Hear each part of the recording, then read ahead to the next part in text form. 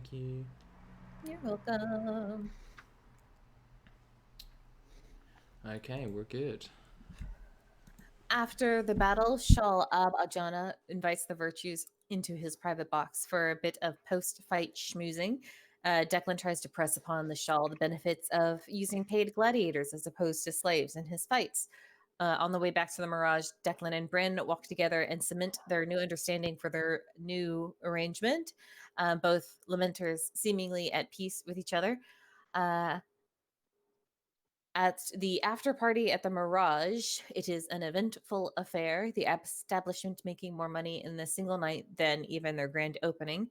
There are several regulars now, and lots of familiar faces drop by to congratulate everyone on their fight. Makud and Bryn hold the entire place in sway with tales of the Vakar, so much so that it seems as though Declan and Abrashmina are the only ones that notice when Eli stumbles in looking a bit ragged and exhausted. According to him, he had been sent on a mission to steal a Shalar's spell book. And while he managed the task, he also accidentally ended up getting teleported to the Feywild. And according to his story, he had been trapped there for over a month. Although for the rest of us, only 4 days had passed since uh, Abrashmina had last spoken to him. The next day, we get our money from the Vakar fight. Um, let's see. Eli and Abrashmina spend the day making up for lost time together, while Makud provides some cover for the noise by engaging in basement demolition. So the basement of the Mirage is now connected to one of the adjacent buildings. Declan works on his manifesto and begins to use his newly acquired tools to begin crafting himself goggles of night. Bren spends downtime in the library looking for tales about Shalkun to share with Madar and for tales of the quarry.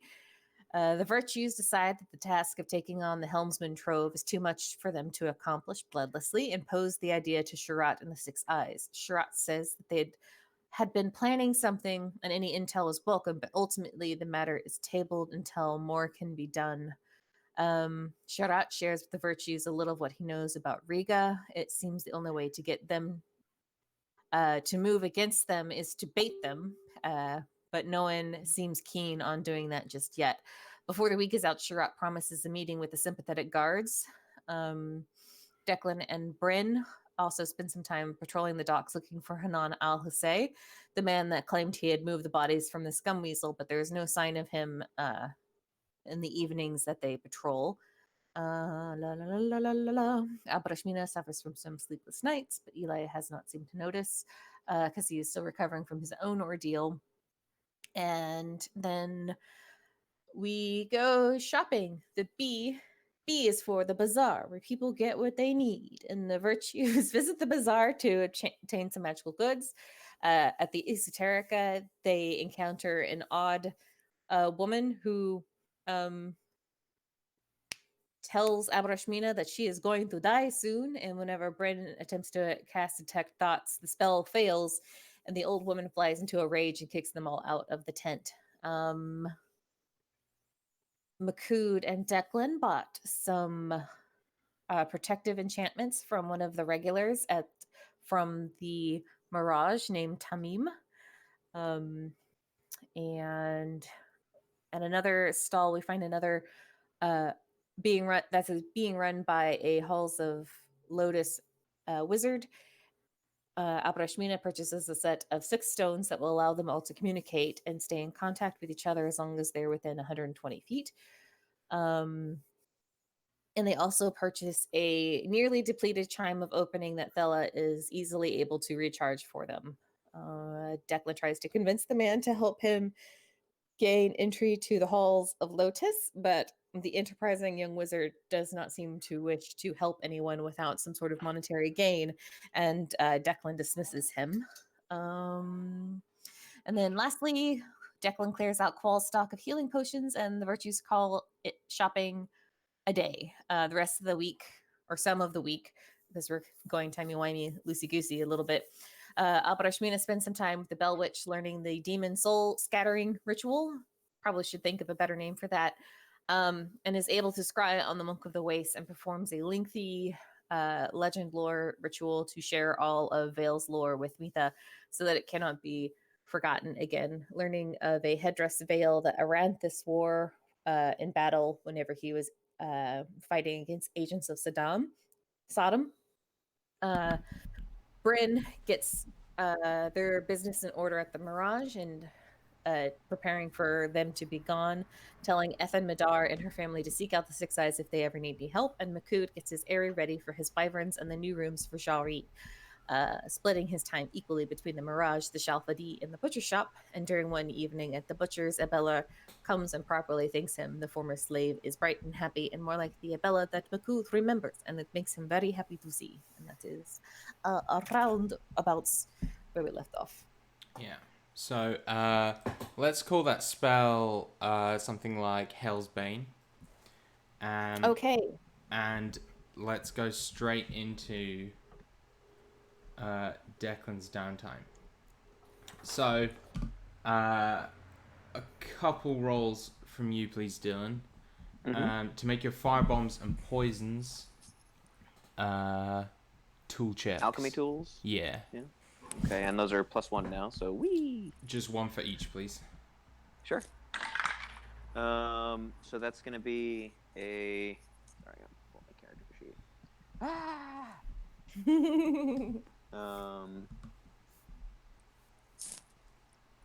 3, 6, 7, 18. Okay. I will ask you to roll 1d4 and then 1d4, please. So 2d4. I need them What are you crafting this at this point? I guess this would be the firebombs. This is Okay. yeah. So this is for both the firebombs and the poison. Oh, but you wanted 2 rolls, right? Yeah. So what? I just gave you one tools roll to make both of them. Oh, okay. So yeah. The first roll on the D4 was a 4. The second roll on the D4 was a 3. Okay, so you get 6 bombs and 5 portions, 5 helpings, doses. That's the word I was looking for. Poison. The bombs are going to be a dex save versus your passive alchemy tools score. And they do 4d4 fire damage. And the poison is going to be a con save versus your passive alchemy tools roll, and that does 1d8 poison. The fire bombs, are they an area effect or are they one target? There's a single target. Single target. Okay, Yeah. So you said it was. Are they six save versus half or save and Save versus save half, and yeah. Okay. So 6 fire bombs, and you said 4 poison 5 doses? poisons. 5 poison doses. Yeah. Okay. And was it just poison damage? Yes, yeah, 1d8 poison. And 1d8 sounds good. Yeah, and that's save for nothing on that one. You're right. I'm safe for nothing. Yeah. Cool. I'm glad I asked. Yes. You do your other things that don't require rolls. So the other things are, or one thing that does require a roll. Could you give me a nature check, please, to investigate the leaf from Eli's Feywild? You bet. Or the leaf Eli accidentally brought back from the Feywild. That's 16 plus 16 plus 6 is a 22. So you do find some interesting things about it, though you're unable to ascertain the exact uses of the plant necessarily, if it has any. You do find that if given the proper conditions, i.e. lots of sunlight and lots of water, the plant can double in size in 24 hours. And continues to grow from just a leaf. So do with that what you will. There's 2 more things. Goggles of Night and your toxin filter.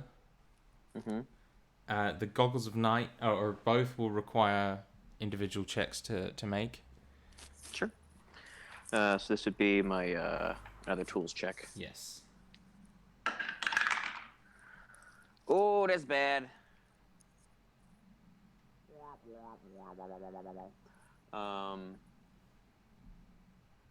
That's +7 again, so that's a total of 10. Okay, and I'll be kind and say, which are you going to use that roll for? Goggles of Night or Probably the filter? toxin filter. Okay. So unfortunately, you do fail to make anything. You think you're almost there though, but each time you test it, you do kind of still come away in coughing fits, whatever. Like you're not quite able to get a perfect one yet. It's a work in progress. Yeah. Oh, that's a good roll though. 19 on the die for the goggles. Yeah. And that would be a total of 26. Okay. So I did put quite a high DC on this one, but you've surpassed that easily. So you effectively now have a manufactured pair of Goggles of Night. Haha. Very cool. Thank you. No problem. So that's, I think, all the admin stuff. There were a couple of other things you wanted to do, but they were more flavor-based. So if you could just kind of describe what those were now, just so we kind of have those documented, that'd be swell. Yeah, so he's still working on his manifesto. He would probably be going to Abrashmina for help. He's trying to work in as many religious and cultural language, as much of that kind of language as he can, so that it has weight among the Ashari people, and basically trying to make a case that the title of the work is the shared sin of slavery, and it's trying to make the case that slavery as a problem is something that belongs to all of Ashar, and all of Ashar has to fix. So he'd be working with Abrashmina to make sure the language is correct and the context is correct. And he would try to get that distributed, probably through the XXX, before we leave, so that it can basically be handed out in pubs or on the street or whatever, sort of like an underground, revolutionary pamphlet. Yeah, I imagine you start like seeing them kind of going up on like notice boards and hanging around in bars, like you said. Bring him to the Mirage for a free ale. Oh, yeah, Well, it's gonna be an anonymous. And we've been shuttered. Well, yeah. So it's gonna be anonymously penned. So there's gonna be no references to us directly or to the Mirage.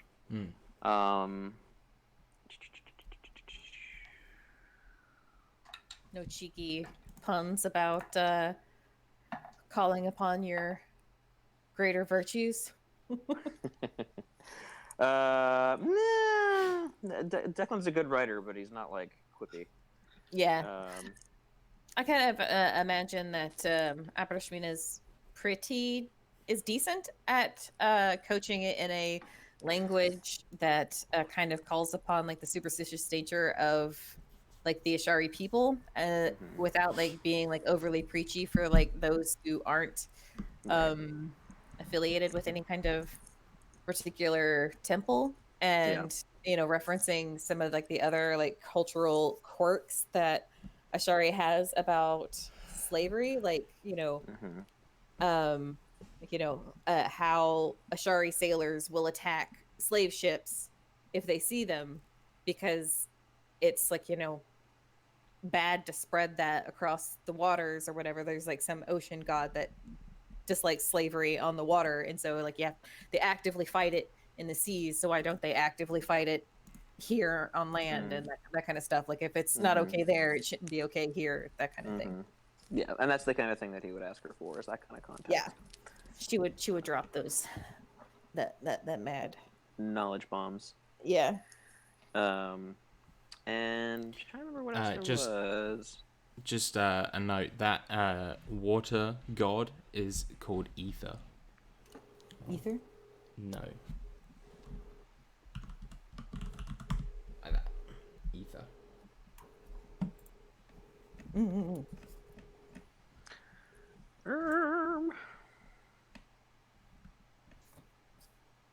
Sorry, I'm just looking at my notes. I think the only other thing aside from Riga stuff was drawing the bazaar and stuff for Makud. Oh yeah, so he would spend some time, probably the same day that Makud tells him the next chapter, the next page of their book, going to the bazaar and doing different sketches, and then finally putting one.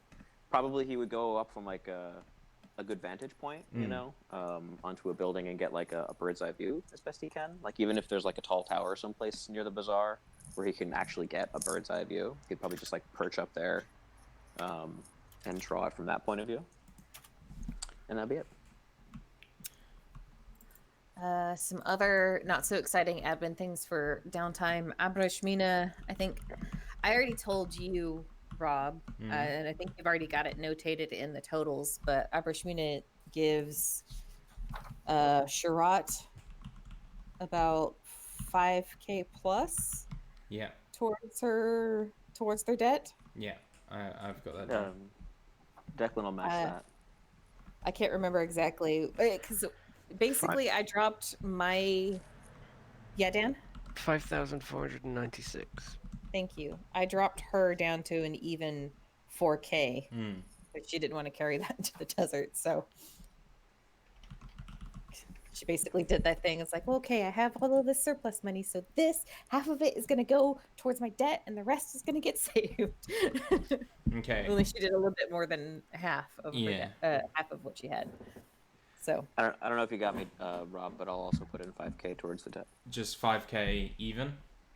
Mm-hmm. Perfect. Or yeah. Yeah. Anyone else putting in money while we're here then? Yeah, let me look what I got. I'll put in 2 copper.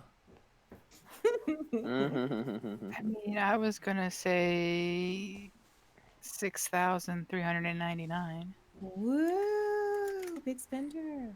6,399. Yep. Nice. Can I Yas Queen that, or is that not okay? No, I told you I don't like to be asked. Okay. Okay. Dan, are you putting it, or Makud, I should say? Makud puts in 325 gold, thinking it's a lot. Oh, I love It is, him. buddy. That's so good. I just like the idea that one of us keeps some of that 10 grand for something. But Makud, yeah, I thought that was. He'll do that for now, until he finds wherever he put the rest of it. That's fantastic. You've now paid off 225,320. So 194,680 left. Correct. More than halfway. Woo! Yay! Well, not quite, but yay! Isn't it? Yeah, it is. paid off. We were at 250, weren't we? Is that what we started at? No, you started at 420,000. Oh, then yeah, more than halfway. We're dope as fuck. Abrashmina I had wanted to get sending stones for her to be able to communicate with Eli, but realizing that the stones that we got from the Halls of Lotus fellow is a little bit more short range, and kind of impractical for long distance communication. Is it possible? Yeah, very, very good for us. So not complaining, especially for the price that we got it for. She wants to see if she can try and locate sending stones that work the way that she had been hoping. There's plenty of magical vendors. I won't make you play this one out as I always do. But make me a quick persuasion check. I was gonna ask.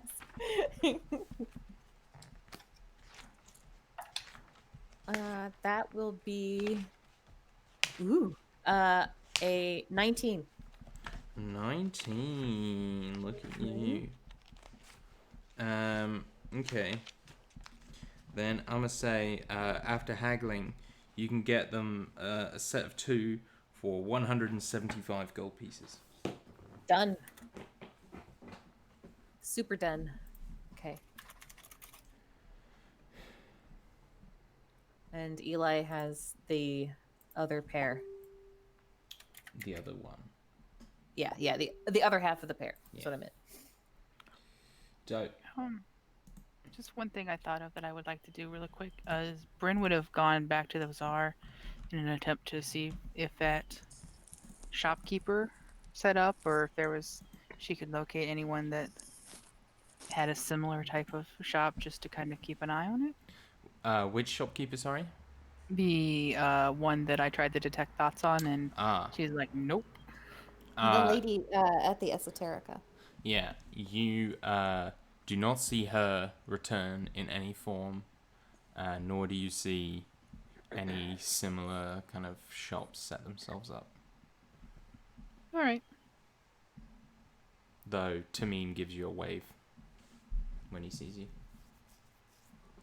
Kind of a half salute, kind of like wave thing you do. Some people do. Totes. Did I get his research notes for those bands? Oh yeah. 'Cause I paid him an extra 30 gold. Yeah. He came around with them with his drink when he came for his drink that night. Ooh, good. So yeah, you have those and can work on them. Next downtime, I suppose. So I think that's it for the sort of admin stuff that we wanted to just smash through. I think I know Declan wants to do some nighttime Riga things. I mean, we can just like fast forward through those nights if it's a lot of like waiting around. I mean, I've got like a few scenes I want to do, and I think we also want to do speaking to the gods as well. So we'll do Riga things first.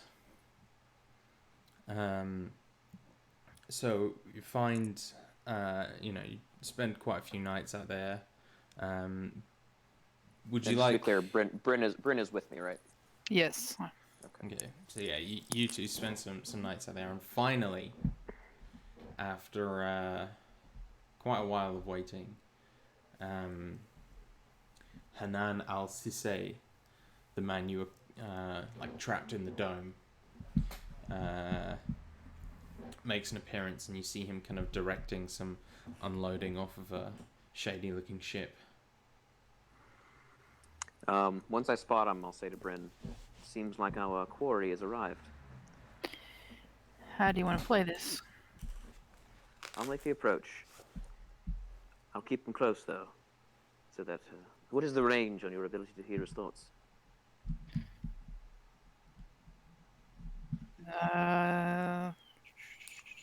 It's... I probably have to be... It doesn't really say range. So probably... Isn't it 60 feet for detect thoughts or 30 feet? It wouldn't say range in the... It would say... It would be in the text, like the body of the text. Yeah. Oh wait, is this your 30 detect feet. thoughts or is it your Kalishtar stuff? It's 30 feet. 30 feet, there you go. Then I will keep him very close. And I guess at that point, I will sort of wait until, if he steps away, I will kind of like, mask on, collar of the duster popped up. Yeah. Get to a position where I can give him a whistle or get his attention somehow, kind of just stand in the shadows. So I imagine he sort of goes over to like look over a ledger while his kind of grunts are working, and he looks up and he kind of sees you like poking around a corner or whatever, and he just kind of turns to a second in command and like kind of says something to him quickly, and then walks like casually towards where you are, and like goes and kind of leans against the wall beside you. And As he begins to question him, I'll cast detect thoughts so I can pick up like any kind of like surface things that he might be thinking about whatever Declan's asking him. Sure. So yeah. And this guy's job, he worked. We don't know exactly who he works for, but he loads for a specific ship or a specific something like that. You've seen him, you've met him. This is the second time you've met him, and both times he was working on different ships. Different ships. Okay. But he didn't come in on the ships. He was in a char and yeah. Like just kind of from your passive insight, you get sort of a kind of fixer kind of vibe from him. Like he's the guy who sort of does the admin side of everything, make sure the gears are greased, kind of thing. Like if this were a movie, he'd be the producer. Okay. Well, when he gets close, I'll just say in hushed tones, "I've come to see if you've burned through your money yet." He'll sort of chuckle and say, "Well, I'm quite the little saver, but one can never have enough." I'm afraid my investigations have come up dry in regards to certain pieces of information that I require. I'm afraid I must ask again who your employer is and who it was that instructed you to clean out the scum weasel. I'd be willing to offer double what I paid you last for such information. He's sort of like sucking his lips at that proposal, like thinking it over. Bryn, as soon as he says that, you see like a very brief flash of a very tall woman, like very elegant looking, quite young, sort of like maybe just around 30ish.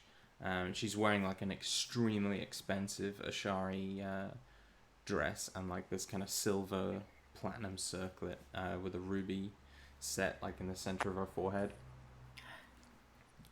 Did I get enough of a flash that I can minor illusion? Yeah. Okay. And Ashari woman? yes. Okay. Yeah, she's got like knee length black hair, which in Ashar is like a very kind of sign of affluence of wealth, because obviously, you know, if you've got to do lots of work, you're not going to have hair that long because it would get in the way. It's like how, you know, if you're a fat woman in medieval Britain, then you were considered, you know, very wealthy and that sort of thing. You know, it's that kind of thing. Pale skin, soft hands. And so you you catch a glimpse of her, and he says, "Well, give me a number, and we'll see about the name." Is he thinking the name right now? I mean, I don't know, but He is currently not. He's just picturing her. okay. I'm gonna say,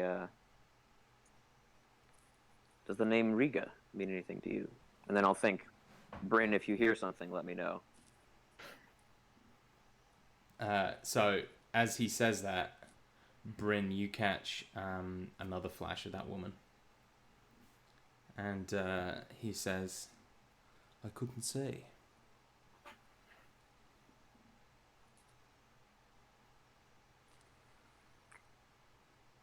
$500 gold for confirmation. Double it, and I'll add a bit of extra information in there for you. I'll think, Bryn, is he lying to me? He's not lying, but he is thinking. You see, like glances of people leaning against the lantern pole, and you see like a couple of images of him like directing people to kind of put bodies in like weighted sacks and stuff inside the scum weasel. I'll kind of use my Kalashar ability to decline it. I think we have what we need. It's up to you if you want to pay him or tell him his price is too much. I'm afraid I didn't come with quite that much gold.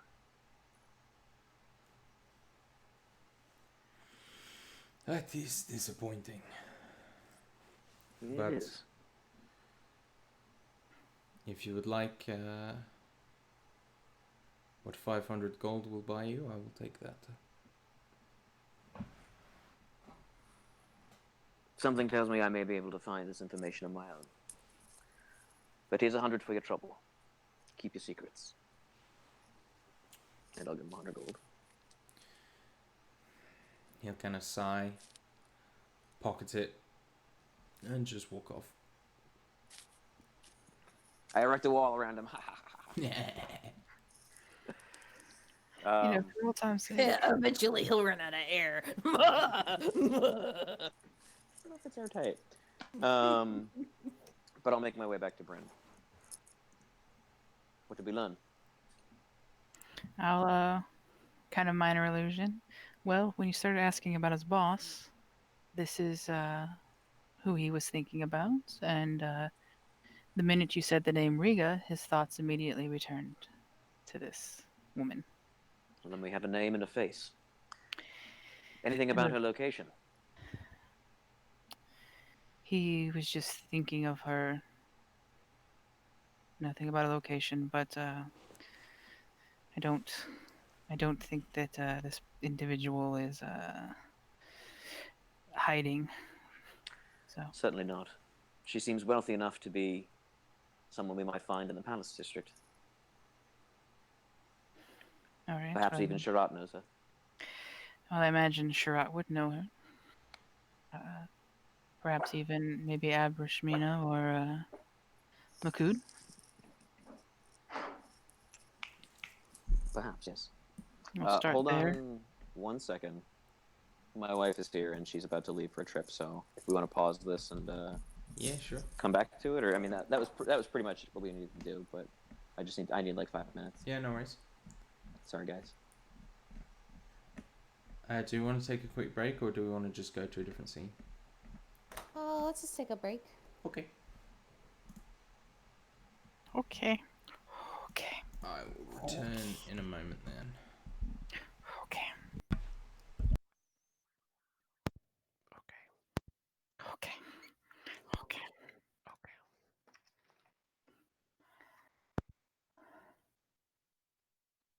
Space.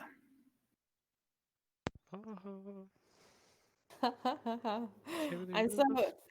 Hey, Dan. Mm-hmm. I'm so glad I booked this morning because guess what price just went up? Did it go up by a lot? 849. Oh, man, that changed. Yeah, I went from 549 to 849. So yeah. Someone bought it quickly. Up the price. Exactly. That's how it works, man. Like, oh my god, it's in demand. Maybe. Mm. Well, I'm glad. That probably saved you about the money for the trip, like spending it with him, or at least a chunk of it. Yeah. Yeah, that's money that I can use doing kitschy tourist things. Woo! No. All of the pictures of Trafalgar. All of them. Bond, I have a question for you, Bond. How British am I? Bond, and please tell me, don't tell a soul. How British am I, Bond? Oh my god. I think my favorite reply is actually like the second one where he goes, "The sun will never set on you, sir." Yes. And I was like, "That's a real good line." Oh, Bond, you've made me so happy. But I love the way like he like does that, but like squeezes it all into one word. Like, oh, you make me so happy, Oh, you made me so happy. Bond. Money peddlers should be chivalry. What? So British, it becomes entirely unintelligible. How British am I? Am I the Victorian bliss? Like, oh, which one is better, sir? I have to tell you, Bond, it doesn't mean it. It doesn't mean quite the same. Am I one or two?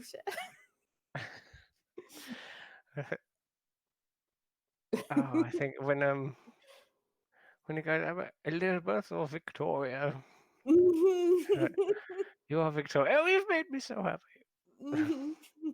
Oh, that means the world to me. You've made me so happy.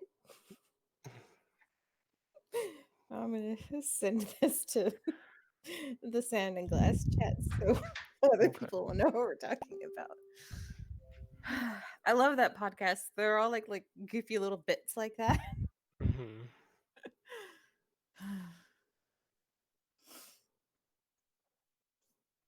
They don't do any more of that podcast, and it makes me sad.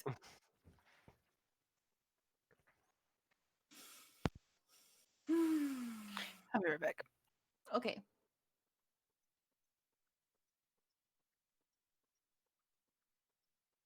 Well, the pigeon shit on the cobblestones of Trafalgar Square. So. Oh, you made me so happy.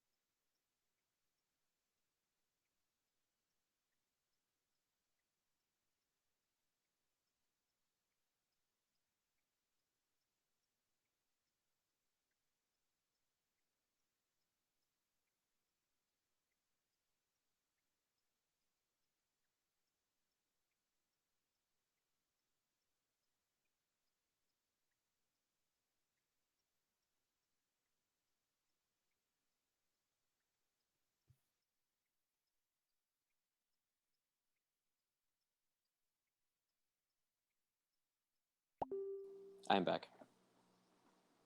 I am back. Huzzah. Sorry about that, guys. Not a No, problem. you're dude. fine. Sarah's going for a weekend girl trip. I'll say your marriage is very slightly more important than this game. I appreciate that. Thank you. But only slightly. Only slightly. Yeah, I mean, don't push it. Like, you've had I mean, the it's wedding. by the grace. Yeah, yeah. It's by the grace of my wife mostly that I get to the life filled with maintenance. So. Awesome. So, Yeah, I'm not sure if Dan's back. I never went anywhere. Oh, I thought you said you went. never left. No. Oh, I never left. Well, we missed you anyway. Oh. That's I did. very nice. I didn't. That's cold, man. Yeah. I can't show favoritism, It's colder you know? when I shove them into the snow in Iceland. Yeah. Then it'll be cold. Yeah, then I will be cold. And probably full of regret for this moment. So, we've had our first of potentially many Riga scenes. Another I would like to do is Abrishmina centric. Is she still struggling to sleep? Yes, because I think she's having a hard time personally, because I think the whole fight that happened at the Shaw's house is not. She is. I think like the conflict at the house and then like the conflict between Bryn and Declan has kind of started to make her like reevaluate things a little bit, because she's very much like these high intensity like fights that we keep getting into in Ashar doesn't feel right Yeah. to her. And so like, and then the whole big undertaking they're about to do into the desert, I don't think she's having that, is this the right step kind of doubt Yeah. in herself, because it's like something that she's been pushing towards and isn't exactly, she's not certain, and she's not used to being Yeah. not Yeah. certain. Then finally, after a few days, you're sitting up on the roof just thinking about things, and you hear footsteps coming up the stairs, and you see Eli coming sort of around the corner steps that you have, and he's wearing like some very light Ashari clothes that he's pulled on. He's shivering, kind of clutching his arms together, and he'll just walk over and sit next to you. Hello. Hello. You're not tired? I am a bit, just having a hard time sleeping. Why? There are many questions, many things that lie before me that I am seeking the answers. Do you want to talk I about find it? they.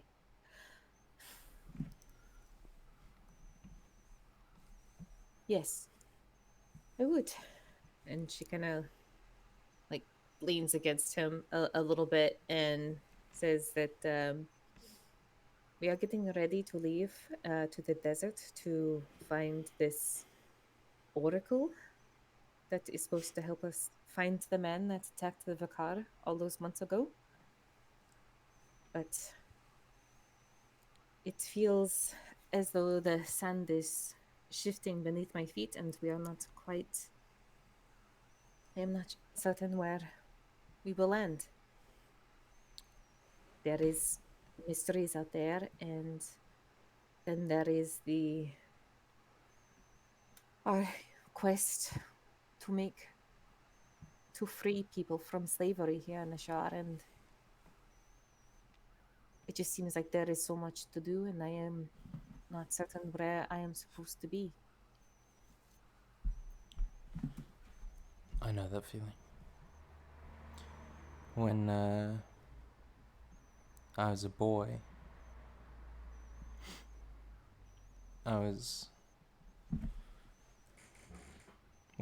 I learned of my heritage, and I wasn't satisfied, so I went looking, and my person is two halves, and I didn't know which way to look, which way I would find answers, but because I tried to split myself between finding both, I found very little. I know it must seem like you're splitting yourself. There's so much work to do here, but there's that threat in the desert. Abrishmina nods and says it does no good to free people from bondage if they are only going to be destroyed by whatever that madman was. Well, that's very true. And if you think about it, slavery has been part of Ashar for a very, very long time. And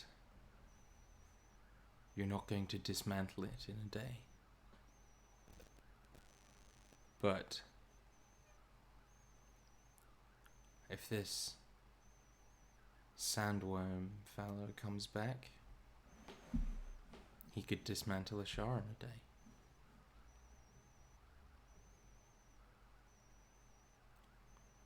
I know which threat is more pressing, and I think you do too.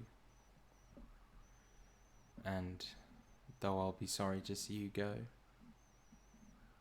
it makes me very happy that you're doing the right thing.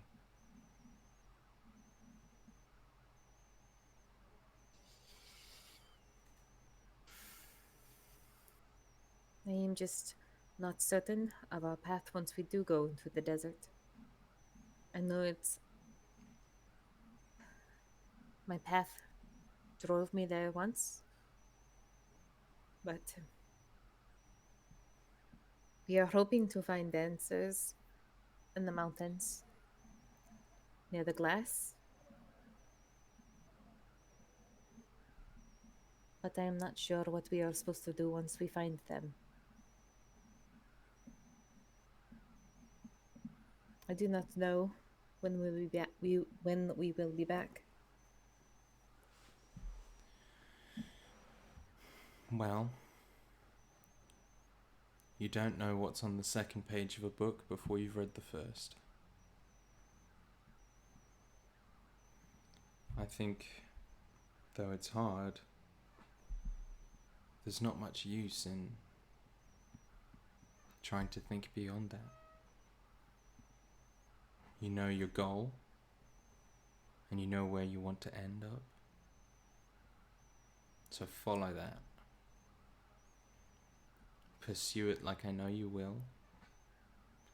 And I know that no matter what happens, you'll do the right thing and you will help a lot of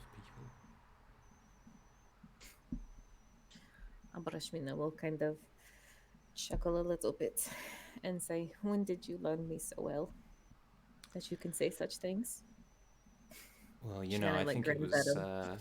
probably the first night we spent together. And you're sort of chuckling like nudgy. Yes, well, It's a different kind of knowledge. yeah.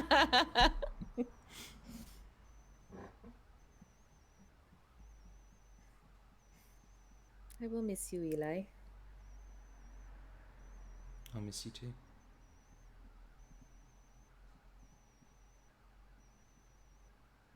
She'll kind of like lay her head on his shoulder and sit for a bit more. Yeah. And he'll just sit there kind of shivering slightly until she's ready to go in. Yeah. Probably won't be too much longer if he's gonna sit there and shiver. And yeah, Yeah. she's probably have gotten like a little used to it. Yeah. So He's definitely like a sun worshipper. Like, you know, always cold Yeah. unless he's in the fucking desert. But yeah, I think that scene draws to a close. Yeah. I kind of wanted you to fall asleep up there until you get awakened by Makood going through a nearby wall. Like, hello, Mina, what are you doing up It's here? like Makood in the center of the road, like his head up, like in the center, just like a fucking hole in the ground. Like, oh, I think I went the wrong way. Oh well. Cue montage. This This is is not. not how you get to Timbuktu. I should have taken that left turn at Albuquerque. And so, the next morning, a few days before you're set to leave, Declan, you receive a small, polite message in your mind, which you quickly come to understand is from Alluri, and she says, "Sorry to bother you, Declan. Sorry. Sharat asked me to send you a message. He's got something he'd like to speak to you about. When you get the chance." Do the count towards her 2,500? Dunno. Carry on. Well, Declan has never been contacted in this way before, so he probably is a little taken aback. I mean, he's heard it from Bryn. I know what it is, and I've had Bryn talk to my mind before, but it's still probably a little strange. And he'll just kind of say, "Of course, I'll be there promptly." And you'll receive another back that just says, probably best to bring the others as well. I know you wanted to speak to the guards, and I think that's something he's sorted out for you. Wonderful, thank you. You don't receive a message. And I, back. yeah, okay. Yeah, I'll head upstairs and. I guess is everybody just in the bar? Probably. Yeah, probably. Makoot might be building in the I building will. next door or something. I will poke my head through the hole you made in my wall, probably currently covered with a tarp. And, I thought you stone shaped it to look No, pretty. I did. You're right. Yeah, there's no reason that it would be funny if that was there. But Sure. there's no There's reason. for it to probably be there. someone has put up a tarp at some point for some reason. Yeah. But anyway, I'll poke my head through. I'll stone shape a hole in the wall, and say, Makood, would you join me upstairs? You hear kind of like a bellow echoing off something. I will be there shortly. Very good. And now he has to debate whether we'll make a direct path or take the path he's already made. And Declan will like anticipate I also this. like I also like the idea that Declan does like the stone shaping to like poke his head through and tell Makood that he needs him instead of using the message stone that will let him communicate with. It's more fun to use my legendary ring, you know. Yeah, for sure. Imagine and I'll Makood's just like say- the walls. Oh, sorry, Karen. I'll just call back to Makood and say, please use the stairs.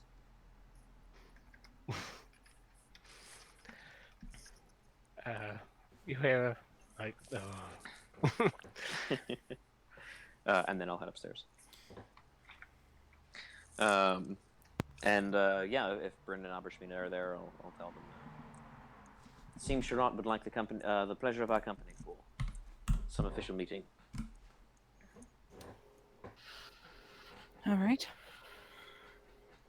All right, so you guys kind of trundle your way over to the butcher's shop.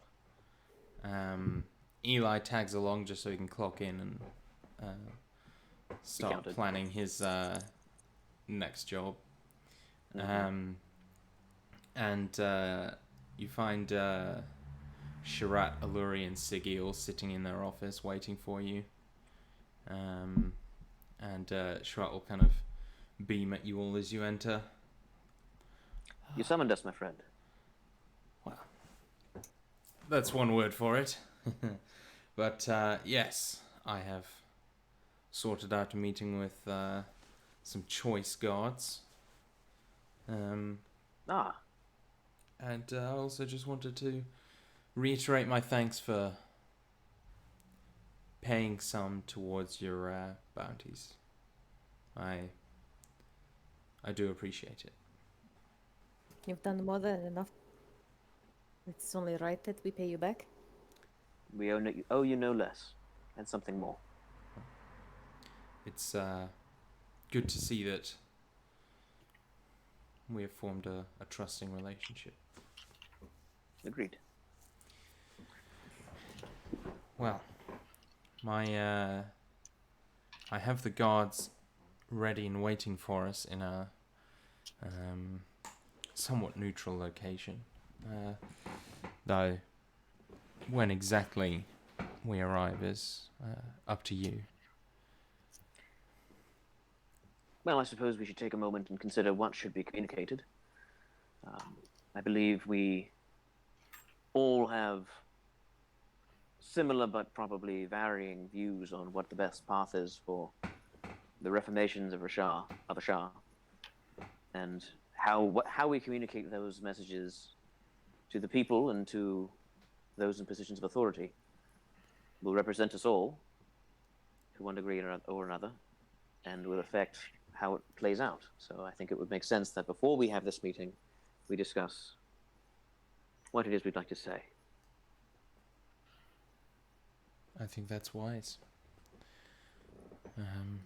I know, as you say, we have some differing opinions, but we have the same end goal, and I think going into this meeting on the same page will have the most impact. For me, healthy communication and relationships with the city guard are fundamental to what the virtues aim to become. If we wish to be the public face of a better Ashar, then we must have at least some within the system on our side. And you all know my compunctions about dealing out death. It is my belief and my hope that we have avenues available to us for those who have sinned to be punished, but not ended. I accept that there will be times when death must be dealt, but to at least have a reliable avenue, other than leaving men tied up in our basement, is important to me. Shurat's nodding in sort of like a understanding way. And he says, well,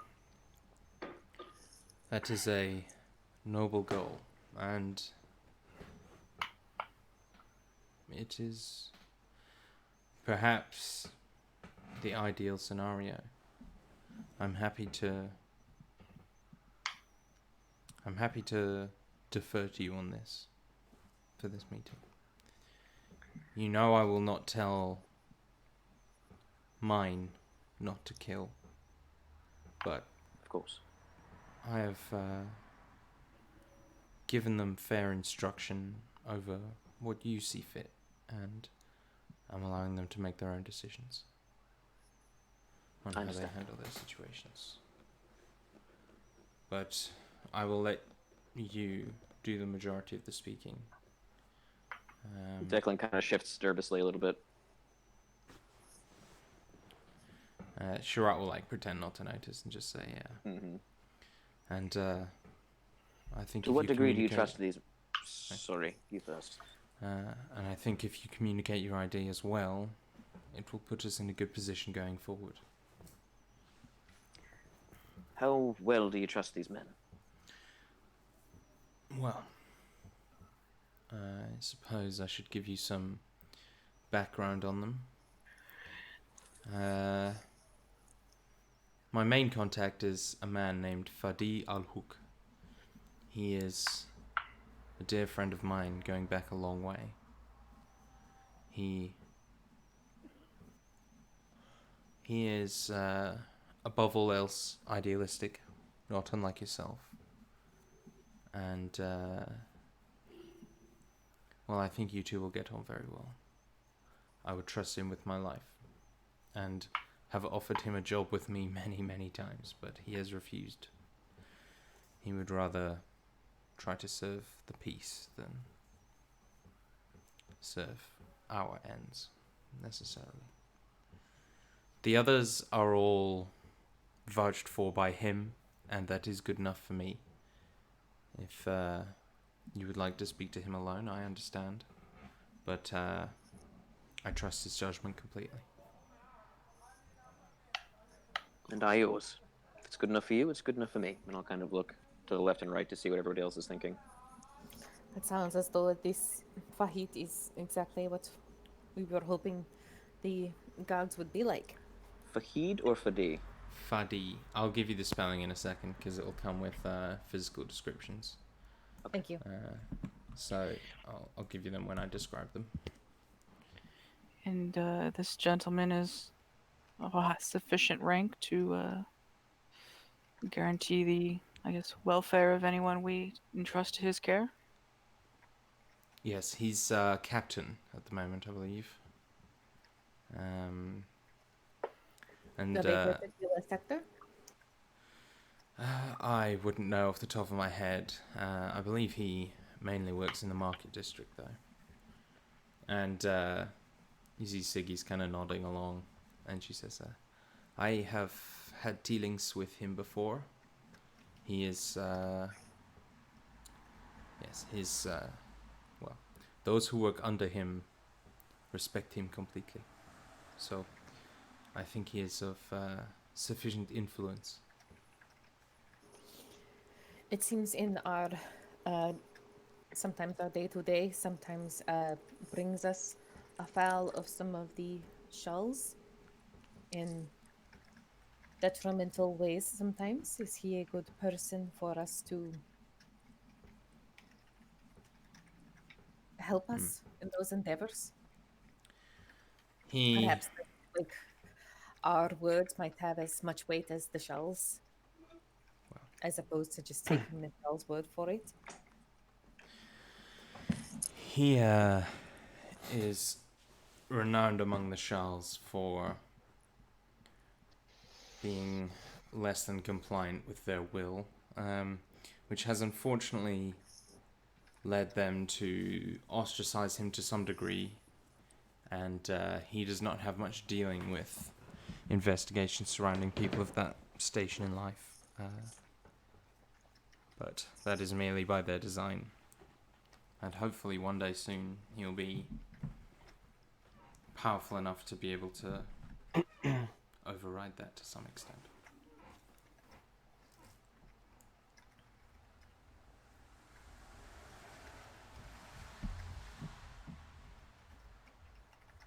That is good to know. He is not a get out of jail free the next time we accidentally have to stab a shawl. The most important thing about his character is that he will faithfully uphold the law. If we seek to expose hypocrisy, then we must work with those who have come by their ethics honestly and can execute them honestly. He is one of the few guards who lives entirely by his oath. You will like It's the it. kind of man I need to know. Sounds like I will. Very well. Are you ready to see them now? There was another matter we wished to discuss, was there not, Declan? There was. Would you show them what we learned? Shirak kind of leans forward, like, interested. Bryn will hold out her hand in minor illusion. Does anyone happen to know the identity of this lovely woman? Shirat's face like splits into a grin. Ah, that would be Shaler Kabin Hussar.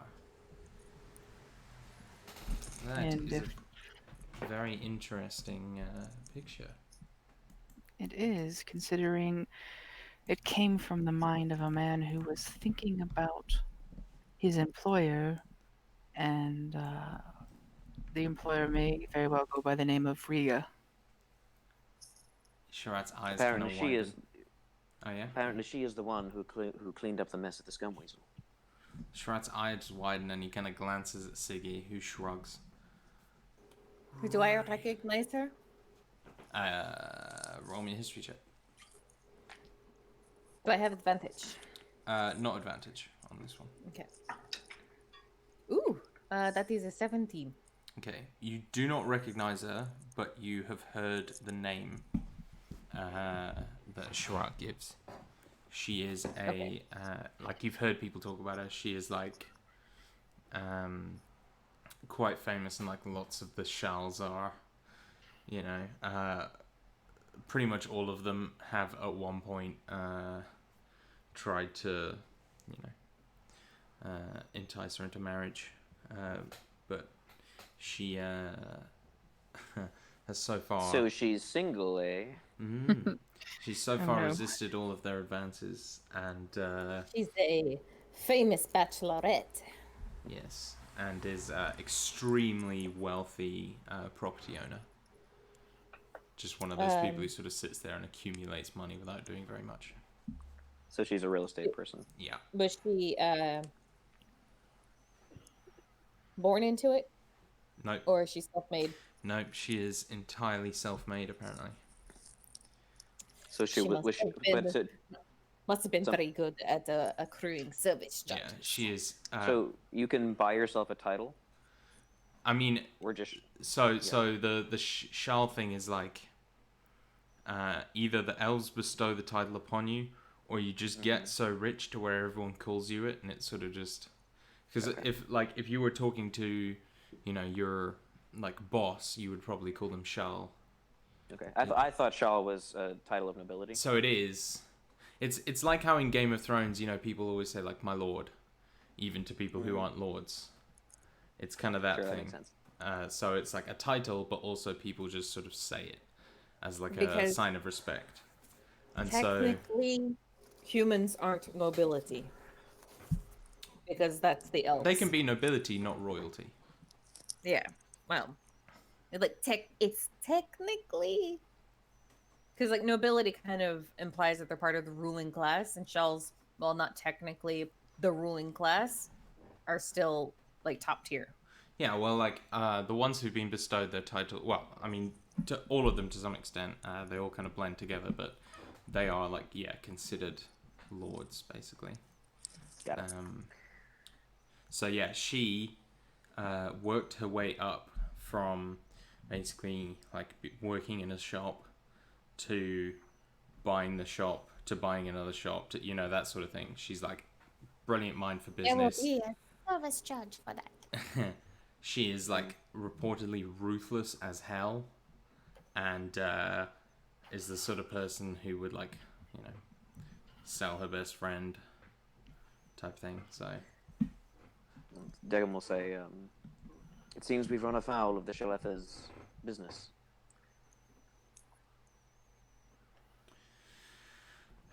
well, I can't say I envy you.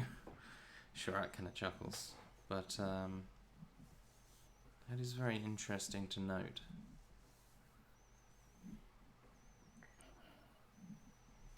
You say Such a person. Oh, go ahead. No, go ahead. You say she runs the Black Cloaks. It would seem.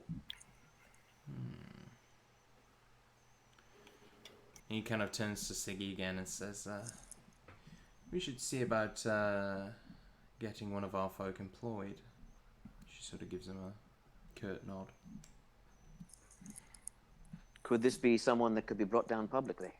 Considering her new money wealth, if we could produce evidence of a criminal activity and present it before loyal, faithful guards, could she be arrested? Well, unfortunately, to some extent, it's not as much the guards you would have to convince as much as the judiciary.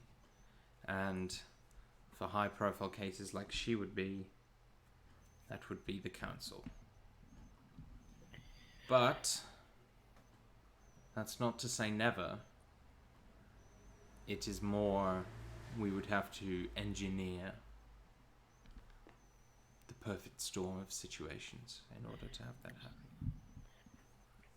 We just need to find the right amount of people who hate the stink of new money. Though she is well loved by the people of Ashar. Somewhat inspiring, as you can probably imagine. Is she What the charitable? have you done? Slavery.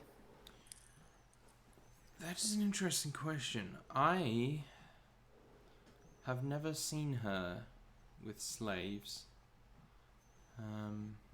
But that's not to say she's for or against it.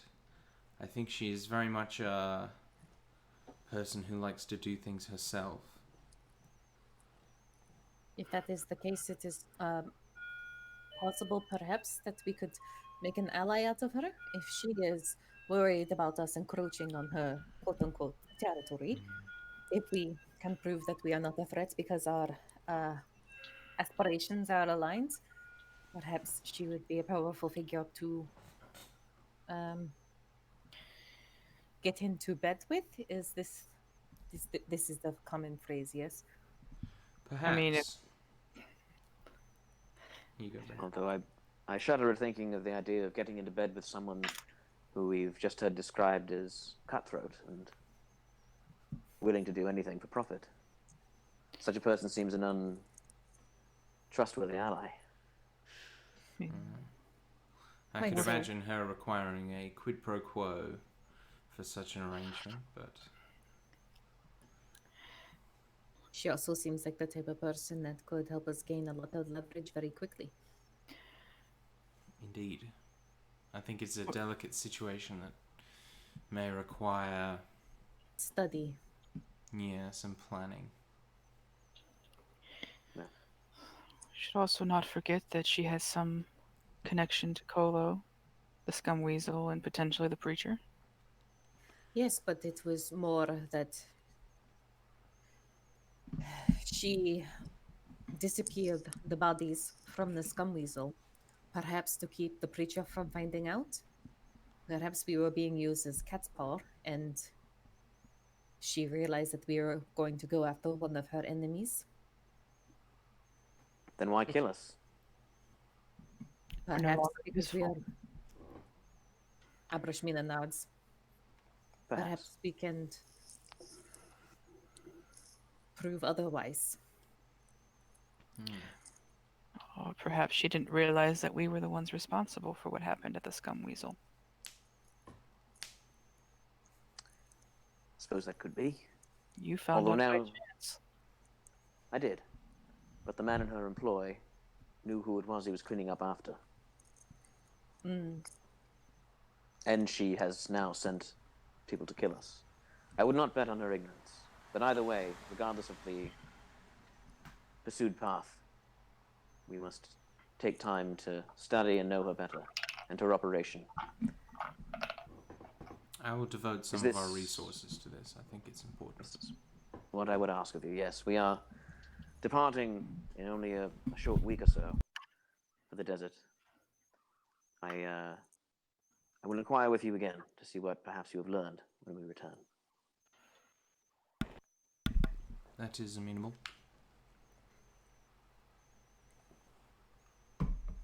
Very well. Shall we head out to see our friends? Yes, let's. Excellent. And Shirak... Declan's like sweating a little bit at the thought of public speaking. Yeah, as we head out, Abrashmina is going to pat Declan on the shoulder, like saying, "Do not fret. These are things that we feel with our hearts. So just speak as such, and it will go. It will go well." And I'm casting enhance ability Ooh. and giving you which one is it? Eagle's Splendor. Mm-hmm. Whoa. Declan feels confident. It's strange. And he leads you somewhere familiar, in fact, to the Shelfady.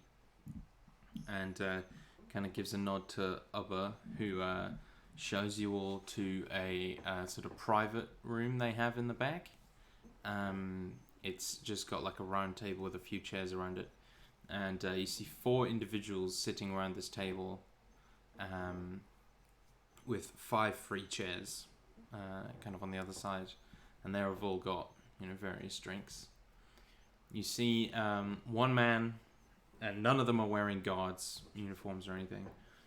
You see one man who's very tall, like 6'3", 6'4", quite muscular. He looks to be in his mid-40s, and he's going kind of grey at the temples. Like kind of strong, powerful features. You see a younger man sitting next to him, could be barely 20.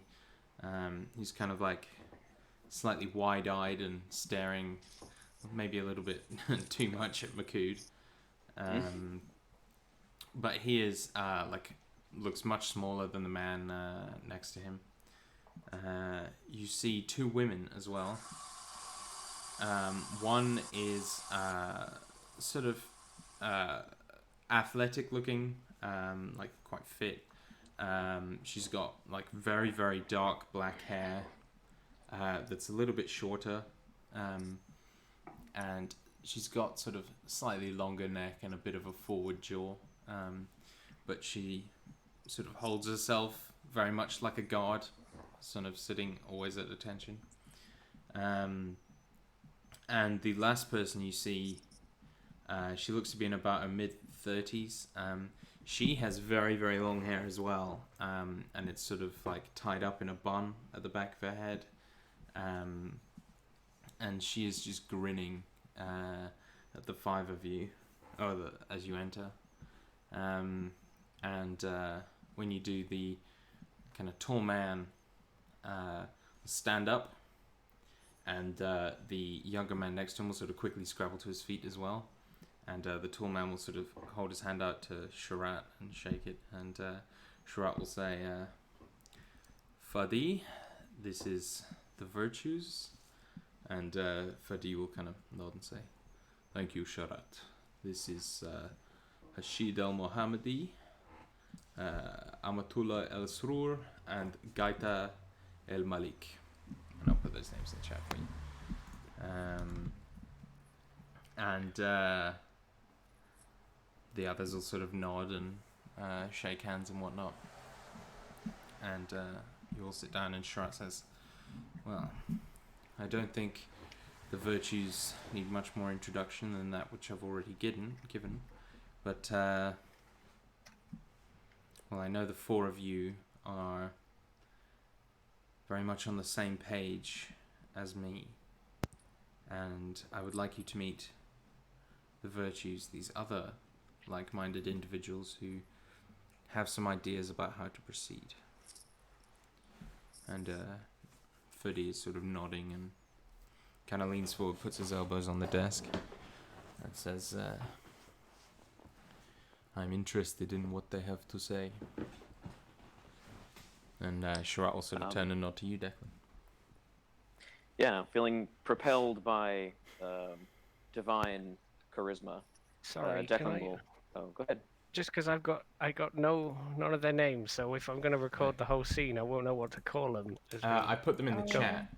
I can't see it. I have. I Give me also 1 second. didn't get it. The female Shellers, I'll get or it whatever for his you, name. Well, it's all in the Facebook chat now. If we're done.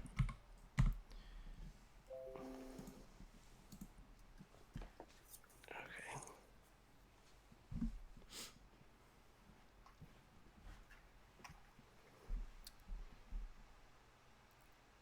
So yeah, You good, Dan? Sharat turns to. Okay. Near enough. Okay.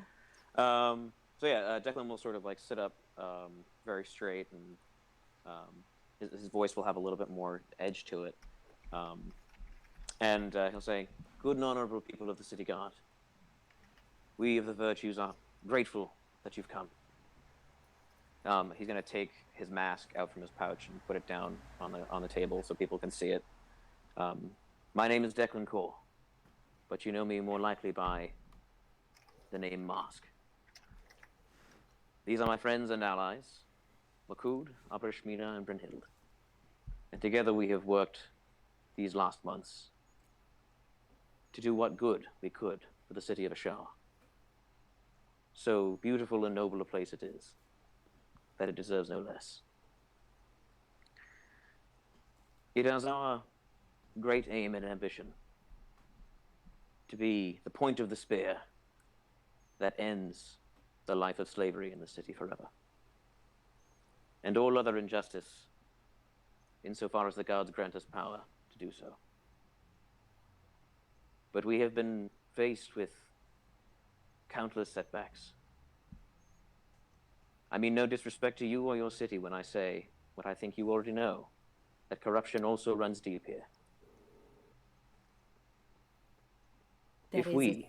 Sorry, go ahead. Yeah, Abarashmina will just kind of like nod and say, there is a sickness. Indeed. It is our hope that as you and we do the good work of bringing justice here, that we can do so as friends and allies as well. And he'll pause. You see, the others are sort of nodding along, and the woman called Gaita kind of leans back in a chair and says, "You're right. There is much to be done, but the thing we would all like to know is what exactly is your long-term plan? Are you going to storm the palace and kick out the moon elves, or are you going to, well, I suppose that depends on your answer." It is my belief that true and lasting change comes from popular support. People must be shown a better way, shown how to walk it, given the vocabulary to communicate it. to the people around them. When sentiment shifts, I believe, so too will policy. It is not my desire to cause bloodshed.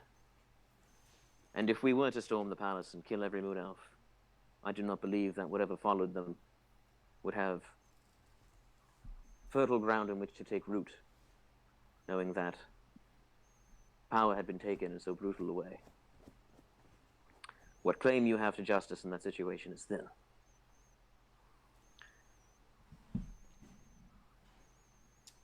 We must show that corruption does not go unpunished. Fatih is nodding. He's sort of chewing his tongue, and he says, "This can only end in conflict, I think.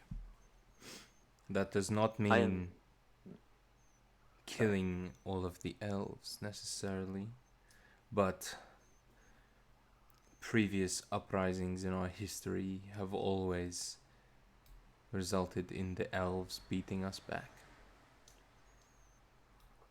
It's not necessary to oust the moon elves from the palace in order to enact this change if they are willing to see our ways. It is not only the elves that color us, we color ourselves. I see them accepting it as unlikely, but I propose, and he kind of grins at this, what you lamenters would say a siege. Try to build popular support, and well, if everyone in the city is with us, then the moon elves can stay in their palace, but they will receive no more slaves, no more food, no more water.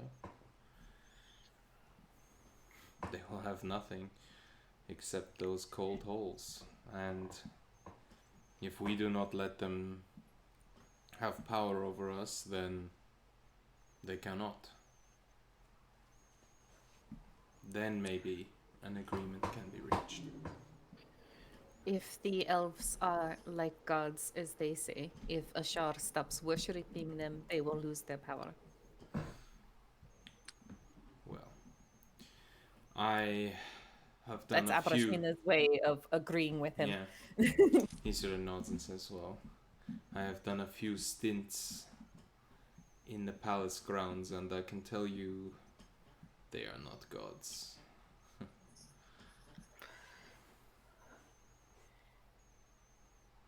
They have many allies, yes?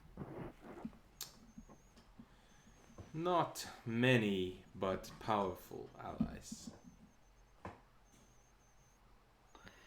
We will need to chip away at that base. That is We where hope it to begins. succeed. He nods. If the moon elves are the final source of all corruption in Shah, then you are right, then that they must be ultimately unseated. But the building of popular support is still the foundation of that. But the two goals are intertwined. What of the elf sickness? It is something that I and my friend Brynhild do not understand fully, but is communicated to us often as a source of elven power here. The elf sickness is something I have suffered. It is like falling in love at first sight, only you can tell there is something wrong, but you don't particularly care. But the thing that the moon elves wish that no one knows is that when they are outnumbered, they are powerless.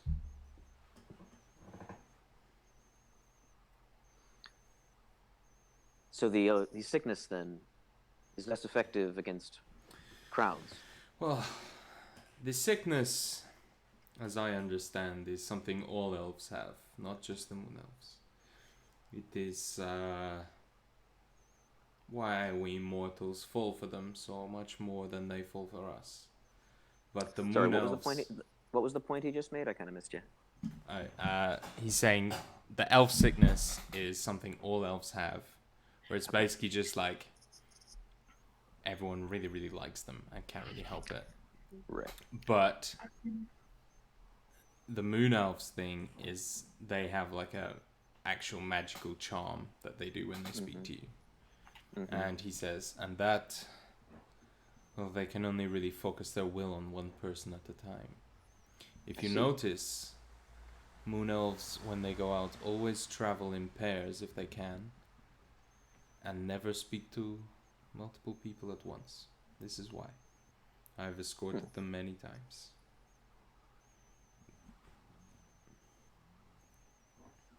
If there could be developed a remedy to this condition, this would give us a great weapon. I believe that is true, though I also believe if you get 5 people in a room with a moon elf, the moon elf won't be able to charm them all. Absolutely.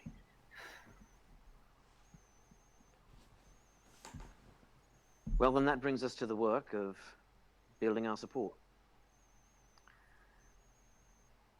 We will go about hunting down slavers, arresting or bringing down crime syndicates, and we will bring them where we can to you to face Ashari justice, if this is amenable to you. And we would be honored to assist you in whatever works, whatever good and honorable works you need done. If you bring them to us for justice, we swear to do our best to make sure it is upheld. But we can't promise results every single time. I'm sure you understand. You must work within the system. He nods. And I understand. That is what we will do. But, well, if you could try and not blow up any more ships, that would make our job much easier. It gives you a big grin. It is our aim to make sure that we do not disrupt the peace of Ashar while we do our work. Then I will have no quarrel with you. It is probably wise, at least for now, that we not be seen publicly together. Agreed. This location is a safe one. You know, he'll look around and to Shirat and to Fadi. Shirat and Fati are both nodding. Fadi. Declan will go over to the wall and use stone shape to shape another one of his little secret cubbies. Yeah. And probably just like in the corner someplace. If you have need of me or any of us, you can leave a message for us here. I have a routine where I make certain drops around the city, and I will include this one from now on. The guards all nod.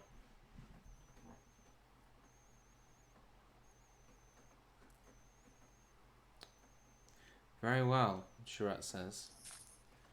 Then I believe we've made some good progress towards our goals. And we're all agreed on our future actions.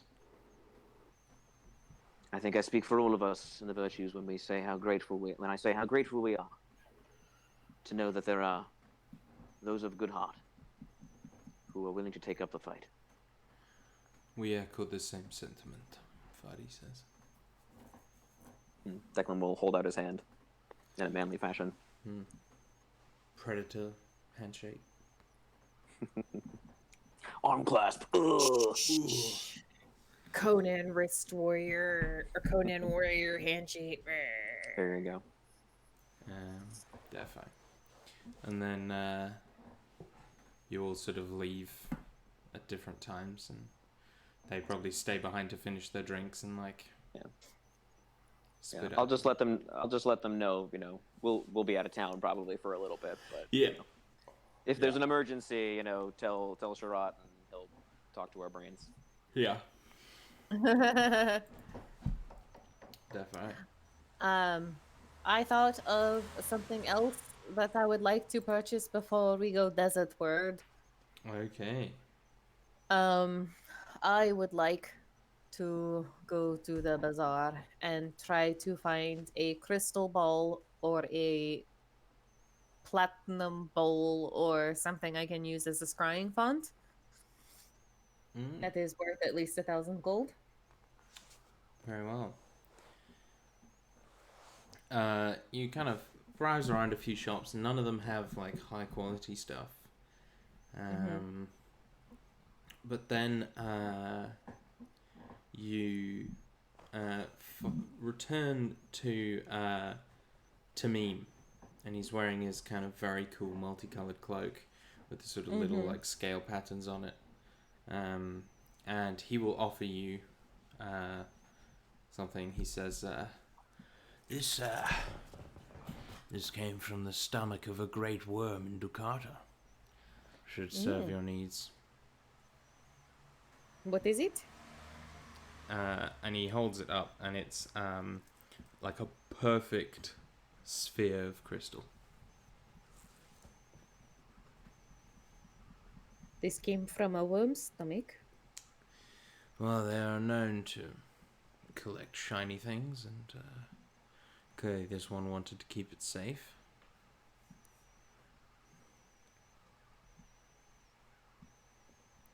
This will serve my needs nicely. And Abrashmina will not haggle and pay the man 1,000 gold. And he says, well, you're heading out, I hear. Yes, for a bit. I We will hope make sure that the mirage is taken care of in our absence, I hope. I'll do my best. He kind of grins and he says, well, as a parting gift then, a little charm. This, and he kind of holds up a like leather kind of strip with a tooth in it, like a rad, you know, Power Rangers fucking like shark tooth necklace, but the tooth is very large. And he says, this well, this is one of my most prized possessions, and should you make it back, I'd be grateful. This it's the tooth of the Copper Grace. Tooth of the Copper Grace? Yes. A tooth of the Copper Grace. Sorry. I found it myself at Gormantham, and well, I hope it'll bring you luck. Thank you, Tamim. Where did you find it? He gives you like And do I recognize the name Copper Grace? you can roll me a history check. Okay. A fucking difficult one. That's a 7. No. Okay. And he gives you a big grin and kind of taps his nose and says, well, that is quite the question. And we'll sort of like lean back on his little stool, wait to see your reaction to him not wanting to tell you. Perhaps whenever I return, you will tell me the story. And I will tell you a few of my own. I'd like that very much. And Abrashmina will kind of take it from him and do like the cleric thing where she like clasps his hands like in between both of hers, you know. or clasps his hand in between both of hers and says, "Take care of yourself, Tamim. I hope to see you soon." And you, darling. And she will leave. Very well. And I think with that, we may have completed downtime. It's Okay. been like a 4-session arc. I mean, at least. Unless Dan had something. Yeah. Maybe That's I it. can ask one question. Yeah, I assume. How far has he got with the renovations? Yeah, so Considering he's met Sharad. Yeah. So I think the renovations, the sort of like big work of moving, like building out the basement and everything is done. I think the building where you were going to keep your wyverns is completed, and Jari is sort of like building a few like custom beds and little sections for them that out of wood and stuff, like not kind of changing the Sure. architecture. Yeah. Because what I kind of wanted to do was him to update Sharad about keeping wyverns in the city in front of those cops, because I thought it'd be funny. Especially as that little one kept looking at him. Yeah. So, I'm guessing with most of that conversation, Makud was like just drinking with Uber or something at the bar, and like then would sit down and then kind of get distracted or something and get back up again or something like that. And then as people are kind of wrapping up or whatever, he's going to go to Sharad and tell him about progress. Yeah, so Sharat will kind of chuckle and nod and say, "That is excellent, Makud. I'll make sure they're well looked after, and I'm sure Uluri will pay them the occasional visit just to check that Jari has everything in hand." And you see the guards all kind of looking at each other and be like, "Did he say wyverns? Surely he did say wyverns." By the time I get back, I think Jari assures me they will be much bigger. I look forward to seeing them. If you happen to find any others in the city while I am gone, now we have more space. I'll make sure to collect them.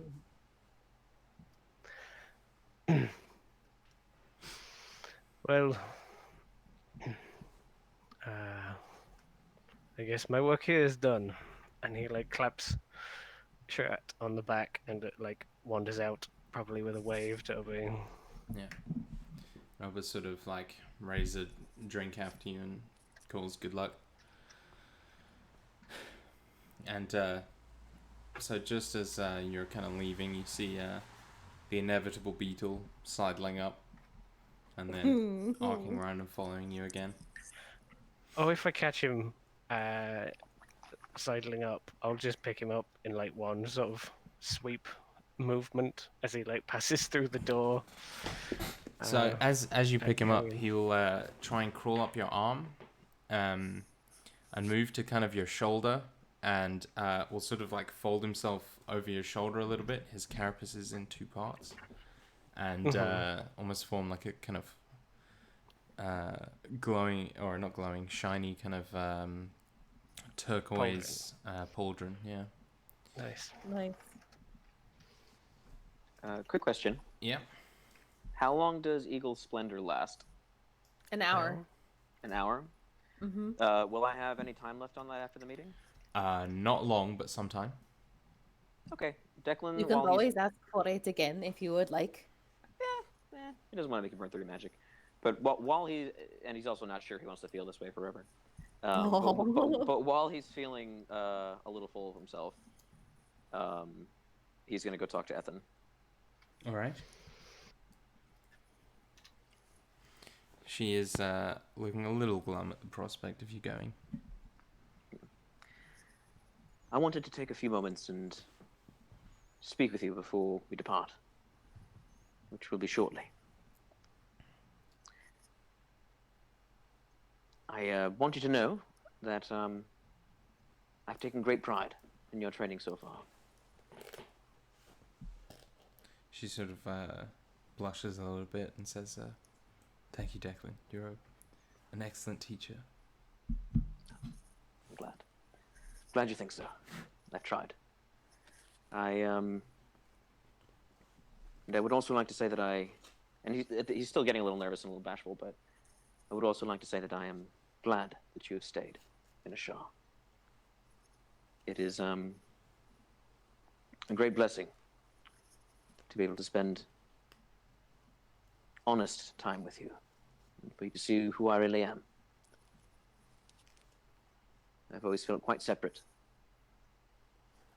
not just from you, but from the world. And it is good for me, I think, She that perhaps my world is opening up.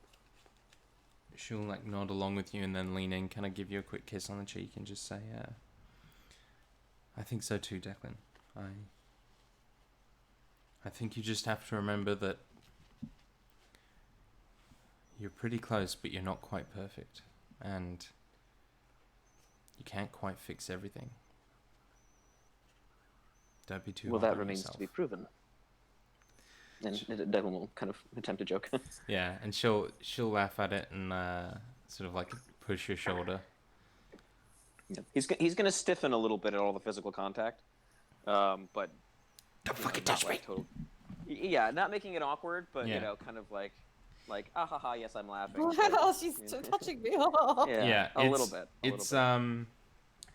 It's sort of calculated a little bit on her part, because she's trying to sort of loosen him up and make him less robotic, or not robotic, but less stiff, I guess. Trying to get an honest reaction out of him rather Yeah, than coming but with also she prepared knows responses. he's about to go away, so he's gonna have time. He's not gonna feel stifled and weird about it. Like, Right.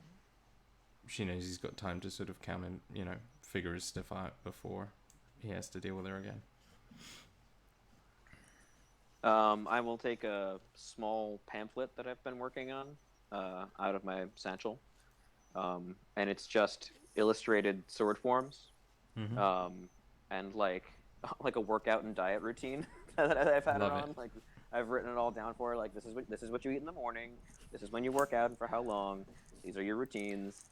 I expect your studies not to have suffered when I've returned. Of course not.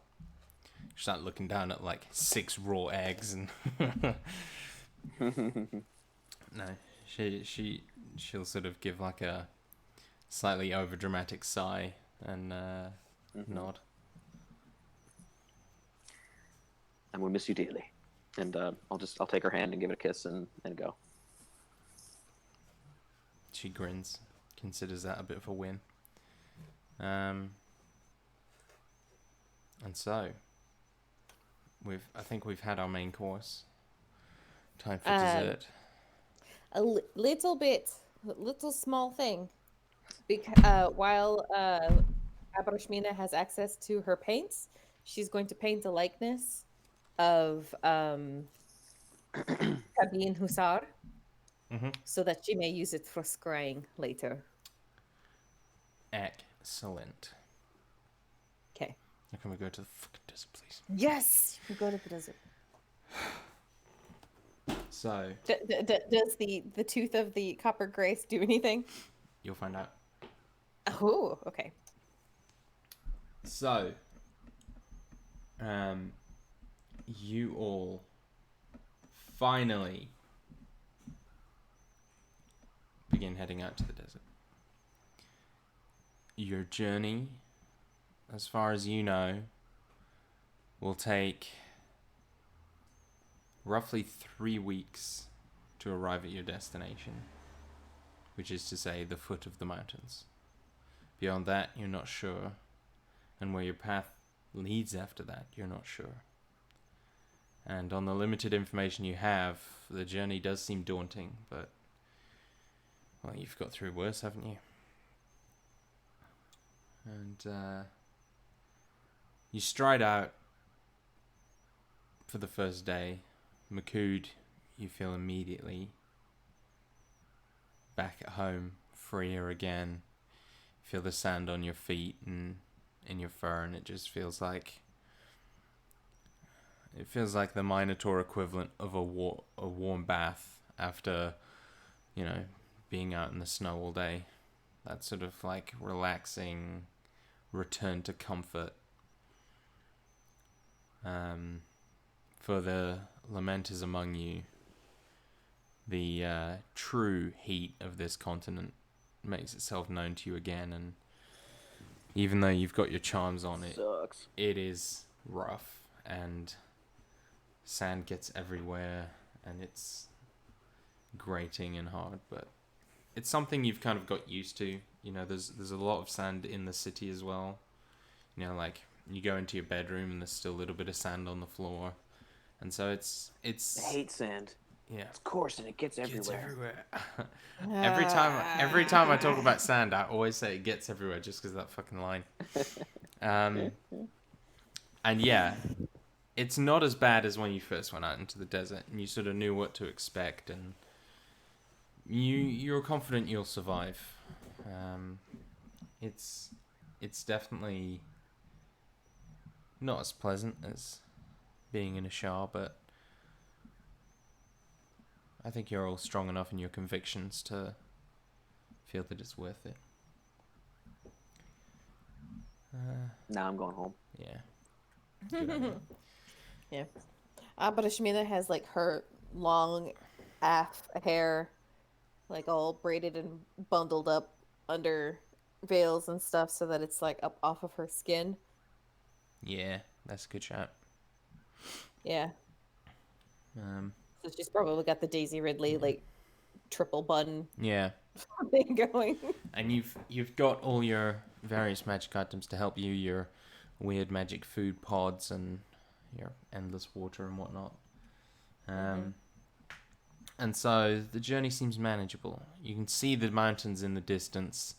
They're very jagged. There's sort of a difference to the mountains you would see in Lament, where those ones are still jagged, yes, but look natural and majestic. These ones look broken, like shattered glass, and kind of attack the horizon in a slightly intimidating way, as you stride forwards. You travel for a day, sleep at night. Bryn, you have Lehman's tiny hut, correct? We have some way of casting this, I believe. We have that We have it on a blanket. blanket. Yes, you have the blanket. Okay. The first night or whatever, Abarashmina is going to, if she hasn't already, I kind of assume she has, but kind of reiterating what she learned while she was spending time with Mitha, Yeah.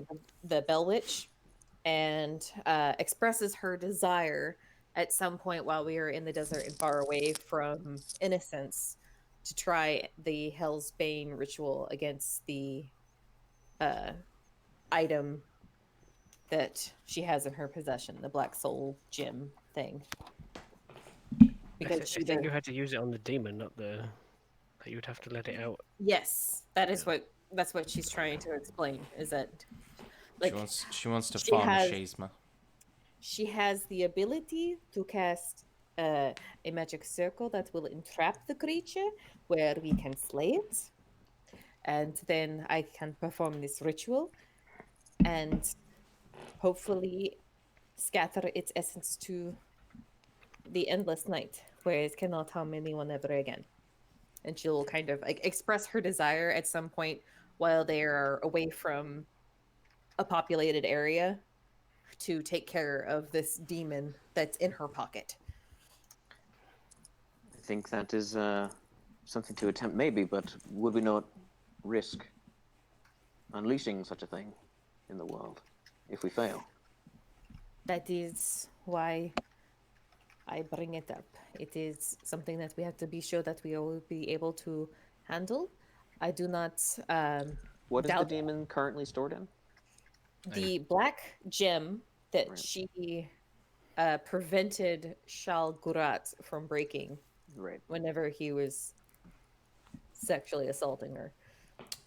He You could isn't really a shell. He, Wow. he hadn't quite attained that level, just Okay. for posterity. Either way, No you worries. could simply open a hole in solid stone and drop it in. Seal it up. that's yes. But I have this ritual that the Bell Witch gave me that is supposed to do to make sure that it is not just because eventually, Declan, wind and sand will erode away your stone and will leave this gem to break free. Like, the sand, the stone will wear away and become sand. And then the sand and glass of the desert will break the gem and it will be free to roam the desert and find whatever it can find. The only way to ensure that its destruction is in this method. I just have to say roll credits because you said the title of them. Yeah. Yeah. Um, Ding! Cinema sins. Mm-hmm. well, I'm not completely poo-pooing the idea, but risk either way, I suppose. Yes. If we leave it in stone, as you say, it will not be our problem anymore, but it will be someone's problem in centuries to come. And that does not seem a worthy solution to the problem. Nor do I think that it is something that I would like to keep in my possession forever, because I am mortal and I can fall, and then it can fall into the wrong hands. I understand, Abrashmina. What are the capabilities of this creature? Is it something that we can defeat? Abrashmina technically does not know what is inside it. Yeah, you correct? guys actually have zero idea. I just know that it is an entity of foul intent and purpose, and whether or not we are strong enough to handle it is something that I do not know. Uh, like I said, I have the ability to cast a magic circle to keep the creature in while we attempt to slay it, so that it cannot roam free. But the circle will only last for so long, so if we do not have the capabilities of slaying it, perhaps we'll find another way I can banish it to its realm if we cannot slay it. You're willing to risk all we're working for. I do not believe that it was something that we came across idly. There is a reason that we were there and he had tried to use that, and you were there, and we were both able to keep this from his hands. It is in our possession for a reason. I'm not done. I'm just saying, right now. That is what I am proposing to you. It does not. This is not something that necessarily has to be an urgent thing. This could be something that we attempt on our way back to the city. I am just voicing my desire for this item to be taken care of while we are isolated. It does seem an odd time to risk such a thing. I think if that perhaps you are right that slaying the thing may be the best path. Perhaps it is not the time, and I am fully capable of accepting that. It was a very long time ago that we came into possession of this, and it is through luck and grace that this is still in our possession despite being imprisoned. If you find it a burden, I would be willing to carry it for you. No, I am quite comfortable carrying this weight. It is just a responsibility that I feel is on me. So I understand if you all are hesitant. I know that Makut would not back down from this endeavor. That I'm sure he would not.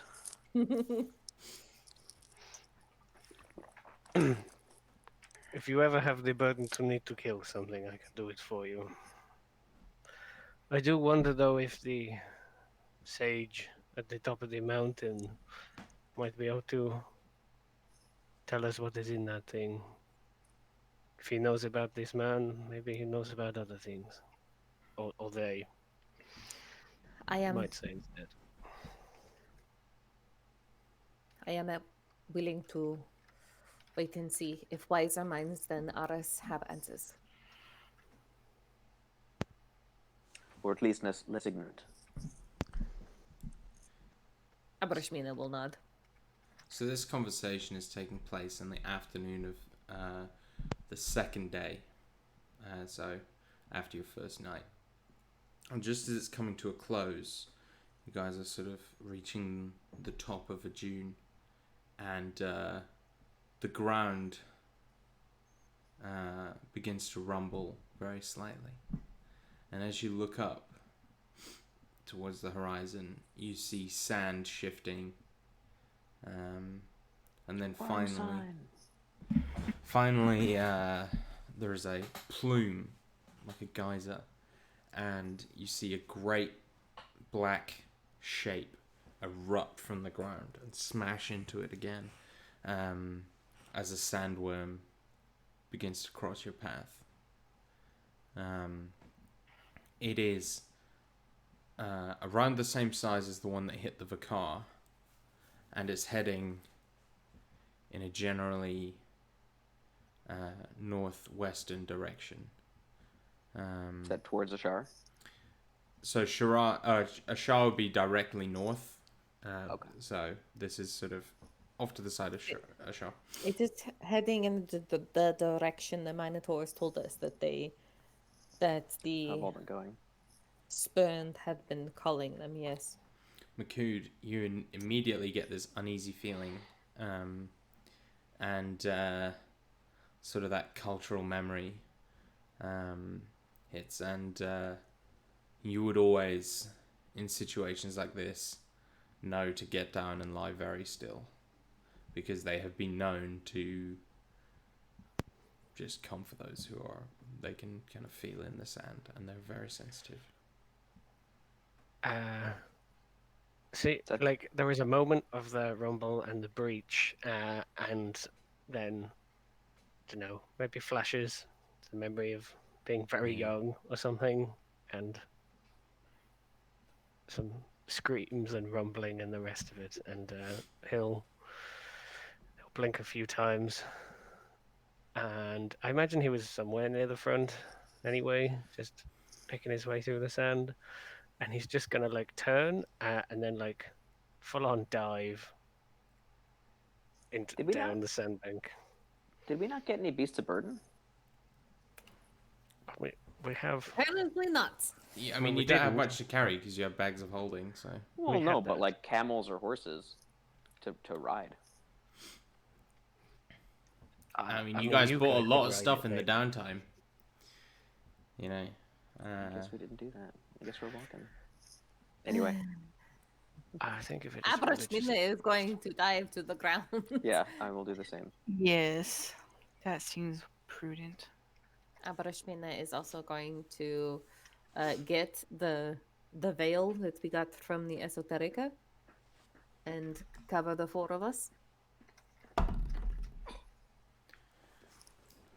And I don't like that you rolled a dice for that. the sandworm's course adjusts slightly, heading more north than west. And as you lie still, you can feel the rumbling get louder and louder and more violent until finally it begins to pass. And the sandworm rumbles off into the distance.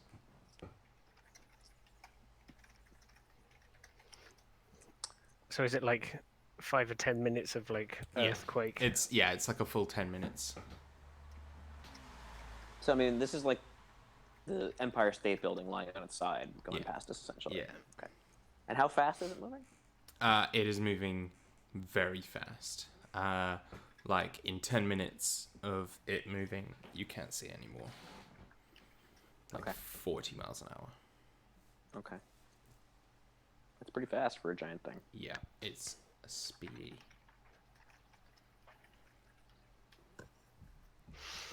So I imagine they're like mostly covered in sand from all of the rumbling and dunes shifting and stuff. So he's gonna like push his way out of the particularly large. I imagine there's like a pile of sand and then like 2 horns or something sticking Yeah. out, and he kind of just goes and like a dog, like flings it everywhere. Well, we were under the tarp, right? Okay. You were under the top, but sand would still shift under the top. You can be Sandy if you want. You can say, but Declan doesn't want to be Sandy. He'll be under the tarp. Okay. I mean, you're Yeah. lying on sand still. No, but, I know. Sure. He is going to, in that, if we're under the top, he will shake the top and the sand off then.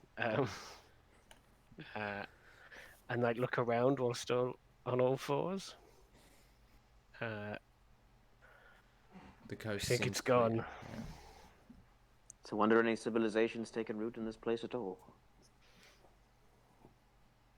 So I know in the Ashari myths about the sandworms, like why they leave a shot alone for the most part. Yeah, there is. The main one is that's what the Moon Elves do. They protect you all from the horrors of the desert. We topple the Moon Elves, and then it turns out, no, just it's true. a Shah is just razed to the ground.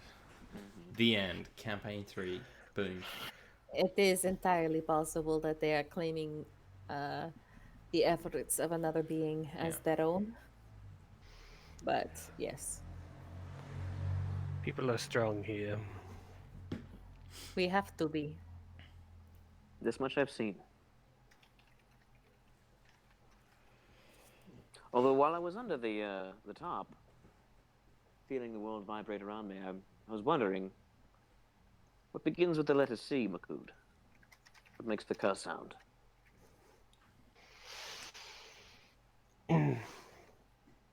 He looks around and Or the around. Th sound. Which probably makes things confusing. Combat? Very good. There is a See. good fighting to be had. C is for combat, which warriors love to wage. He nods in approval and then strikes a bit of a pose as he like picks up his huge hammer out the There's going to be a sand. lot of Makud drawings in this book. Yeah, probably. Declan Actually, just that's not a getting the bad idea. chance to do So I'm some going to muscle say studies. I'm going to say retroactively that whenever Declan has done an illustration, and when he does continue to do it, he's going to work Makud into the drawing. I like So it. the first picture is Makud and Abrashmina like doing a high five or something. No, I like and- the picture that Dan sent in the chat where it was all like a little Mina. It's just like Makud looking down at Brashmina and they're looking up all like, oh hello. And then Makud in the bazaar like holding It's like up a some, really like, bad Where's street Molly because food. you could just see his massive dish really in obvious, one you shot. know. Oh, that is so good. But to like help Makud be engaged and like be excited about reading the book, he'll work So into it. on the seas for combat, is it going to be Makud fighting the Pot Hydra in the Vakar?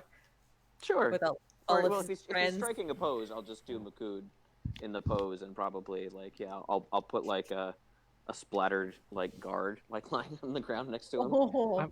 I mean, you have a lot of enemies to choose from. There could Yeah, be exactly. many and shapeless. Well, I mean, the whole non-violent approach that Declan has, I kind of like the idea that he would be okay with, like, the image of Hydra. Makud splattering a Pot Hydra, yeah. Sure. Go with Or the that. Earth Elemental. Very good. Shall we continue on? And then the rest of the night passes, or the rest of the day passes, without any issue. Now, in the evenings, are we keeping a watch? Yeah. So my question was, why are we not traveling at night? You can Wouldn't it travel be at night. easier constitution-wise and to like travel for the coolest part of the night and then camp during the day? Yeah, I mean, the only problem I see with that is if you're trying to sleep under a tarp in desert level heat. That's true. That's gonna be rough. I mean, Liam tiny huts. You can control the temperature inside the hut. Oh yeah. I mean, I asked if you had Lehman's tiny hut. You said no. We have the top. No, No, that we is have a not what we blanket. said. We But have no a one said blanket yes that- when I asked. So Yes, we I did.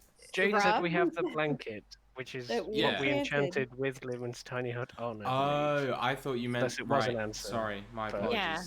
Cryptic, Nerd. perhaps. I thought you meant the top that like covers you.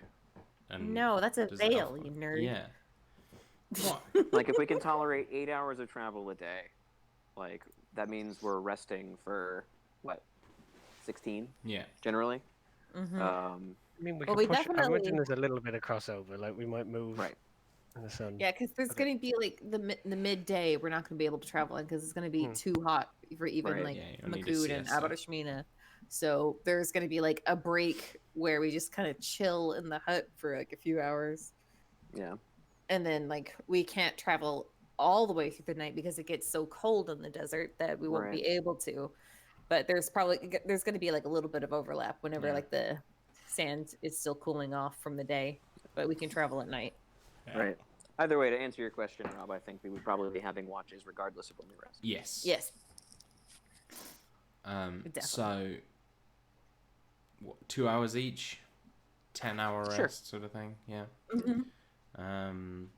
So, just if we just say that you all keep to the same order each night, that would make my life easier. And you don't. Sure. We don't necessarily have to have kept to the same order, but we'll run the watches in that order. Abrashmina would like the deepest, the midnight because of Yeah. who watches things. So like second probably. Yeah. Cool. I'll take, I guess, last watch. Well, no, we want the spellcasters on the ends, right? So I could take first, or I could take second or third, I guess. I would like to be the mid part of the night. So okay. either, so that's either second or third for Abrashmina. Okay, gotcha. Well, I don't really care. Yeah. She cares because of her religion, but she, she would like to be awake while it is night out. Gotcha. Brittany can take first watch. I will take last watch. Did you say you're taking third, Mina? Yeah, that way she'll get her sleep in. Okay. So you're So- That second. makes then, me Makud. second. Yeah. How Okay. good is Makud's perception? It's a number. It's a number. He has that as a skill, so it is 15. Like passive? Passive is 15, yes. I've Yeah. got plus Okay. 5. Nice. It's a thing he can do. He also has good survival. Yeah. I say by good, like it's good for me. He's got some wisdom. It's his intelligence that's Cripplingly low, yes. You should take like 3 levels of rogue so you can be a scout. Have double proficiency in survival and nature and perception and all kinds of stuff. Can you imagine the horror of being sneak attacked by Makud? okay. Yeah, but here's the thing: is He'd that have he to would switch have to to a start. rapier though, yeah. Yeah, he'd have to switch to a finesse weapon unless Rob says that his horns are finesse, so his sneak attacks have to be his horn attacks. I mean, There's a certain amount of finesse in what he does. It's with true. those horns. I'm just imagining like charging sneak attack. someone walks into the Mirage and Maku's just like doing that classic thing where he's like hands and legs supporting him on the ceiling and above, but then instead of like dropping down silently, he just lets go and crushes them. The funny thing is, he's actually load bearing, so the whole building follows him down. Considering all of the demolition he's done, that's probably true. But yeah, no, like I'm just imagining like, the sneak attack, but it's like the charge attack. So it's just instead of him actually sneaking, he's just going sneak attack and like that is like his horn. And then it cuts to Dark Crystal style hooved feet. Yeah. Toom, toom, toom, toom. And then it's like Super Smash Brothers, like he collides with the guy and they just go ching. Go flying off the screen. 200% damage. And then applause. Love it. Anyway, I'm sorry. sorry. I'm gonna have to take a quick 5-minute break there. I fine. have to do something quickly, but it'll be Yeah. really quick. So we'll just call that our bio break. I'll be back. Cool. See you in a bit.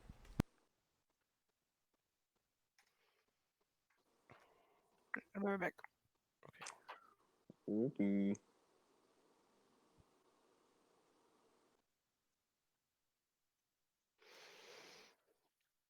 I think possibly my favorite thing this session is finding out that you've been drawing Makood in a variety of poses. I mean, it makes sense, you know. If you're doing like a children's book for a specific child, like, you know, you would work the kid in, you know, because that's very exciting. But no, doing this is always the highlight, or one of the highlights of a session for me. I was reminded or remembered earlier on in the session and was going through while typing, while following the session, was thinking like C word, C word, C word, C word, C word, C word. Yeah, I know I'm putting you on the spot, but hopefully okay. it's fun for you. As long as it's not like, right, downtime, do 5 of them in a row. Oh, Like, no, I'm yeah, happy to I'm just do it occasionally and think of something. I'm gonna try to ask you once a session. Sure. At some point, I will remember outside of a session and then like write a bunch down. Sure. It has not happened yet. I mean, if Makood can't think of one, you know, Declan can help him. You know, It's true, but I don't know. He takes some pride, I guess, in contributing.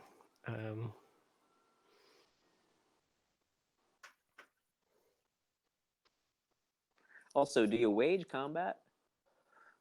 Yeah. You can. Yeah, okay. Right, you wage war, but can you wage combat? I think so. Waging, yeah, I guess so.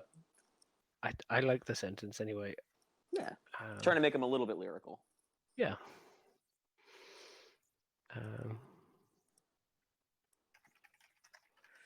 It would be quite a commission piece to get somebody to actually make this book at the end of the campaign. Oh man, that would be wonderful. Yeah, be pretty cute. I mean, there's been more Makood drawings than anyone else. Maybe between C and Rob, maybe we'll get something together. But... I could maybe get my wife to do like just sketches, like, you know, not full sure, illustrations, absolutely. but... I mean, I imagine that's truer to form than anything. And like Declan is just sketching it. Yeah, totally. He's not doing like full colors or anything like that. No. Yeah, it's very like medical drawing looking, you know, because that's what he practiced on. Mm-hmm. So he's very good at defining Makood's muscles and things. It's like Leonardo da Vinci's. Yeah, he's not Da Vinci smart, I don't think, but no, but yeah, his journal, like Da Vinci's journals, were part art, part anatomical drawing. The Vitruvian Minotaur, like with Makood standing there in like with his arms out in 6 different ways.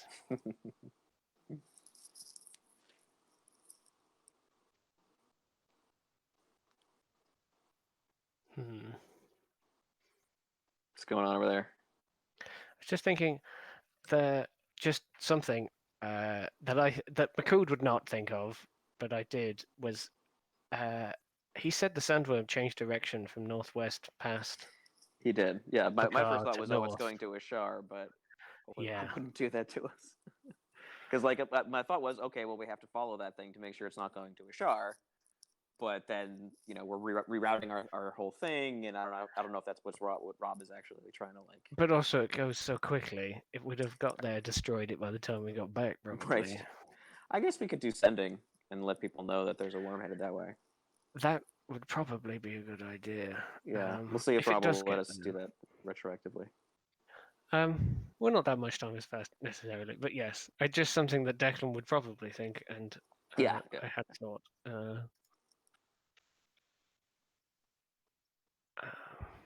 Or maybe the moon elves do keep them away. That's the kind of thing that I would do in a campaign. Like, turns out, like, the bad guys are not that bad, you know. And but I don't know if Rob would do that to us. If you look at the map geographically, it's actually very difficult for them to hit like Ashar because it's like north of it's- that massive inland oasis sea. Right. Like it's not on a very direct route. You would have to actually like circumvent it and come around. Probably. Yeah, Although I I would imagine love to see like a sandworm just like through the water. Yeah. Well, so I think like I don't know if he took this from Dune, but in Dune the sandworms were like I think they didn't like water.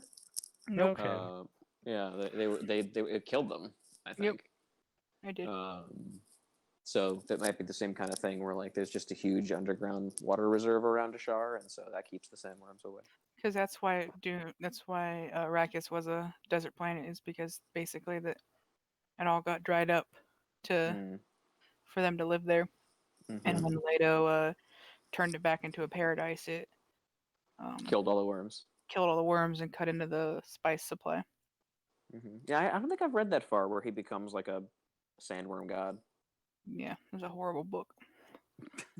Yeah, the quality drops off after the second book, in my opinion. I think Children of Dune's really good. Yeah, I'm enjoying it, or I have enjoyed it, but yeah, the first book is, I think, the best, obviously. Yeah. Can't wait for that movie, though. Oh my god. I don't know how I feel about it. I mean, the guy did an amazing job with Blade Runner. Everything he's done so far has been amazing. I mean, people were like, how can you improve on Blade Runner after whatever 20, 30 years, and it's completely shaped the sci-fi landscape, etc., etc. And then he actually made a movie that basically made the first one better. That movie was a work of art. It really was. I'm okay with it. I mean, I'm okay with the concept because they said a lot of the same things about like Lord of the Rings. There's a lot of content in that book. How are you going to show it? How are you going to do it justice? And I think they were able to do that. They definitely got the spirit of it, yeah. So What are we talking about? Dune. The movie right now. I mean, I hope so. I mean, after what he did, like, he's a good filmmaker, and after what he did with Blade, I'm looking forward to it. Blade Runner. I suppose that's not a good shortening of that name. And yeah, Lord of the Rings movies were far better than they had any right to be. I think they were pretty much perfect, considering the material. Yeah. So I think it can be done. It's just a matter of committing to that level of. I mean, you may have to split it into more than one movie, and are they willing to do that? And I think they've said it's going to be at least 2. I think they're committed to doing 2 movies for the first book. Does that sit well with Jade? Is 2 That's movies fine. enough? Yeah. No, I think it could be done with 2 movies very easily. That was the problem with the David Lynch one, is they cut out like a whole middle chunk of the book and like compressed it down to a 2-hour movie, and it really should have been like 2.5 hour movies. And when Sci-Fi did it, it was 3? It was a 3-part miniseries, like, and each one was like 2 hours. I like the Sci-Fi miniseries. I thought it was pretty good. Yep. And then they made Children of Dune and completely forgot about Dune Messiah. It was like 5 minutes of the Sci-Fi series. Yeah, they did Children of Dune, and they didn't. And it's the book Children of Dune, but they spent very little time on the events of Dune Messiah. Right. Well, that's interesting. I actually didn't know they made Children's Dune. I should watch that. Yeah. What's his name? Plays Leto. Oh, what's his name? Yeah, I know. You're trying to drive me up the wall. James McAvoy. Oh, really? Yeah, it was one of his earlier roles. Oh, cool. Yep. That's ringing some bells for me, actually. It's actually a decent series. It's not the worst thing. How many episodes was it? 3, I believe. Cool. Yeah, I'll check it out. Pretty much very similar to Dune. They couldn't figure out how to do God Emperor to actually finish the series. Because that book's so bad. I mean, it gets pretty weird, too. It does. It gets so weird. You would need a pretty huge science fiction budget, or like special effects budget, I mean. Yeah, and Sci-Fi wasn't committing that kind of money back in the early 2000s. We'll see if the movie breathes, new life into the franchise. There might be a lot more spin-off movies and other shit. I read a lot of books. Like his son Yeah. went in and wrote a lot of stuff. Like Mm-hmm.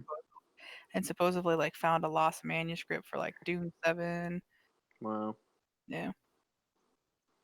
I haven't read those, but I've heard some of them were pretty good. The early stuff like about the machine wars and stuff like that was kind of interesting. Like he was writing more off of like what he wanted to write, but like when he was writing off of like his dad's kind of stuff, it's good. Yeah. It wasn't as good, you said? No, it wasn't as good, and I haven't finished all of them just because I was just like I can't read anymore. Hello. Yeah, it's a bummer. Oh, hello. No, it's him. Oh, hello. So I'm just saying that Makud has like dragged his hammer all the way for days and days from the front door of a shout to this moment. Just left a trench behind him. Yeah. Is Makud carrying the inevitable beetle? Yeah, Still? I was gonna bring that up actually. Unless it's still clamped to his shoulder comfortably, then So this he'll is carry the it. psychic beetle? You guys No, said the psychic something spider. psychic. Right. The inevitable beetle is just a beetle that followed Makud out of a pet store, and Right, and it also it's never like, stopped. Technically, didn't it come find us in the desert at some point? yeah, It never stops following never Makud, stopped. regardless of where he goes. It kind of imprinted on him, and it is a force of nature. So I imagine most people don't pay much mind, but Makud occasionally like sees it. And It's the sort of thing where you'll be walking and you'll hope people go like, ah! Like, a few feet behind you when like they see this like cat-sized beetle just Oh, is that scuttling big? past. Yeah, it's yeah, huge. it's big, like Jesus. like a big And ladybird. I imagine it. It's but also same colour. indestructible, as far as you've seen. Yeah. And Makud, you You found mean from like it resists damage? yeah, like its carapace is like close to being the strength of like iron armor. Wow. Like it And, locks down onto the ground, doesn't it? Or Yeah, surfaces, so and it I was can gonna seal say, itself? you've like felt its grip firsthand. Is like when it binds onto something, if it doesn't want to let go, it's like real hard to get it off. It's effectively been everywhere we have been, just a few hours afterwards. Yeah. So it probably went through Al Hashemi's like estate after we've murdered those people, and So then left again. If your course, so if you go to like a house and then go somewhere else, it will just go straight somewhere else. Like it seems to be, it doesn't necessarily follow you. It just seems to know where you are and is able to follow you that way. Kind of wanted the Ghibli-esque adventures of this beetle following us to every place we've But we ever don't know been. why it's following us, right? No, you have no idea. You didn't go to the pet store either. Yeah. Like it Yeah, just no, it was I one of the think- pets It's that we got. It was where you got the unicorn and the spider and extra wyverns. So I imagine as we're all like settling in for the night and getting ready to go to bed, Declan's just stares. So the beetle is on Makud. You said? It was on his shoulder. It's probably around about. Does it like have a hard time in the desert, or It hasn't said anything. It just Sure. continues to follow you. It doesn't seem any Okay. slower. It has a movement speed of 5 feet per round. So regardless of the situation? it is not affected by difficult terrain. It like I have stats for this thing. I also have like reasons why. But Well, they're Declan's just very curious about to know. that. just everyone's just sort of accepted it, which I actually Well, like so more. I was not here, so I always forget that it's around. Yeah. You know, I The hear it beetle has been mentioned, and, like, described there's a beetle? occasionally. Yeah, I know it has, but like I have not actually. Yeah. So anyway, the beetle's in camp, and Declan's like eating his rations for the night or whatever. I think he's kind of like mad dogging this beetle a little bit. Like, where the fuck did this thing come from? Yeah, like what? Why have I been tolerating this strange beetle following us for all this time without understanding what the fuck is going on? And he'll just kind of like, put his food away, wipe his hands, and say, "Makud, why is that beetle following you?" Kind of like looks up, looks around. Oh, I don't know. I found them in that shop. and he's just been with me ever since. Or at least You don't tries to find keep that up. you don't find that strange? I mean, we've done quite a few strange things, and this thing hasn't tried to kill me, so it seems to like the company. Would you Shadi mind if I? said this was a common thing for his clan, at least. Did he not, Makud? Not common, but you've heard of things like it before, yeah. Like That he told Makud a big long story about his tribe use his Like messenger tribes beetles. Yeah, scouts would use them as a way of finding their way home. yeah, because if you like keep one in a cage, go wherever you're going, and then just release it, you can follow it back to whoever it's sort of bound to. Makud, would you mind if I examined it? I promise not to hurt it. I guess. It's never had any problem with me picking it up. It doesn't seem to mind many people, so. I'll look over to Bryn and say, is it thinking anything? I was actually thinking the exact same thing. And I want to cast Detect Thought. Okay. So you kind of cast the detect thoughts, and while you're in the surface thoughts, you don't necessarily feel like emotions or anything.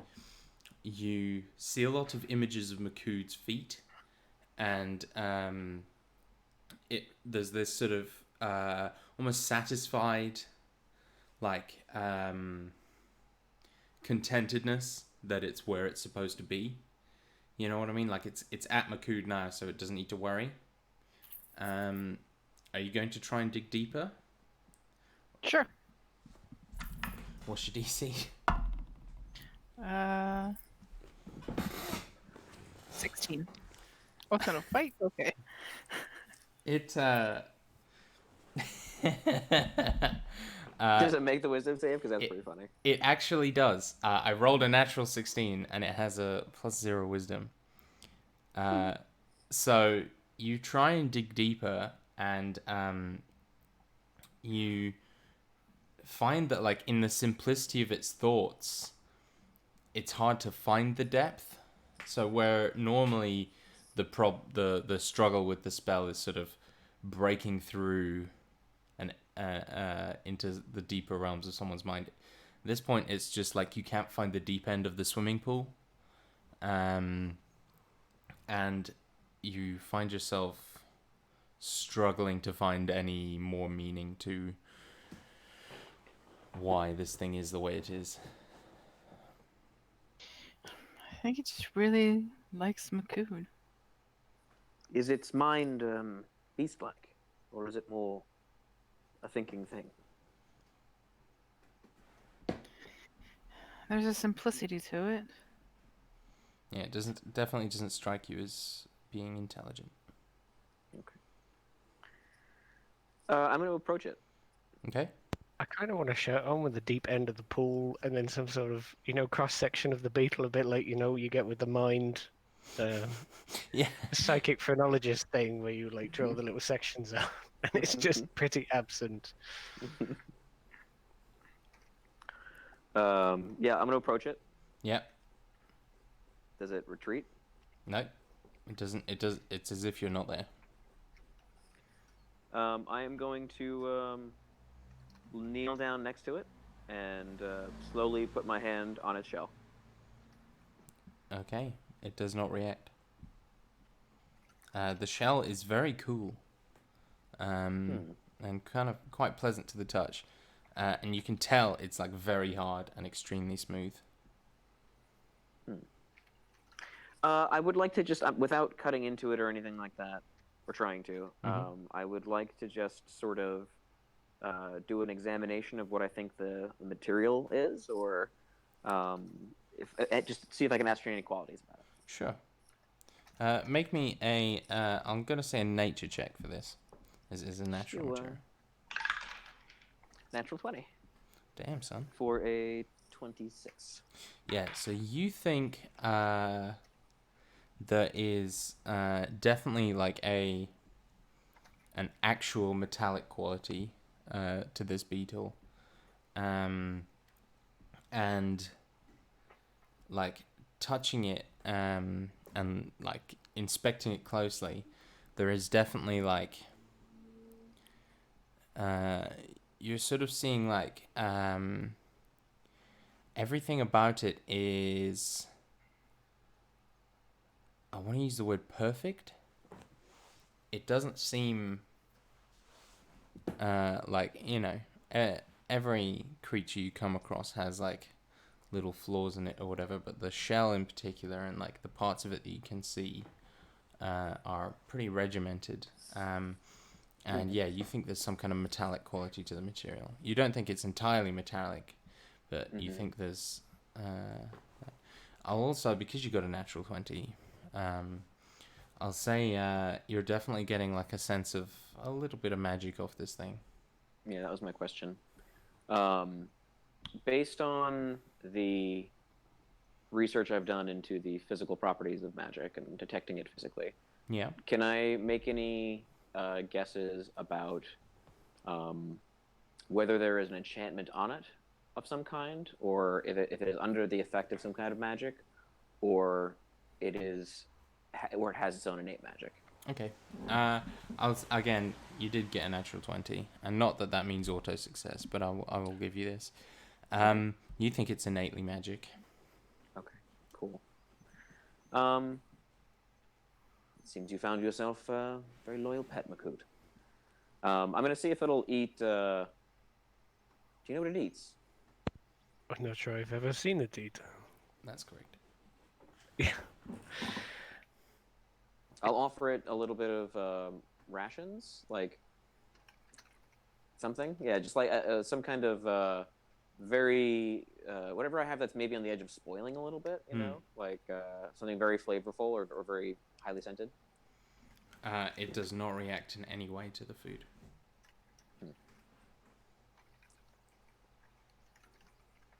Fascinating. And that's it. It's probably not a threat. That's good enough for Declan for me. That's what you think. Little do you know. He was worried that it was somehow spying on us, or like it was an instrument of somebody else, you know. Sure. I knew what you were thinking. Yeah. It's a very poor spy because it arrives 2 hours late to everything we do. But... No, for sure. Sure. It wouldn't be the most like elegant way to spy on somebody, but you know, might as well be cautious. To Makut, this is like someone coming up to your house cat being like, "What are you hiding?" Yeah, Makut is kind of like, just Declan being Declan, I Bemused. guess. Yeah. I mean, he's got to do a D. Damn it! I just realised I've missed beers for Beetle. I could have had this in the book. I like think Bizarre. Bees for Bizarre is pretty good. Yeah. We'll I find is It for can be inevitable E. beetle. inevitable middle. Yeah, Yeah. There you go. that he can't say or spell. Yeah. What were we saying? Steve? Yeah, sorry. I was gonna say inevitable beetle too. Sure. So, great minds. Yeah. Yeah. And so the next We're few gonna do watches. Yeah. So I was gonna kind of skip ahead a little bit and say the next few days and nights go without issue. Does Abrashmina get any visions while she is out in the desert? None so far. Okay. So far. Can I say that Makut, you know, is generally, I imagine, leading and keeping an eye out and things. If he sees like any pretty rocks, basically, of any kind of wealth, he's going to be like picking them up, collecting them. Yeah, definitely. Whether it's just, you know, sand smooth stone or it's actually precious stuff that's... You find some sand surface. smooth stone. You find like a couple pieces of like agate or maybe if you're lucky amethyst down the line. I'm sure at some point when we get to the Sea of Glass, you will be able to. Makut just spends the rest of his life just one by one, picking up the tiny pieces of glass. Yeah, he would just drop his hammer once and pick up a handful, and he's good. It's just something to pass the time. I think that's where his Ooh, piece of candy. kind of exactly. His jeweler's kind of proficiency comes in. That he's probably as a kid even just attracted to pretty things, and they probably end up on his horns. I imagine that sending or message stone is just hanging off a horn in front of him. Otherwise, he would never get the call. At least there when it's vibrating. He's got in the front of first him. ever Bluetooth hands-free. Yeah. Blue horn. Nice. Yeah. So I was going to say that on one of the nights during her watch, Abarashmina is going to fiddle with that tooth that Tamim gave her. Just trying to ascertain its properties, if she may. you can make me an Arcana check. Okie dokie. Ooh, which dice?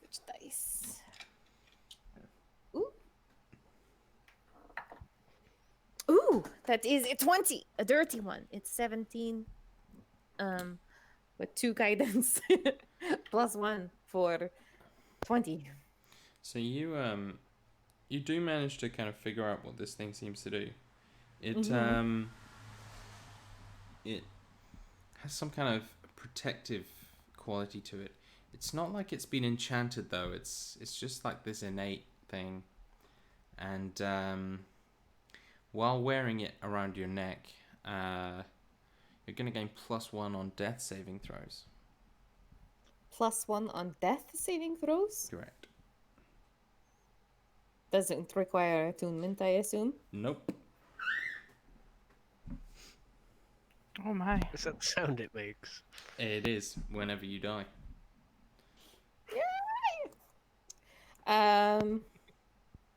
Abrashmina is going to put it around her neck. Cool beans. Yeah. And yeah, so the next few days and nights pass without incident. You're coming up on almost a week in the desert, a couple days out from a week. When Declan, you feel a very strange feeling in somewhere on your person, and when you sort of That damn beetle. dig around for it, you find the runestone that you traded for the jar of ice. And you can see the kind of insignia on it, and you can feel it is vibrating very slightly. And you sort of So before you go any further, yeah. in the interest of honesty and transparency, I don't know what you've got planned here, but I had moved that item into storage and left it behind. Then never mind. Why would you do? Oh. You've got a bag of holding, don't you? Or we do. No, we've got 2 bags of holding. I mean, I was planning on using it for research material, so it's just sitting there. That's fair. That's fair. All right. So Okay. Erase all that. Yeah. as you're walking, then you come across an archway half sunken into the sand with a closed door. The archway and door is decorated with very strange symbols that form a sort of alphabet. You see spider images, a dog, sickles, and these very tall, strange-looking creatures with animal heads and human bodies. And it's made out of sandstone. But Looks familiar. Stone. you see a perfectly sized hole in the center of the door. Oh man. Let me make sure I actually did that. Hold on. Maybe I didn't? Where do I have it? Was it on my Did I just? What the fuck? We got it when I we were in do the desert think- the last time. I do think I I remember you know. saying something about that. Now that you mention it. Yeah. No Aw. mummified mind flayers for us. So I can't. Can we open it Find with it in the my chime of Can I roll a open? D100 that McCood picked it up at some point Oh in wait. passing? Oh wait. No wait. Hold on. I'm wrong. It is in my pack. It is not on storage. So it's not. It's not on. It's not equipped. I didn't Okay. put it away. Never All mind. right. So it vibrates at me. Sorry. It vibrates at you, and you see this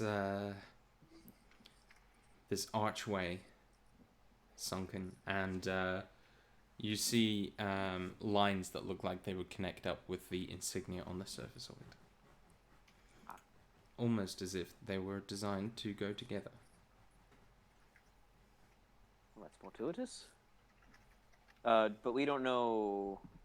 This is just an archway we're passing along in like a mountainside. No, in just in the sand. It's sunken. Sunken. Okay. And it's complete coincidence. We weren't expecting this at all.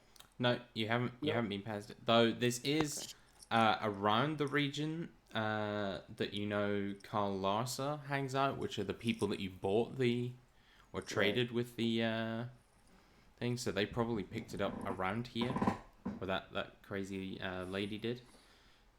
But you are, you know. Is there any hint in the iconography on either the stone or the archway that hints at whether or not this is a door we are supposed to open, or should open, or can open, or? I will say, make me an investigation check. Do I recognize any of the symbols? Um, Or does Makud? you definitely would not. Okay. 19 investigation. Okay. You see at the center of the archway is like a very large symbol of the moon, a crescent moon, and Oh, I have advantage on investigation because I am not moving. Which brings it up to a 24. yeah, and you don't see anything like that gives you the immediate signs of like do not enter, stay clear. Nothing like that. So Okay. there's nothing that gives you warning signs. While Declan is investigating the archway, can Abarashmina kind of get down in the sand and pull out her tarot cards and begin to cast Augury? Mm-hmm. Get down, get down. Get down in the I just sand. went Turn break those dancing cards. in the sand. Orgray is the Wheel of Woe, right? Yes, Yeah, you get Wheel, woe, or both. classic Wheel and Woe. And There are maybe, good things. and there are maybe bad things. very slightly leaning towards Woe. The needle is just shifting. It's like Wheel or Woe. Like Wheel with some Woe. These are the moments where I feel bad for playing Declan because he's like, well, why would we go down there at all? There's no need. But like, you know, that's not fun adventure stuff. There is. McCood is going to be like, we've been walking for days. I want to see what is in the thing. And then we Yes. Yeah. There is something that's of great value to us that could be found in there, but it will not come without a cost. Suppose nothing worth having does. He's kind of looking at Makud, who's clearly like shifting and bouncing in his shoes a little bit. Makud is like thinking of the stories he can tell Carlossa the next time we come across them. Is like, yes, that stone, we found this, and yada yada yada. It was meant to be. Yeah. Well, make sure you tell them that if we disturb the bones of their ancestors. Oh, he kind of like looks at you. I don't know if this is like he like runs his hand across it. This is not. Oh, go ahead. Yeah. I presume nothing screams Minotaur necessarily. Nah, this ain't Minotaur, bro. Yeah, he's like, I don't think we bury our dead in this. You don't really bury your dead, to be honest. No. Do I get any kind of feeling from it? We usually give our dead to the sand. Any kind of feeling. Yeah. Don't know, just kind of regarding it. Do you want to Don't know, make some kind of listening for check? if you would allow me to see if I get a response from Ramiel, he would be the only one that might know. Mm-hmm. What would you like? Perception, maybe? Perception? That is very generous of you, sir. That will be a 28. Damn. So, you do hear... She's like, you texted Boo, what's up? That's my cousin, dude. I think great-grandfather, actually. Yeah, probs. Um, Or great grand uncle or something. who knows? He does sort You of would know. materialize next to you, and like you see him kind of put his hands over the signs, and he says, "Well, Abrishmin, I am not sure what this is, but I have seen it like before. It is similar to what you will encounter to the north and A place. west, A place of power. potentially. But I would say be careful, but it may be a good way of understanding what you have to come across in the future." Abrashmina will nod and smile and say thank you, Ramiel. It is Of good to course. see you. And you. And she'll repeat what Ramiel said and kind of reiterate, like, he says it is like the things in the north that we seek. It could be a good way of understanding the path that may lay before us. I do not think it is coincidence that we came across it today. It will make us better prepared in the future. Declan will shrug and say, well, I have learned better than to second guess the wisdom of your gods. And he'll walk over and align the stone Yeah. with its proper hole. And there's this noise like sort of like deep rumble, and there's like a little puff of gas, or not gas, air, and the doors kind of like fall inwards. And Do I get the sense that this is mechanical or magical, this movement? magical, but the doors don't open. You get the impression they weren't meant to open by themselves, but they sort of fall in, and you see like there's a sort of crumbled pathway leading down, and it's made of the same sandstone. But you think this door is meant to be upright and sort of be pushed open, but because of the angle it's at, it kind of falls, and like sand kind of tumbles in, from where it's kind of half buried, and there is like a. I can see in the dark now. Oh my god. And what you do see is like a stone path that leads sort of like a corridor under the sand at a slight kind of downward angle leading deeper into the earth. Look back and see if everyone's at the ready and draw my short sword and begin descending. Very well. And so you... investigation. Looking for traps and shit. Sure. Give me a roll now then. Yeah, I'll be moving at half speed so I can take advantage. Mm-hmm. Which is good because I rolled a 15 and a 1. That's going to be a 26. Okay. You do not find any traps, sir. Okay. That advantage is fucking sweet. Yeah, nice. Dude, that's insane. And so you head down this corridor for a while, and it then leads you down some steps. And at the foot of the steps, you come to a sort of smallish round room. And this room immediately, like as soon as you get close, there's this really horrid, acrid smell that kind of like assaults your your nostrils. Smell biological. Yes. I would like to use Eyes of the Grave to Uh-huh. see if I can sense any undead within 60 feet. Within 60 feet. I believe that is the thing. Let me double check the range. Yes, 60 feet. So that is not behind total cover. And not protected from divination magic. You do not sense any undead. Okay. Now, entering this room, you do... you're assaulted by this horrible smell, and you kind of look down and you see a great deal of what appears to be some kind of excrement on the floor. You've traveled almost 100 feet into this place by now. It's a long corridor. Can everyone see okay? Besides, does Makud have dark vision? Does Bryn? I don't. You don't have dark vision? I don't think so. I think the player character Minotaur doesn't have dark vision, but the monster one does. It's just something they did.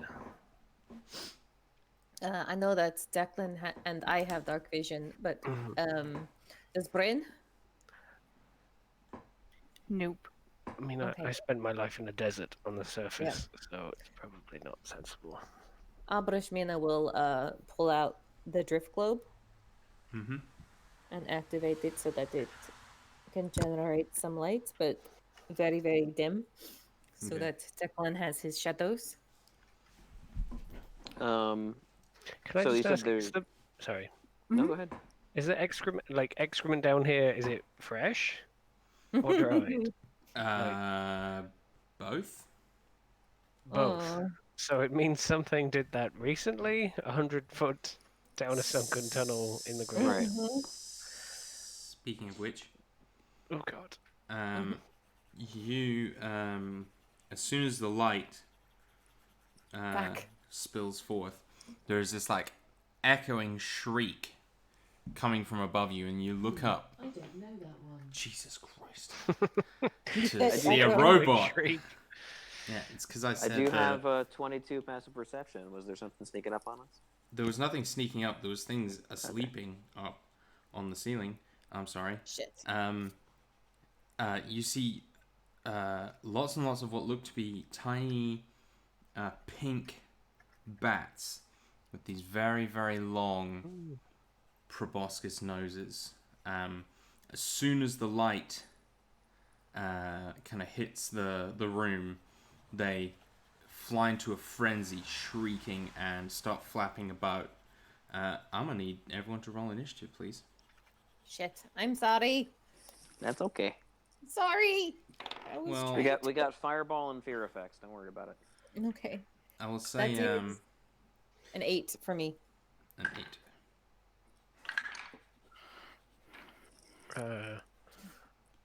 17. Initiative. I know. My character sheet crashed on me. Oh no. 19. That means Bryn's dead. Sweet. Nice knowing you guys. Deuces. You get to add to your Jack of all trades your initiative bonus, don't you? That's so dope. 17 Declan, was it? Twas. Has a 19.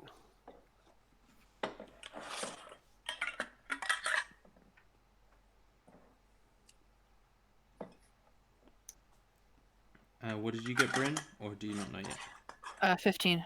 15. Excellent.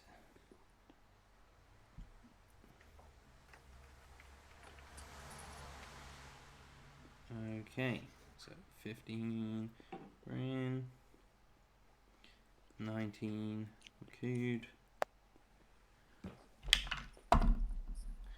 Oh yeah! That's a natural 20. Luckily, they have -4. You're not allowed to get natural 20.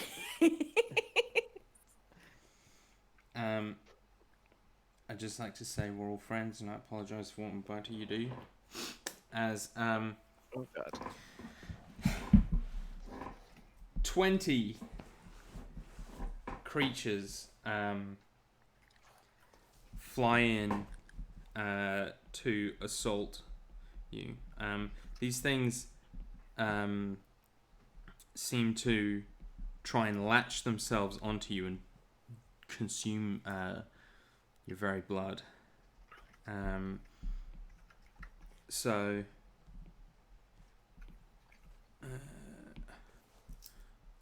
you each get 5. Oh boy. So, Declan, Mm-hmm. that's going to be a 19 to hit. Since I did the light, would more be drawn to Abrashmina than to some of the I mean, others? the drift globe floats, so... I mean, it'd be floating near her. Okay. We'll say 6 on you and 3 on Declan then. Okay. Or 4 on that does Declan, make sorry. sense. 4. 6 on you and 4 on Declan. Right. Now So, I have to go and like correct. 19 to hit you, Declan. That's a hit, but I will shield with my Okay. cloak, which brings my armor class for the round to a 23. Okay. Good so call. that one's a miss. That one's a miss. And that's a 20, so that's a miss. Total, not natural. Okay, Abrashmina, 6 attacks you. 14. 24. 17. Nope. 18. Nope. 12. No. And the last one. That's a cocked eye. Natural 20 again. So. Well, that one will hit. I wasn't really asking. So is that 1 hit on deck, 1 hit on Mina, 1 crit on No Mina? hits on deck because he cast shield. Even the one that rolled super high? Yeah, I only got a 19.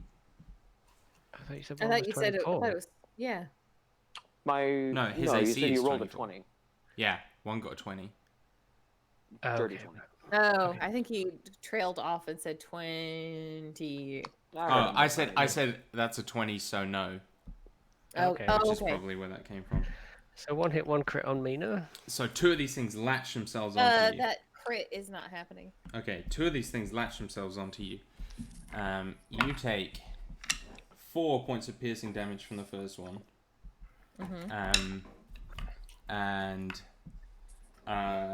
7 points of damage from the second one.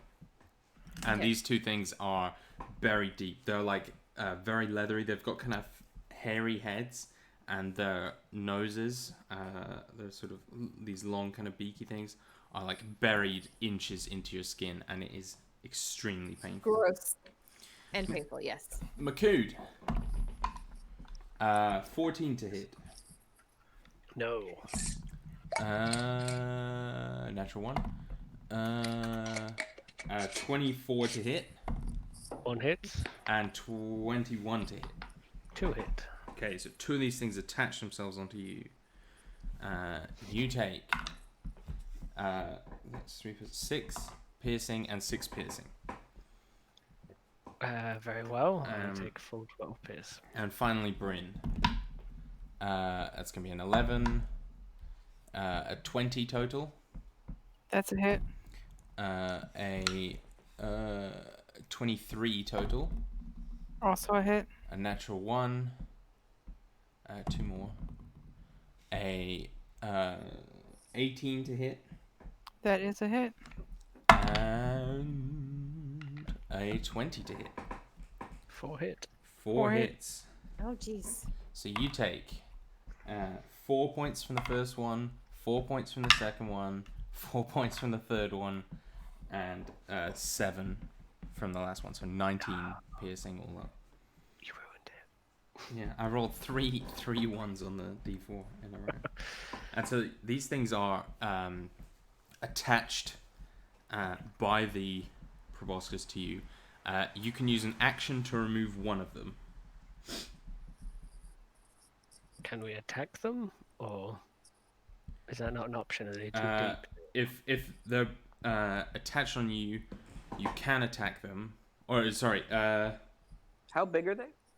they are like the size of large bats. Okay, so pretty big. Yeah. Okay. Yeah, they Like look a like a cross between a winged large bat and raccoon. an oversized mosquito. Yeah. Yeah, you can attack them, but you have disadvantage. Only on the ones that are attached to us. Yes, but if And you pull them off, I kind of assume the ones that are attached to us can continue to do damage without having to roll to hit. Is that the gimmick? that's correct. But Okay. you can remove them without a roll as an action, one by one. Okay. But they can just attack you again. They can. Okay. I mean, do you count as grappling them? I don't. Maybe. My go. Yes. And that's all of them. As they're kind of fluttering around and it's chaos or something. is. Makud is gonna kind of like laugh in enjoyment that he gets to hit something. That is going to count as him raging. And see, I don't really want to attack the ones on anyone else because I'm hitting them with a huge hammer. I feel like that is just going to go wrong. So he is going to attempt to basically just smash the hammer against them, against himself. Like, so he like is plunging it towards himself, I think. Yeah. So I will make 2 attacks. On one of the, I suppose some of them didn't hit. Yeah. That wouldn't be yeah. He would probably strike at the ones that didn't hit right now. Yeah. So there's 12 that didn't hit. Sure. So that is 1 hit, I presume, because that is like 28. Mm-hmm. With the big old Igmuti's Maul. 2d6. It's 7 plus the 3 there for raging for 10, plus 5 there for 15, plus an extra 1 for being magic weapon 16, plus 1d8 fire, which is 5, 21 damage. Yeah, you kill this thing about 10 times over. Okay. It just goes through them and one of them gets caught and it gets crushed against a wall. And it just, or something. it just turns to mist. Like. And that's that, I think. Rage and attack, and he's just sort of standing there gleefully as these bats in the dark, in the flickering darkness as they go past that the drift orb. He's giggling a little bit at the thrill of combat. Basically, yeah. It's been days. Combat. That's what we wrote in the book. Yeah. Get it? Combat. And they're bat.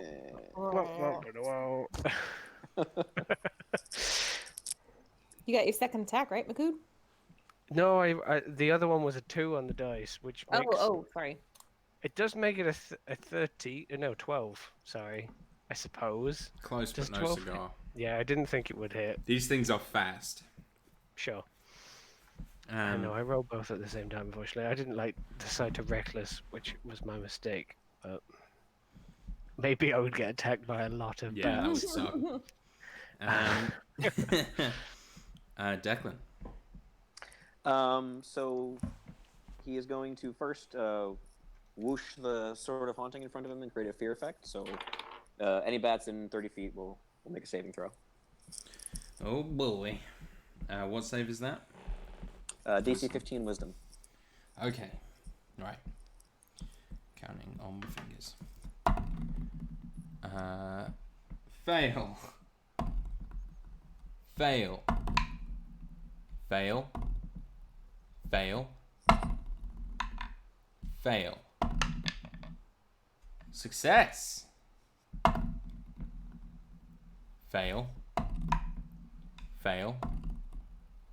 Fail. Success. Fail. Success even. Fail. Success. Fail. Fail. Success. Fail. Success. 19, not 9. That was 20, right? This is 17. Oh, Jesus. I'm a bad counter then. You Fail. could have like maybe just rolled 1 or Fail. 2 for each group. Fail. But So I believe that was 6. I recorded 6 successes. Thank you. So the Pretty effective. ones, so they have to move away from you, correct? Or they just can't move closer? I think they can't move closer, and they have disadvantage for as long as they're breathing. Okay. As long as they And- can and see, like, the object of their fear is Yeah. within visual range. Exactly. I'm just realizing now that maybe it might not work against bats very Why is that? well. Oh, because they can't see? Because they can't see very well. It does Oh, say... So, Yeah. I suppose I think they have blind sight in this well, game or the something question like is, that. are so- they blind? These creatures are not blind and have dark vision. Oh, okay, they're You're alright. visual hunters. Okay. Yeah. They are half bat, half mosquito, half nightmare from the lands beyond. So 13 failures. Is that including the ones that are buried deep inside us? Yeah. I guess. 'Cause But no- they can't move away. No. I don't think they're actually obliged to move away No. from me. They just can't move closer. What happens if we move closer? To me? That would be forced movement. Actually, I guess. yeah, so if you moved away from the bats that are attacking you and towards me, they would have to stay where they are. But not the ones buried inside us, I presume. Correct, but that would give you time to remove the ones buried inside you. I mean, this room is about 30 feet square, so you haven't got a whole lot of room to play with. Though I mean, even if can- you could just take a 5-foot step. Yeah, but like even like you're not going to be able to get out of the swarm, but pretty much none of them are going to be attacking you from now on, Declan. Okay. Bryn. I'm gonna attack bats. Oh, sorry. Do you have something else? Oh, I mean, I have movement and bonus action. I'm trying to think if there's anything I can do with it, really. I make a perception check. Just looking for Juicy bats. something. Anything interesting in the room, anything like, not like novel, but something we could use.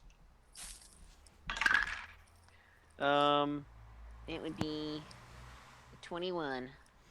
So you don't see Sorry. anything particularly interesting other than there's a doorway that continues out of this room and deeper into the tunnel beyond.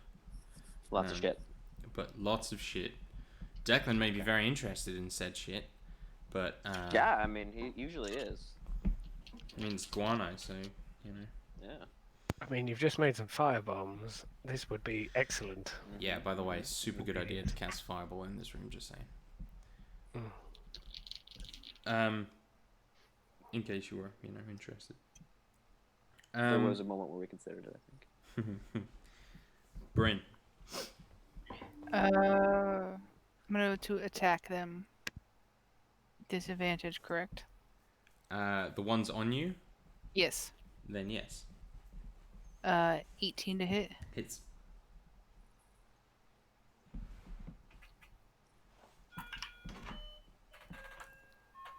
I was gonna say I don't think I'll make you guys roll damage because these things each have 2 hit points. Okay. Oh. So that's a that's I don't think you physically can do 2 damage, can you? do Like, less like than. that, do or Yeah. no, even do you couldn't possibly do it, right? Because you'd roll 1 on the die and your modifier was +5. Yeah. Anyway, 12 to hit is a miss, correct? Correct.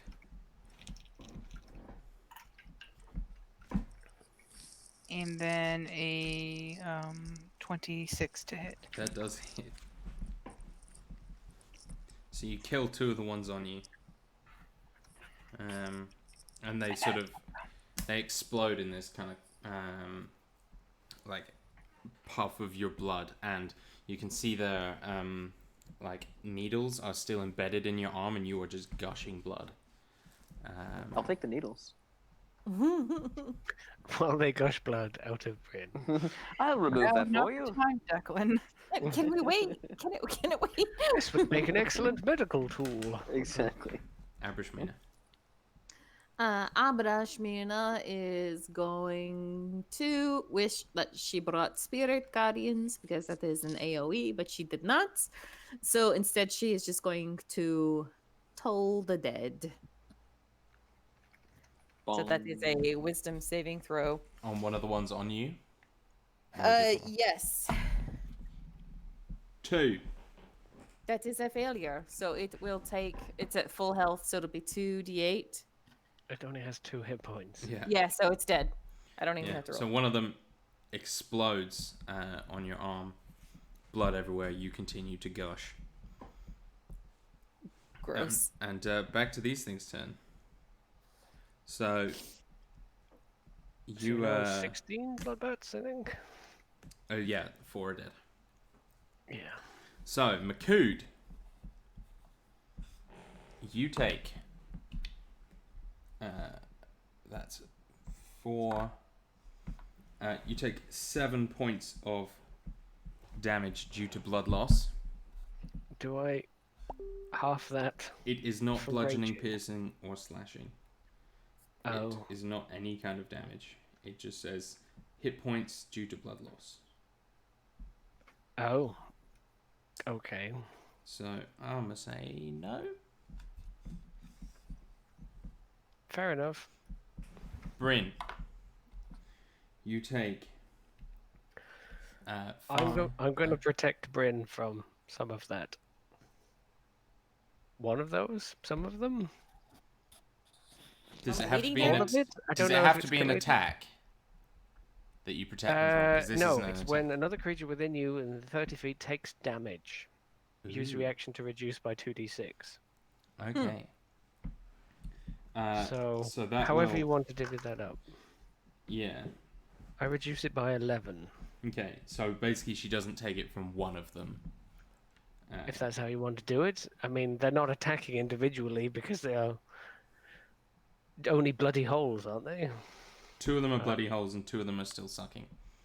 Okay, we'll say you Okay. can reduce 11 of the total damage she rolls because I don't that's mind. just fine. I really don't mind. Okay, fine. Then Bryn, you take 4, 4, 4. You take 12 points of damage due to blood loss. But the 2 wounds on your arm that were bleeding before now stop bleeding. You'll only be taking damage going forward from the ones that are remaining. So there's one attack that was cancelled out by the Yeah. thing. Okay. Abrishmina, you take 9 points of damage due to blood loss total. And Is it Oh, 9? maybe 9? one of the maybe one of the mouthpieces get like clogged up by yeah, sound. I like it. You said 9? 9. 9. Okay. 9. Okay. And then we have 10 attacks to do. None of which are going to be on Declan. So 3 So, each. I mean, 4 on technically 5 of the bats or something are in his range anyway, but even if they don't retreat, but they're at disadvantage. Yeah, so they all have disadvantage. Oh, yeah. So none of them are going to hit. Oh. So we're going to say 3 attacks on each of you guys except Declan, and 4 on Abrishmina. So Abrishmina, that's a miss. That's a miss. That's a natural 20 or a... Oh, that could hit. 21. Yeah, 21 will hit. Okay, that's 1 hit on you. Is that with disadvantage? Yeah. So that's 1 hit on Abrishmina. You take 7 piercing damage. Bryn, 3 on you. That one's gonna miss. That one's gonna miss. The highest there is gonna be a 21. That will be a hit. Okay. Man, I wish I had Thunder Wave. And that is gonna be 7 piercing to you. And Makood, that's going to be miss, miss. That's a 20. That hits. For 5 piercing damage. So that is a newly biting, stabbing. That is a newly piercing. biting one. So that is reduced to 2. Yeah. And it is your turn, Makood. I mean, Makood's not really that damaged, but also he's resisting the urge to like volcano the room because it would be less than good. So I guess he is going to strike at more bats floating around.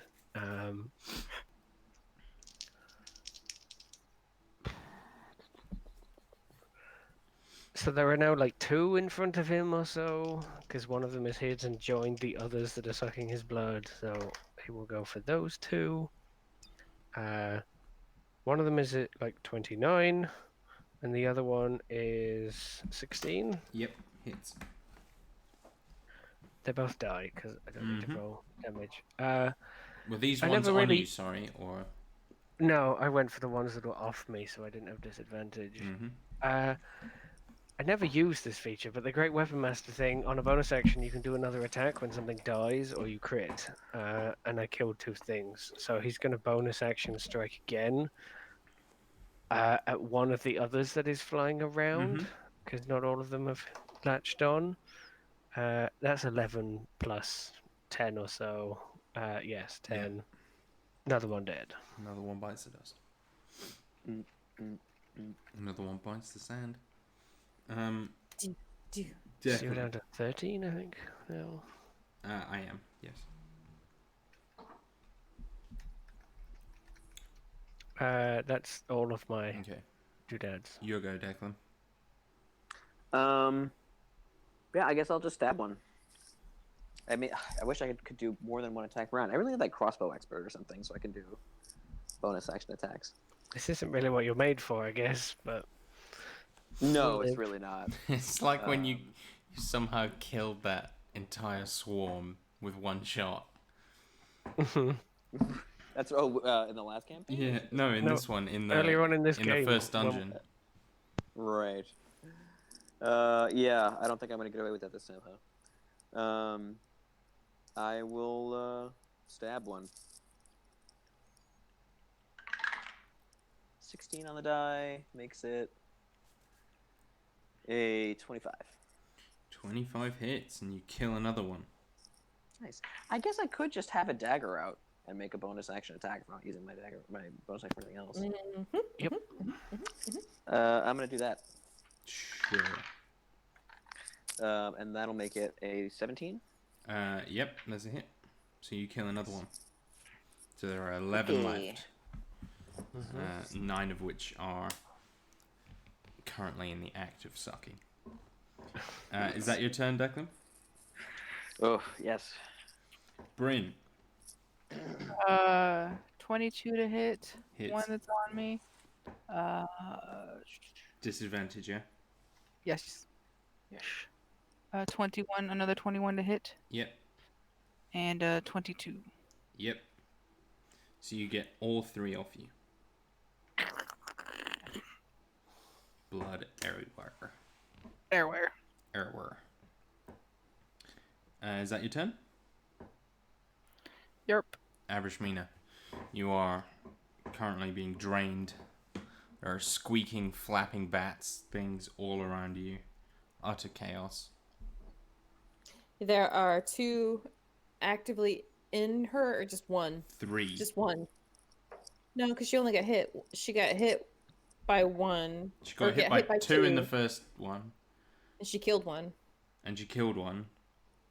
So she's got 2 on her. Oh yeah, sorry, I forgot to remove one of them when you killed it. That's my bad. Yeah, you got 2 on you. Okay.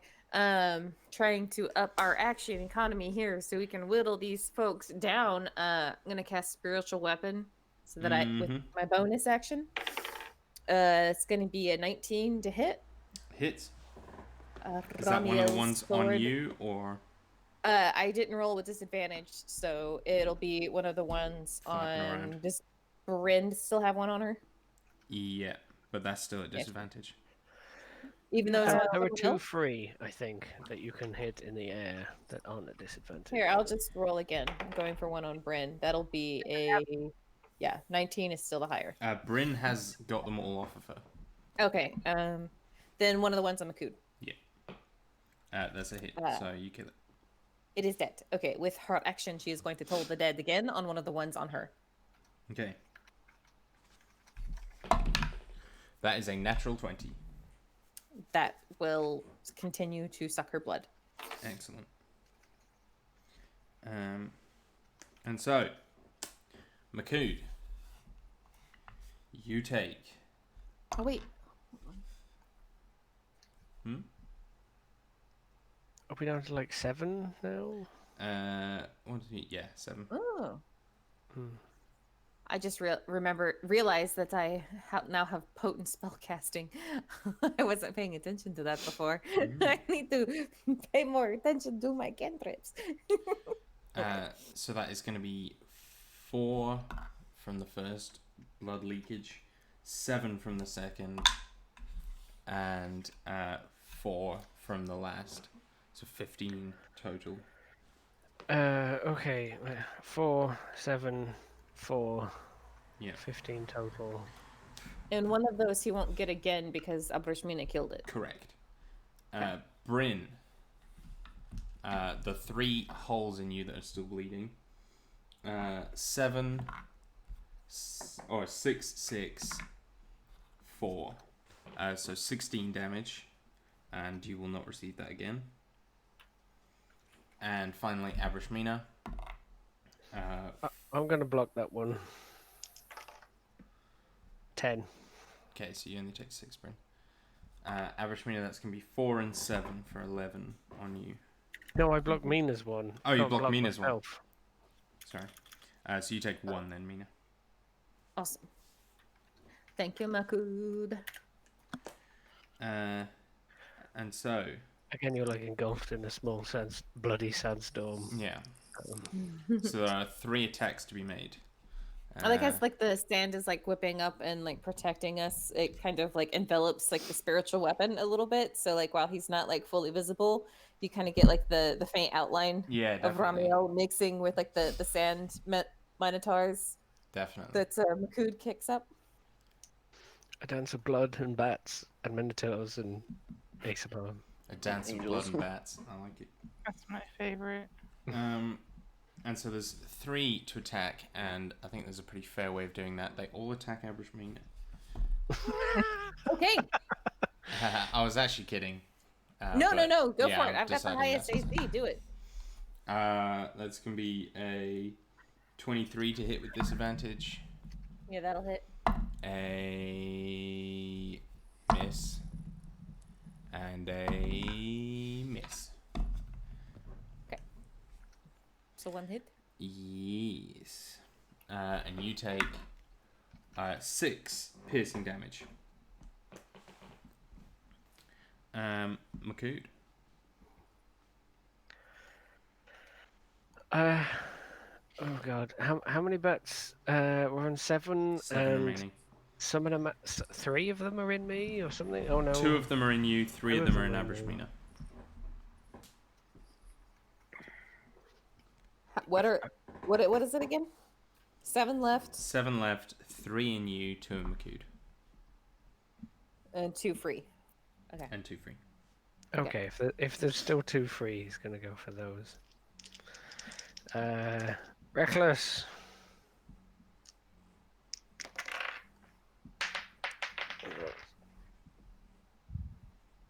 Both of those hit. They're like over 20. Yeah. As something dies, like he's about to swing to Mina, he's going to be reluctant to use a hammer that's about as big as Mina to hit Mina. To hit a bat off Mina. It is taller than Mina. Better aim real good. Yeah. He's gonna punch one. Yee. Effectively, like, tear it off her, I guess. He hits, does damage. It dies. And you could probably just like grab it and squish it. You know? Yeah, Well, probably. yeah, you can remove them from yourself as an action without rolling. Yeah, but that was one of my attacks. Yeah. I'm hashtag just saying. So that's like 8 damage from a punch, which Yeah. enough to knock a peasant out, I guess. That is enough. He to just actually like a heal huge someone. hand just grabs on and just goes. In case we ever need to punch a peasant, that's how much damage. You know? it takes. I'm just like when raging, he does quite a lot of damage unarmed, I suppose. Peter Piper punched a pickle peasant. Yeah. So Makud knocks the other 2 out the air and then just squishes one Yeah. from me, you know. And there's like another explosion of blood and bat bits. Declan, it's your go. There are 4 left, 3 of which are, or 2 of which are in Makud, 2 of which are in Abrashmina. I will. Abrashmina's been taking some damage, right? Yes. Yeah. Declan will come over and try to cut away the two of the guys that are on her. Disadvantage, yeah. With disadvantage? Correct. Okay. Then that is for the first attack, 19. Hits. You kill one. And the second attack is a 15. Hits. You kill the other one on Abrashmina. And Bryn. Just the ones on Mac, right? Just the Yep. ones on Matt. 2 of them. All right. I shall take some swings.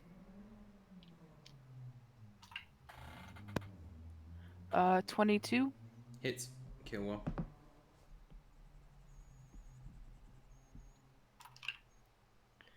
Uh, 19.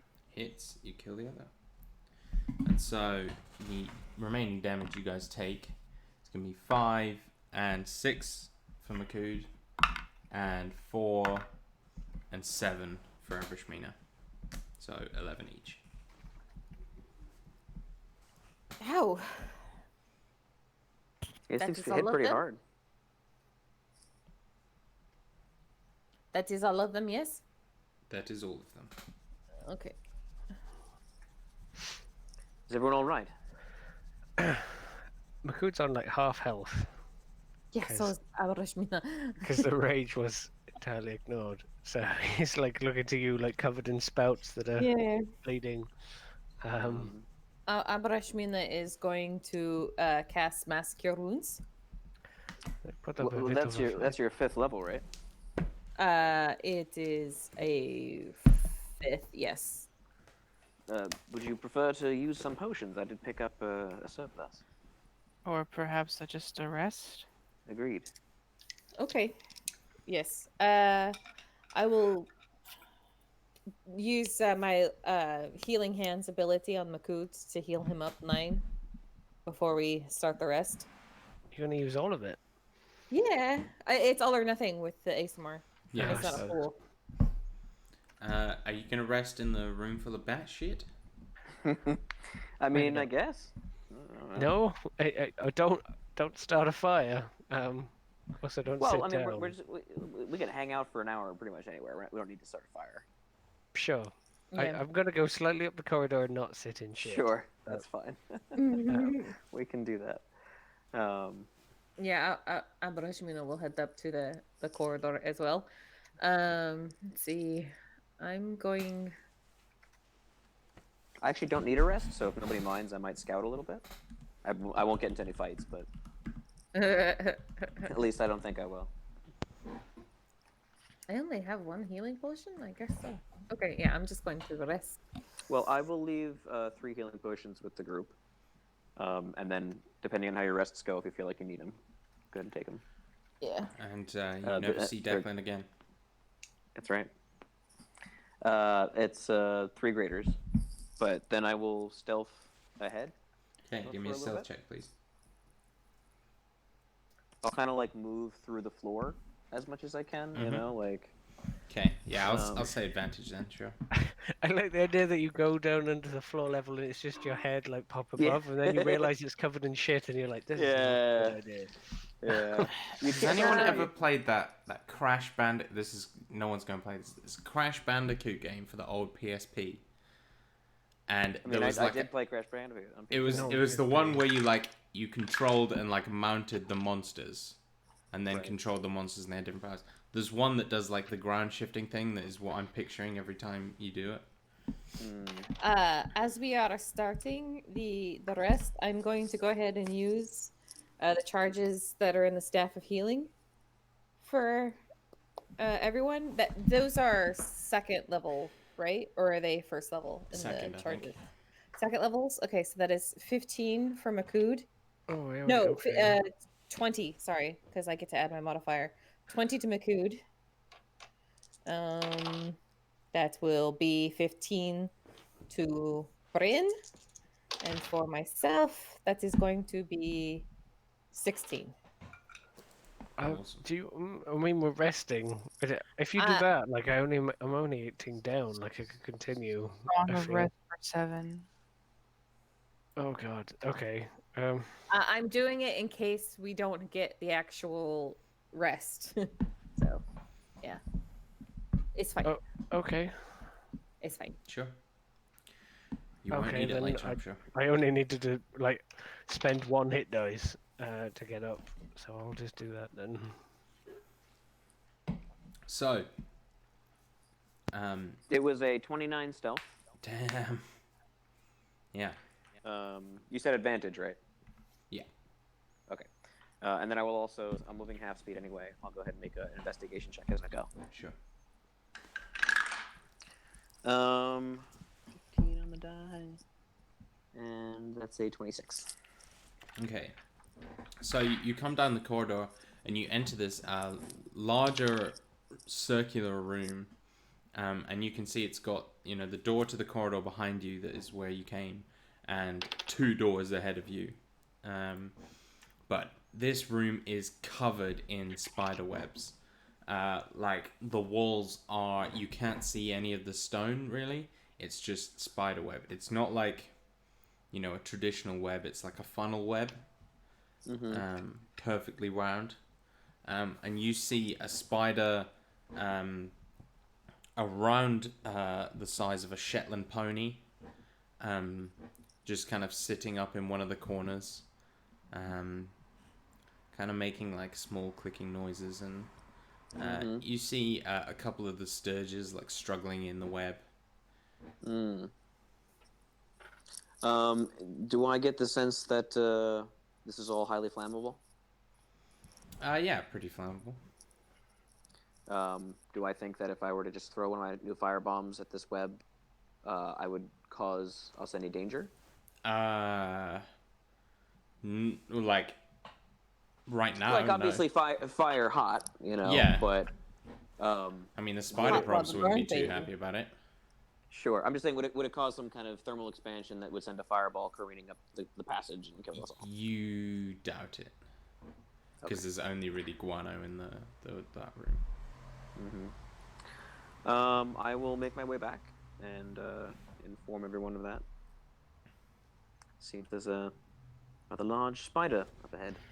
I think I could take it out without much fuss.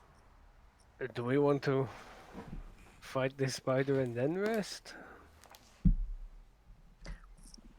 I think I could probably do away with it in a single shot, but best to be ready regardless, in case I'm wrong.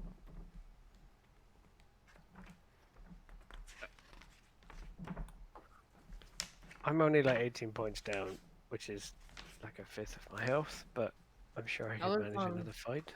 I was on 33 hit points. Same. Have you taken the rest yet, or no? Is that after your healing and stuff you gave and all the rest of it? No, after all, Well, we have to finish the short rest in order to get the healing from Bryn. So, Sure, if we finish the short rest, I'm completely fine. But after you healing me, like I'm only 18 hit points down, so like Makud could Yeah. go again is all I'm saying. Might I as would well be finish the rest. There's no limit to the Yeah. number of times you can take a rest. yeah. let's rest. The fight will still be there, Makud. But I want it now. Makud kind of snorts. He doesn't necessarily enjoy sitting several meters up from a shit pit, but I mean, Makud, welcome to adventuring. Makud, why don't you show me some of the rocks you found today? And Abrashmin is gonna try and distract you while we rest. okay. He will be thoroughly distracted showing you rocks. This one's Sure. probably a dragon egg. Six seasons later. I like this one. It is almost like opal. Look at it. It shimmers in the drift globe. It is very pretty, and Abrashmina will like make the drift glow bob so that we can like watch like the milky swirls in the stone. And then he is healed without even knowing it. It's like a kid going to a pediatrician and they do the bait and switch before giving him an injection or something. They give him a sucker, get a like, shot. "Ooh, here you go, jab." I gotta step away real quick. My dog needs to tinkle. Okay. Do I want to take a quick 5 there? Can do. Sure. Can do, yeah. Yeah. Okay. Hey, I'll be right back.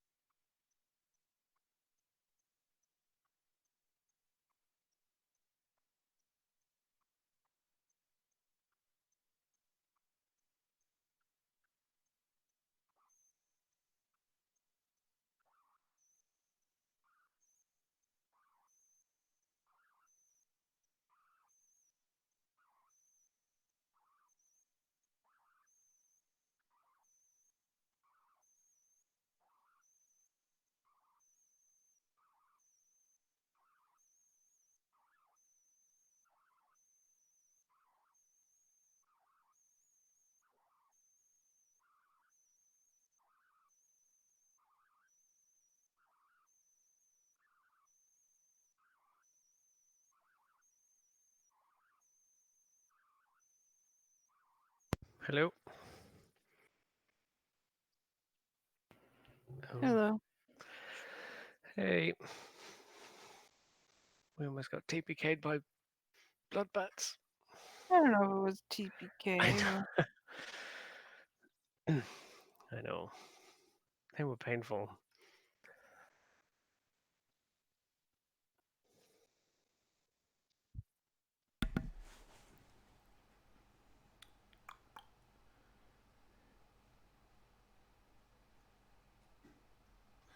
I would also like to say, I've decided that all the ones that miss Makud tried to attack the beetle, but missed.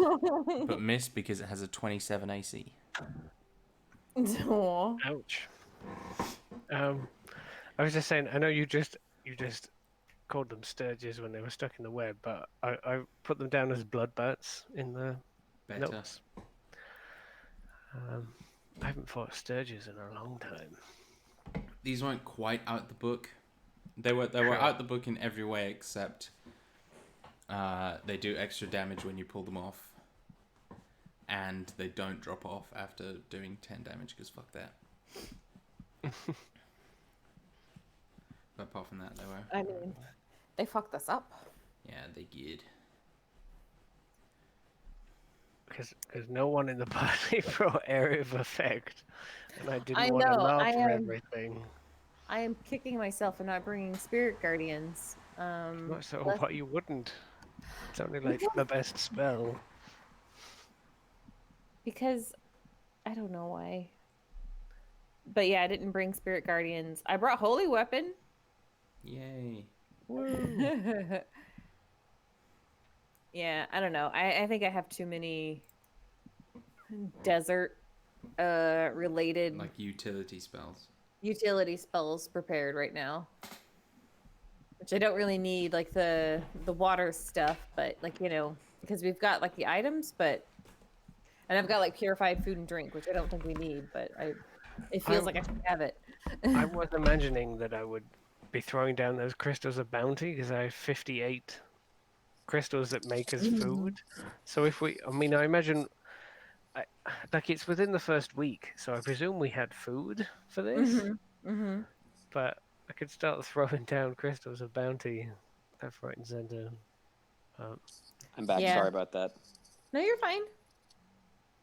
And then I Little did took a turn. I did freedom of movement because I don't know. I was worried about worms entangling people. So I mean, that one. It's a good I spell to def- have prepared. but I definitely need to include spirit guardians. Or, It's no, like the cleric's version of Fireball. It is yeah, hella strong. yeah. I could have gotten all of them baits. It won't. And probably all your friends. I mean, that's not how that spell works. No, but I know, okay. I know. So, you finish. In that way, it is not like Fireball. You finish your rest, and are free to move. Brushmina will extinguish the drift globe as we approach the chamber with the spider. So I might actually tell everyone to hold back, maybe like 30 feet. I'd like to try and target the spider and the web with the fire. So you bomb. see, like the doorway to this room is like completely obscured by a solid wall of web. Oh, since I was last here. No, Oh, it's How did he like get it's like around. It's around all of the wall. was I able to get past it? With your like, I imagine you were rock sliding. Yeah. Okay. All right. Well, either way, I could go through, do that, and pop right back. Guidance. Good luck. I mean, any light would be good because I need to see things to hit them. But If the fight comes to us, there will be fire from the flames, and if it comes to us, I can bring light for you, Makut. And she's kind of like standing next to you in the dark so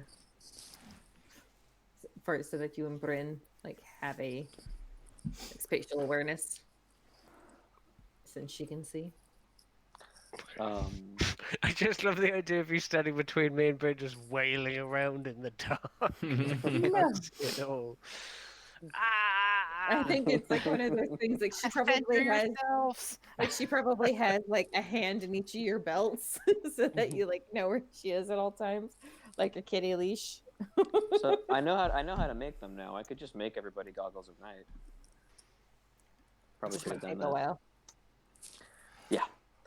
Anyway, I am going to stealth into the room and then see if I can get a bomb off at the. You said it's a deck save, right? Not an attack roll. Yeah, deck save. I'll need another stealth check, please. You betcha. You are Natural 20. guided. You don't need it. I mean, I'll take it just in case they also roll a natural 20. Rolled a 4 on that, so I'm fucking killing it right now. That's a 24 plus 12 is a 36. Damn. Yeah. You're invisible. I whip the firebomb directly at the Okay. Deck At the save. spider. Does it have disadvantage because it doesn't see it coming? I mean, I'll say sure. Haha. You are a generous god. Okay. That is going to be a 17. That would be a success. Yes, so it takes half. Curses, yes, but the webs will catch. And, Yeah. Once that happens, I'll just pop right back through the wall with whatever movement I have, and move back towards the group Sure. and draw my swords. Yeah, so you hurl this thing and there's like a and just the webs are like going up instantly, just like slowly falling to the ground. As soon as it hits the spider like lets out a kind of shriek and disappears. Oh, okay, sweet. Well, I know what that is, but Declan probably doesn't, huh? Mm-hmm. I will phase back through the wall, and say, the spider went invisible. Not sure what that means. And then I'm going to use my bonus action to hide if there's any place I can get cover. Do Yeah, sure. I know what it means. Makud would have the best chance of knowing. But you can also roll Abrashmina. Oh, that is a natural 20 for Abrashmina. Which is a total Plus. What kind of check am I making? of nature. 21. Oh, it's nature? I might know what that is. I don't. Makud, you can have Even advantage. my advantage, having advantage, his best was 4 because I rolled a 6 with advantage. Minus 2. So Abrashmina, you would know this is a spider that can walk the plains. Okay. It is a spider that can walk the plains. You also know they're usually semi-sentient. Like, you know, you can't have a conversation with one, but they're a bit smarter than just a normal spider. Like Very dangerous. got the intelligence of like a toddler or a baby. A bit like Prince Spider back home. A bit, I think. That's a bit smarter than that, but yeah. Bit smarter? Okay. You leave Seamus out of this. May I turn up the light a bit and ready a spell for when the spider is visible once more? You may. That is what I am doing. Okay. I'd like to ready a spell as well for when the spider is visible. Okay. The webs burn away and you can enter this room and there's nothing in here except charred corpses of sturges and or blood bats and a little bit of burning web, some terrible smells, and the 2 doors leading out. And yep, you don't see the spider.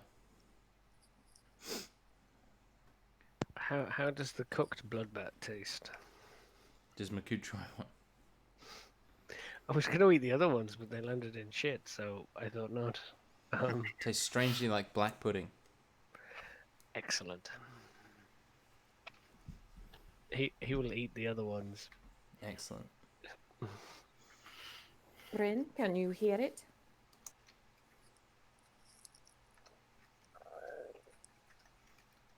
Is Bryn looking? I think you're actually asking me to try to detect thoughts. Because it can let you sense the thoughts of invisible things, but it's probably on another plane, but it might. Yeah. Bryn or Nabrashmina is asking if you can hear it. So Hear Do it I thought. hear it? Yeah. you reach out with your thoughts, Bryn, and you do sense it. You basically just sense like hungry, scared, fire, hungry, scared, fire, hungry, scared, fire, hungry, scared, fire. Can I pinpoint it enough to where I think I can get a spell, say a 20-foot cube? I don't think you know where it is. So detect thought, that is what it actually lets you do, I think. Or no, maybe it's just the presence of invisible things. Let me see.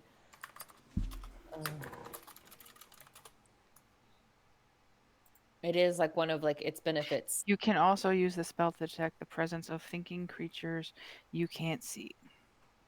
Right, but whether or not it gives you their exact location is not clear, I guess. Once you detect the presence of a creature, this way you can read its thoughts, blah, blah, blah, blah, even if you can't see it, but it must still be enraged. Yeah, so I guess it doesn't give you the exact location, I suppose. I guess it's kind of up to Rob then. Yeah. And he already said, so. Okay. So shut my mouth. Well, it was a try. But you can say it's in this room.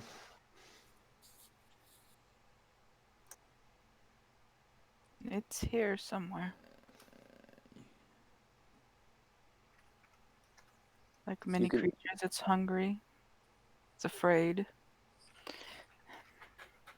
And you can sense it. Sorry. Yeah. You can sense it from another plane. You don't know exactly where it is. I don't know exactly where it is, but It's definitely on this plane. it's definitely in this room somewhere. Plane. Plane, room, area. It has to be within his room if it's only.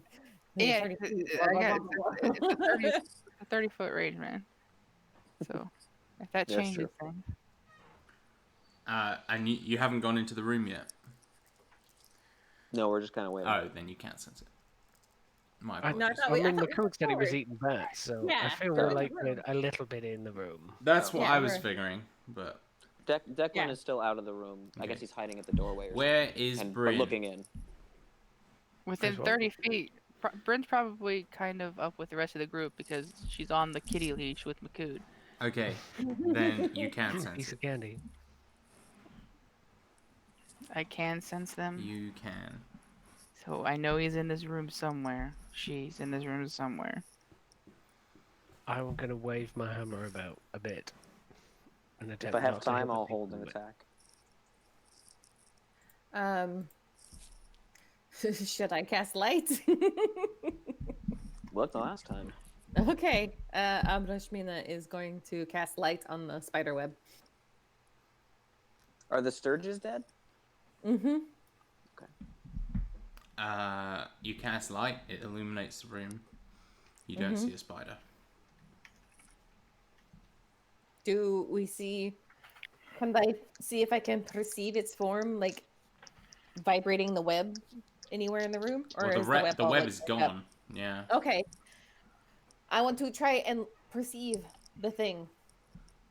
Okay. If it is invisible, I still want to try and see if I can figure go out for where it. it is.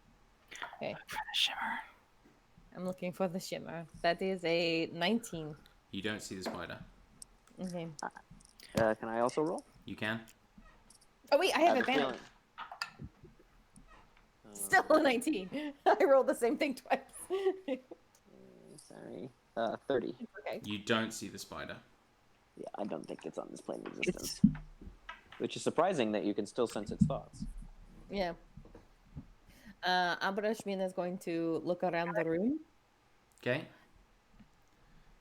You do not find really anything around this room other than burnt spider webs and blood-bat corpses.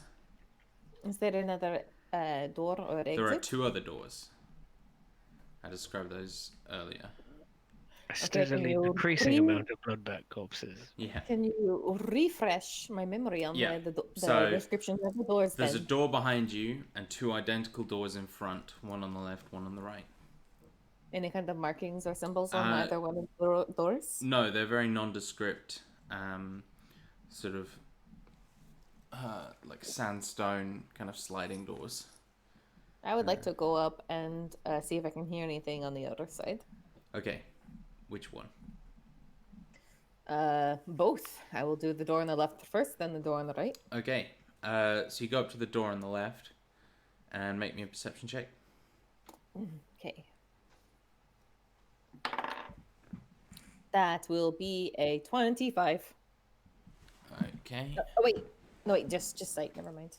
Is it hearing? I'm hearing, so yeah. 25. So you hear very faint clicking on the other side of that door. Like spider clicking? Maybe. Okay, and I'm going to go listen at the other door. Make me a perception check. Door 2. That will be a 28. You do not hear anything on the other side of that door. Abarashmin is going to point to the door on the left and say, I hear something behind this one. She'll say very quietly. Makood's still like walking cautiously around the room, waving his hammer like above his head.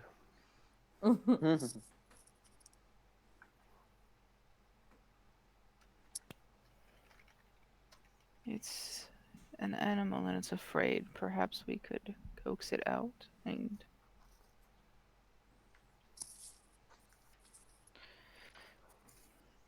I don't know. Do you know any spider mating cries? Do you? I don't Possibly. think spiders make cries. You think it's Do on the they- other side of the door? Do the spiders scream in the lament? I have not met a spider that makes any kind of noise.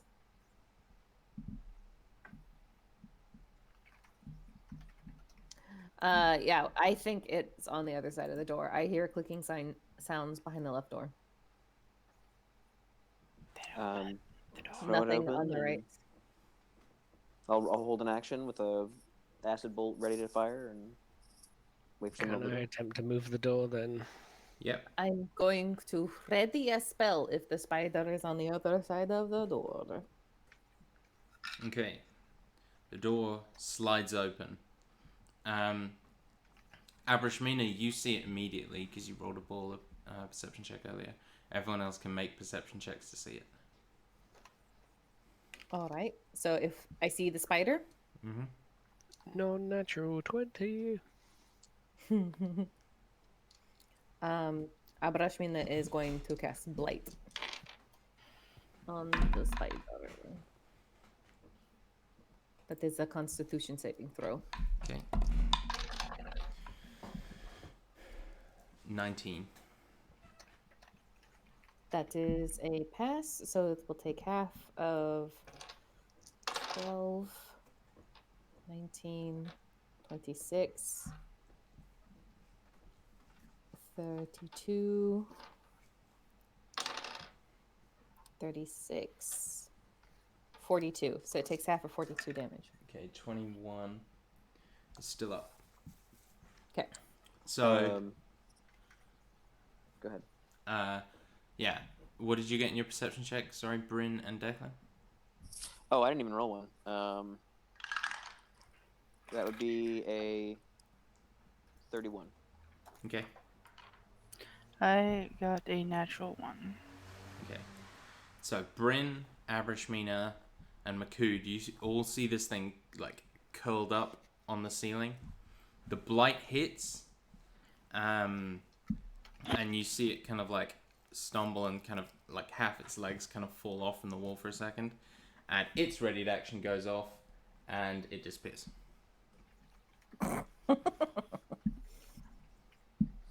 Damn it. All right, chase the face spider, I guess. Yeah. It's like a whack-a-mole game. Are there more webs? Are there more doors? You Yes, see no what more is in this webs room? and a very dark corridor beyond. Very dark corridor beyond. Opening up the door to the room on the right, does it have anything, or is it another corridor? It is also another corridor. What was that? Did I perceive anything with my 31 perception? You saw the spider. Spider. Before it okay. went. I see. But I had my readied action. Could I have taken a shot at it? It had a readied action to disappear when it took damage, and Abrishmina was the first to do damage, so it disappeared after that. Okay. Well, let's keep hunting this thing. Okay. So are you following it down? Are you going down that corridor? Presumably following it. Yeah. Presumably. Okay. Give a listen. Both corridors. Moving at half speed. That's actually Not bad so- rolls. Not so good. Not so good with my perception this time. That is a 11 and a 14 to see which corridor to go down. Assuming I'm hearing nothing on either one. Yeah, you're hearing Rolled it. nothing. I rolled a 19. Yeah, Declan, you're hearing nothing either, actually. Okay. Left or right is the option, right? Yeah, let's go left. That Always is the go left. Yeah. Okay. So you head down the left corridor, and you begin to get a familiar smell of guano. Think we might be seeing more of our winged friends if we go down this path.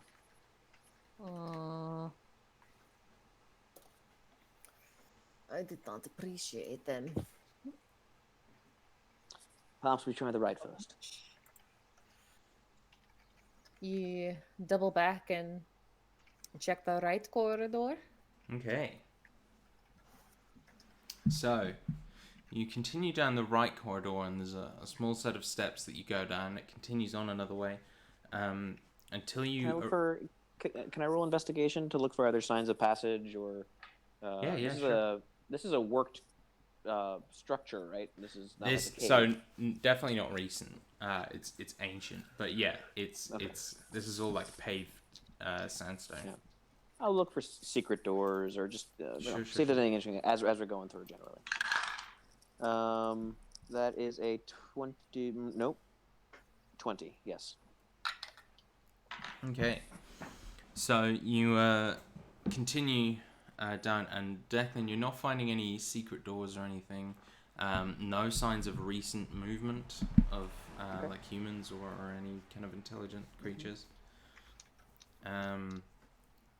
And you finally kind of come out into this very kind of large open room, which has like lots of more of these kind of hieroglyphics carved all the way around the circular walls.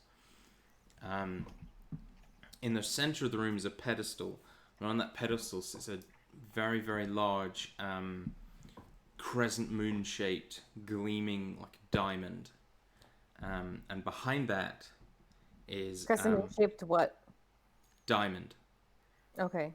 And behind that is a sarcophagus standing upright. With the image of a man with a human body, his hands crossed over his chest, and the head of a crocodile. Also hanging Do I recognize any of the culture? Stuff, cultural references? make me a history check. Anyone can that wants to. Abrashmina will. It's going to be a 17. That will be a 14. Do I have advantage for being a Shari or no? No, I don't. No. This is desert stuff. I am not a Medigen.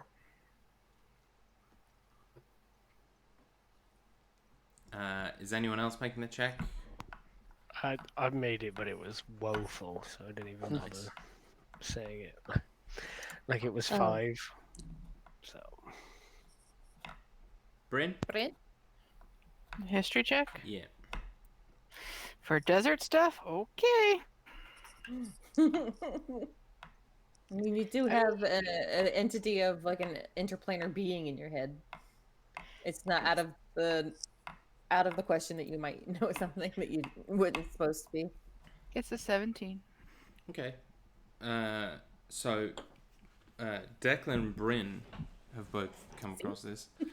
Bryn, while you were like researching for stuff on Shay and whatnot, you came across some of this stuff. This is like part of the pre-Elven culture that inhabited this place. Like very superstitious, religious, blood rituals, all that sort of thing, and they used to immortalize their dead in this way. Also hanging from the pedestal, just to say, is a chain with a crescent moon shaped pendant that hangs from it. Yeah, sorry, you go. No, finish describing. Yeah, that's all it really was. Okay, Abrashmina is going to pull out the Wand of Magic Detection. Okay. Or Wand of Detect Magic, and she's going to activate it. The gem, or the pendant, sorry, is hella magical. But there is nothing else magical in this room. Not the pendant, not the sarcophagus. The pendant is magical, not the gem. Sorry. Could I do an investigation of the room? Well, first of all, perception check to see if there's anything lurking in the shadows. Wait, Sure. what did you say? The pendant is magical? The pendant is magical Yes. and nothing Hella else is. magical. Okay. Hella magical. The other But things not are the not. gem. Okay. No. What kind of magic is it putting off? Yeah. It's putting off. This is. It's not really any kind of magic, if I'm honest. It's general magic. It doesn't fit into any of the categories. Okay. So I'd like to do a perception check just to see if there's anything hiding in the room. Faux show. Same. It's going to be a 25. Okay. Will be a 23. Okay. You guys see nothing hiding within the room. And then I'm going to... I'll ask Mina, where does the magical aura begin? At what range? She can detect magic at 30 feet with the object, and she'll point to the pendant that is hanging from the chain. So not the gem on the pedestal, but the pendant that's hanging from a chain above the pedestal. The pendant. Okay. I am also going to use Eyes of the Grave once again. Well, I suppose if it's in the sarcophagus, it would be behind total cover, so never mind, she won't do that. But the aura from the gem does not exceed beyond the thing itself. It's just the pendant. Just the pendant. I have move said it like closer. 6 times now. No, I understand. I'm just if there was like if I was gonna step into something. Yeah, no. There is nothing magical in this room other than the necklace. All right. I'm going to do an investigation check as I move toward it. Natural 20. There are no traps or anything that you can really detect. Abrashmina is going to move a little bit further into the room. How big was the room? It's quite big. It's about 50 feet by 50 feet, but it's circular. Okay. So whenever she gets closer to the sarcophagus, she's going to use the detect magic thing again to I suppose it lasts for a minute. So yeah, she's gonna walk forward to see if it is magical as well. There is nothing else magical in this room. Okay. Well, I'm making sure because I wasn't in range That's before. fair enough. That's fair enough. Just the pendant. Just the goddamn pendant. Do you know what? The pendant's got bored. It's not magical anymore. Rob, what I really want to know is, can I attack the gazebo? I'm going to. You're pick saying up it's a pendant. warehouse, so it's a lycanthrope? Just the pendant. I'm having flashbacks to when Rose got her shield. Just the goddamn pendant. the one I had to pry off the wall. Yep. Pure stubbornness. Just taking lightning damage. I was like, just so we can give Rose Absolute power. It will be mine. It will be mine. I So didn't even use shields.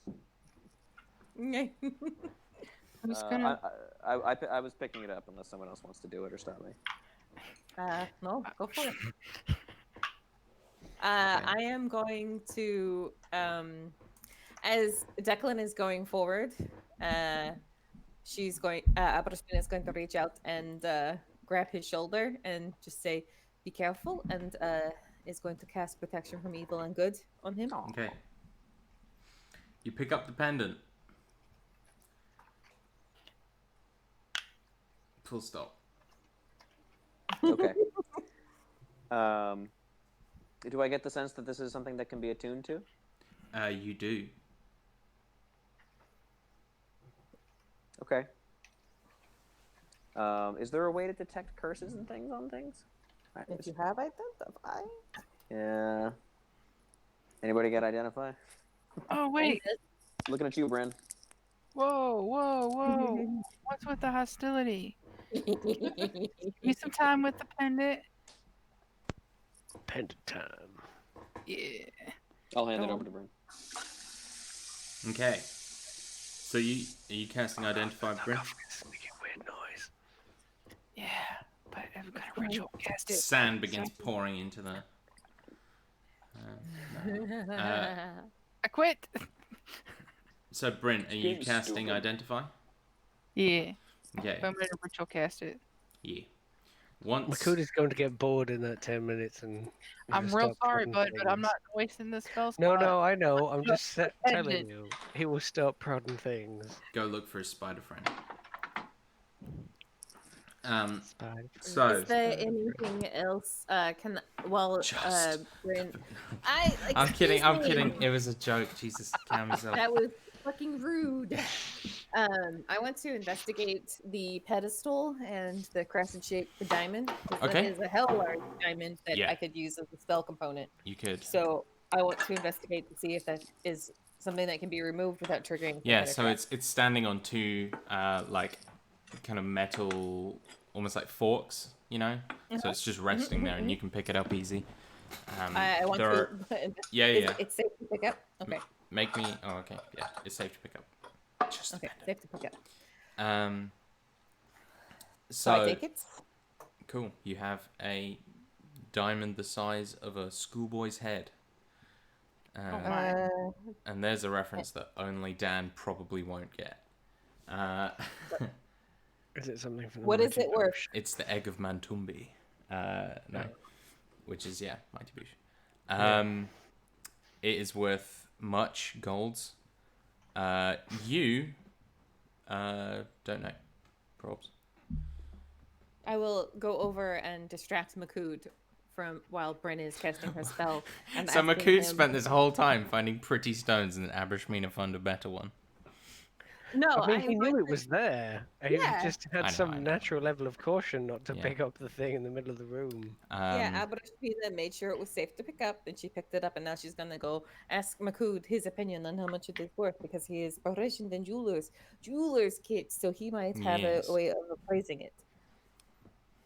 Does Makud have a way of appraising the value of an object? Makud can make a roll with his jewelers. I will attempt to.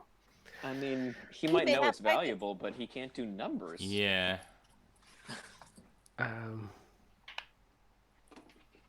He was there whenever she got when she purchased the other diamonds. Yeah. Yeah, I but don't he know. just told you which ones were nice. I don't know. I rolled. I got a 17 with proficiency. I don't know if there's a stat attributed to that. I think jewelers is. I think it's probably Dex. Probably but wisdom or this- intelligence. Yeah, this I would mean, for appraising, probably yeah, for his wisdom. intelligence. But yeah, Maku, do you think it is worth a vast amount of money and could easily buy the Mirage many times over? Wow. Okay. And what do we know the Mirage to be worth? Well, we bought it for like nothing. What it is worth is another question. Whatever we can sell it for.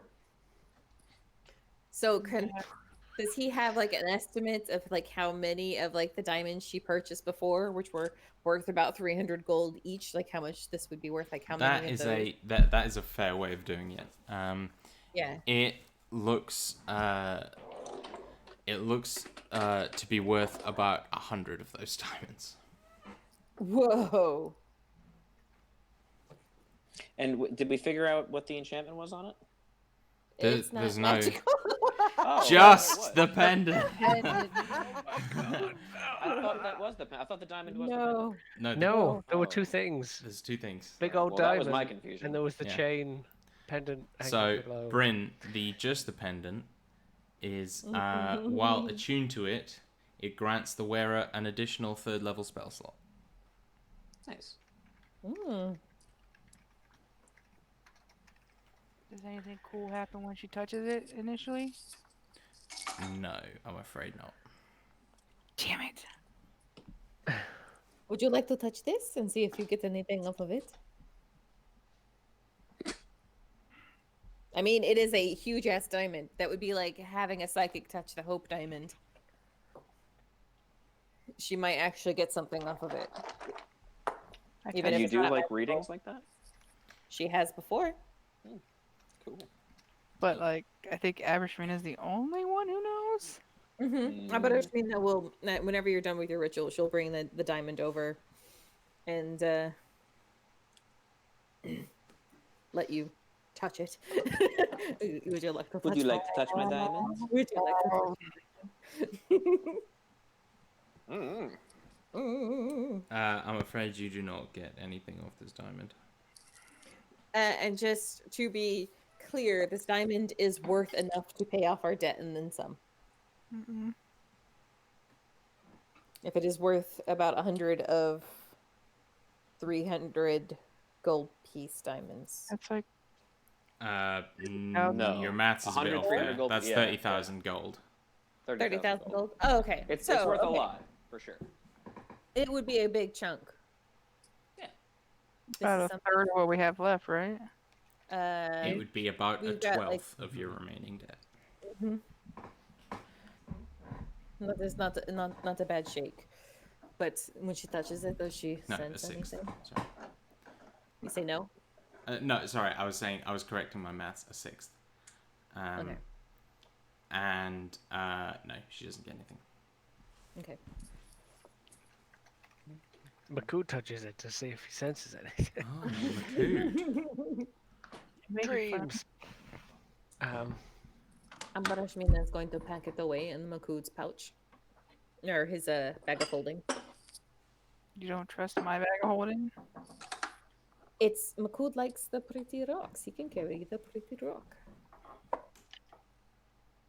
To be fair, it nothing would to be do. quite the fool who steals from Makud. That is that, yes. Oh, like I wouldn't murder anyone who stole from me.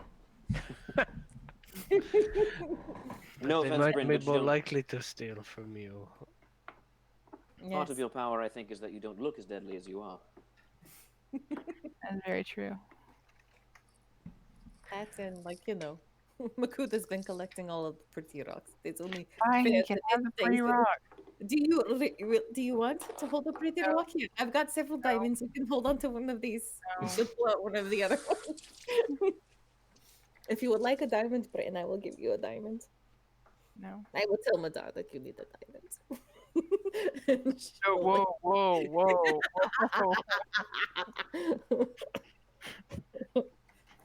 Brian is all like, you meddle with me, I'll meddle with you. Alright. Anyway, Are we gonna kick open this? Are we just gonna leave? Sarcophagus. Isn't Like- it like totally against your religion to open sarcophagus and stuff? Me? No, Mina. like Abarashmina is like death in Ashar is very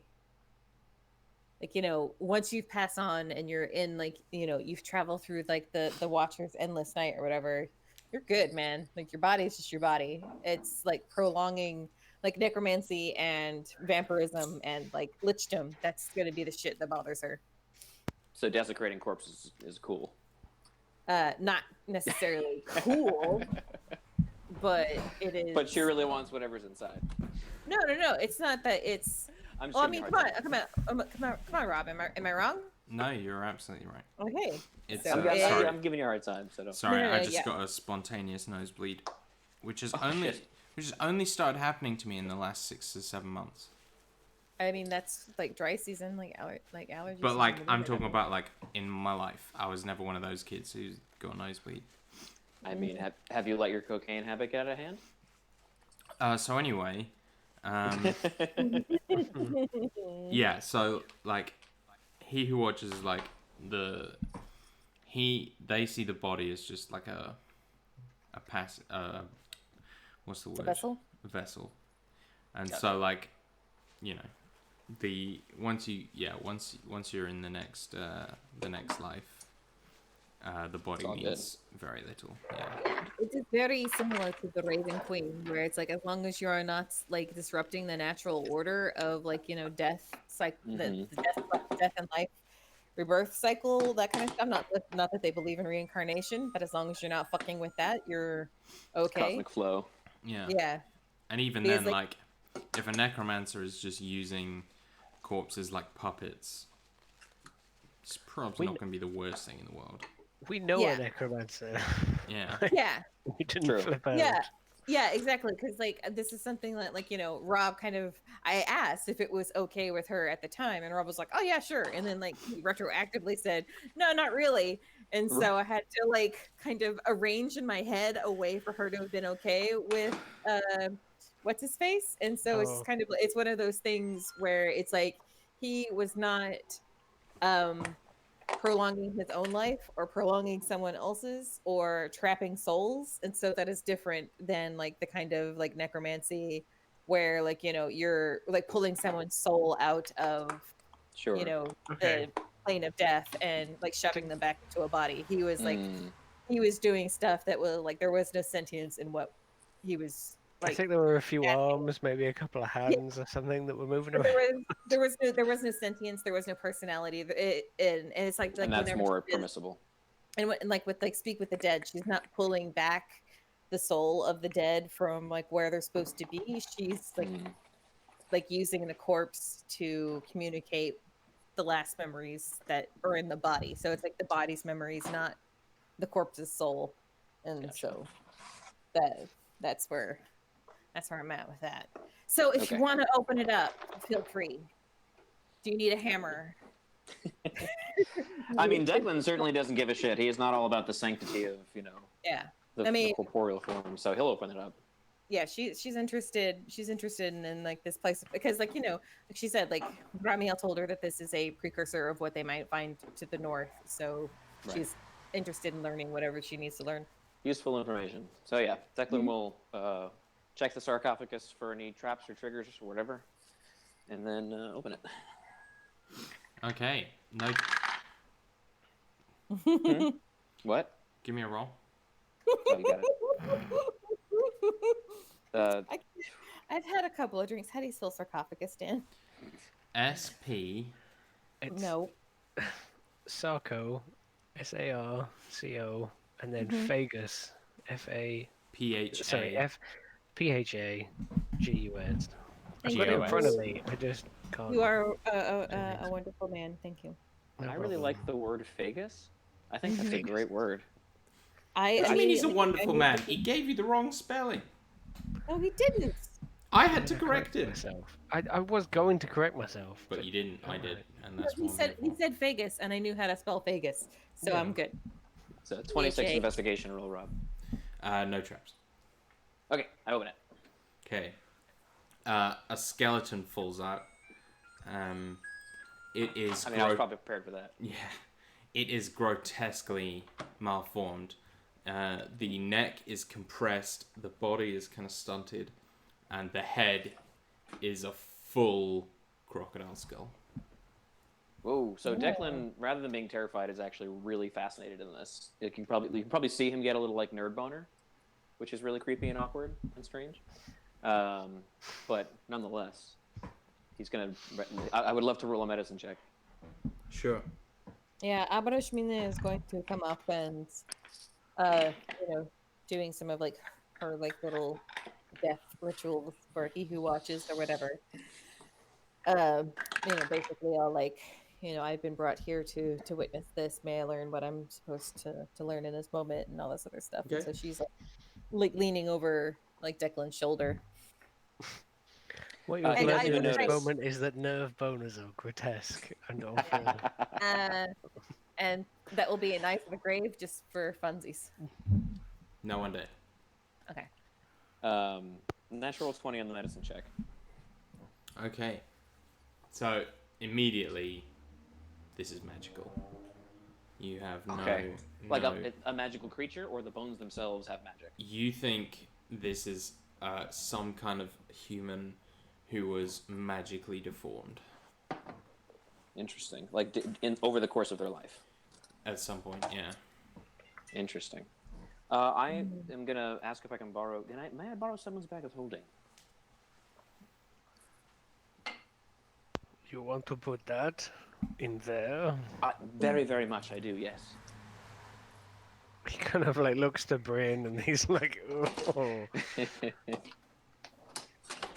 And it's again is something I would be that's willing to buy the bag from whoever is the current owner, if that would bring help. Sorry, I cut you off.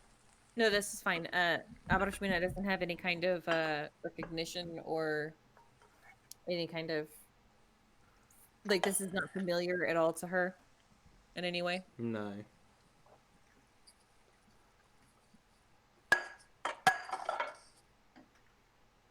Jade, you there? Yeah. You're just staying quiet.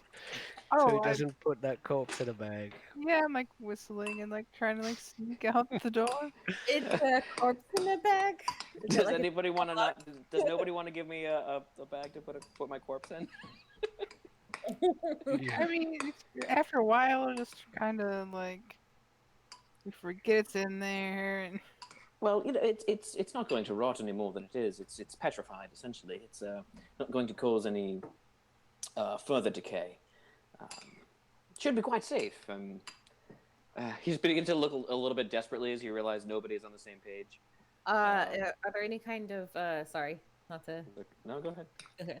Any kind of magical items or artifacts on this creature? You said like the creature itself had been magically altered, but it doesn't have anything No. else on it. No. It's a totally normal crocodile-headed man. Why would someone do this? That's what I would love to find out. Why wouldn't someone do this? It seems likely that, for religious purposes, perhaps there may have been power associated with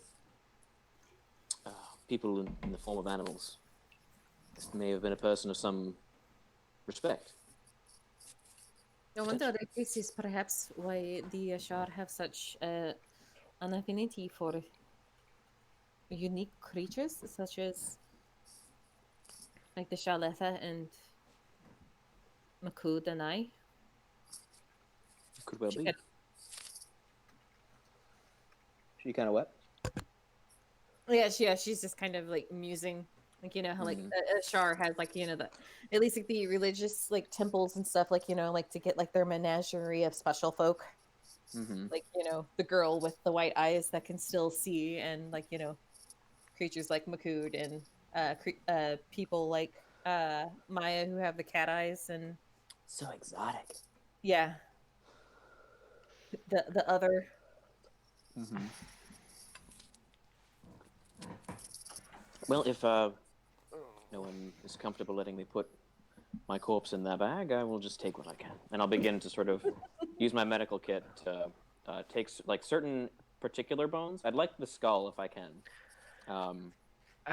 Makota's gonna like, look at you. I really didn't necessarily want him to do that because I think he thinks this is bad juju. But I also want you to have your fun in D&D with the corpse of a crocodile child. Well, I mean, if Makud would think that what no, Declan's he doing likes is you awful. enough. And if Bryn isn't gonna offer, like he is gonna like look at you and then grab the corpse and just shove it in the bag and then walk off. And so a few fingers fall off and he just stuffs them in afterwards. Makud, are you all right? This is strange to me. We let our dead go free. We don't trap them in boxes. They don't last. Life doesn't last. The death doesn't last. Would you prefer that I not take it? It would be all right if that's what you would like to tell me. He's like a little distance now, like back towards the door. There's no other way out of this, and he's like, "You're all strange folk. You take things that I would not take. This is just one of many. All If right. it helps you." It may. Thank you. And there's kind of like a little grit in his teeth, Mhm. like, Icky. Ew, it's gross and grody. It's not. It's not that it's physically icky. It's more that it's spiritually icky. Yeah, no. No, I Um, totally get it. I get it. But but Makud likes Declan too much to tell him no. All right. May I check the sarcophagus for the false bottom or secret panels or anything? Investigation check. Right. That will be a 15. No false bottoms or hidden panels. It's not richly decorated in any way, is No. it? Hmm. Okay. Very well. And so what are you Declan's guys? way more excited about the weird fucking crocodile corpse than he is about that diamond. Just a fully grown man with the head of a crocodile. He's all mine now. Oh God. Yeah. So you guys head back down the corridor. Are you gonna go down the other passage? Yeah. I Yeah. would think so. Yeah. Okay. You see the spiders at the door peeking up at you, and then as soon as it sees you, it's gonna scamper away down the corridor. Doesn't attack us? No. Can we try to get a shot off at it? You can try. You are gonna Okay. have disadvantage though, because it's hiding behind the door. Okay. Oh, natural one. But Ashmina's going to let it go this time. Ow. Spider boy. It hasn't attacked us. That's true. All right. As you travel down this corridor, you begin to smell guano again. How far away from the room? From the room you're coming The from. room, the guano room. Oh, quite far. Like another 150 feet. We could start this time by launching a fireball inside. I'll look at Bryn.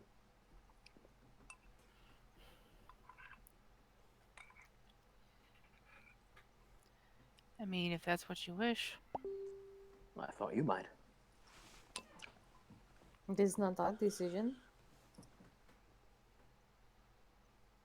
I mean, if we wish to go further, then we'll have to do something about this, correct? Quite. The easiest way is a fireball. Hmm? She'll take a bead off of her necklace and flick it into the room. So as you get close to the room, you do see daylight. It appears to be coming down from the ceiling. Just FYI. You flick your Let me bead go ahead and into hold on. the... Can I interrupt you may. before it's flicked? Yeah. Pre-flicking. Allow me to go ahead and look first. Make sure there's no one we don't want to incinerate in there. So I'll stealth down. Okay. That's going to be a 29. Yeah, easy. And then a perception check just to check the room once I'm near. You won't need a perception check for this one. Oh, okay. It's a relatively small room. There are way more of these things in there. Yeah. There's also a kind of crack in the ceiling that opens out a little ways. That's probably how they get in and out.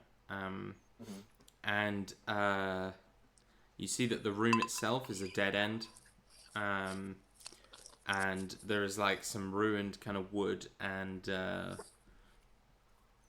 like kind of papyrus, but that it's all faded and ruined completely. You see the spider cowering in a corner, all like curled up on poor itself. buddy. And you see, just if you had to count them, about 50 of these things in here. Yeah, I'll go back and just give Bryn a nod as I walk past. You're not gonna try rescue the papyrus then? I mean, it's faded and destroyed. Yeah. There's nothing readable on there. Okay. I mean, we're all right. I mean, that's what mending is for. But okay. I suppose mending would restore. Yeah, it won't restore faded Not ink. faded stuff. Okay. Fire it up. Fire it All right, up. so Fire it up. you're gonna throw this fireball. Even if they succeed the save, they're gonna die. So with the guana, there's just this like cylinder of fire that just bursts out the ceiling, and everything in that room is incinerated. Is the spider okay? It is not. It dies. Well, Joe.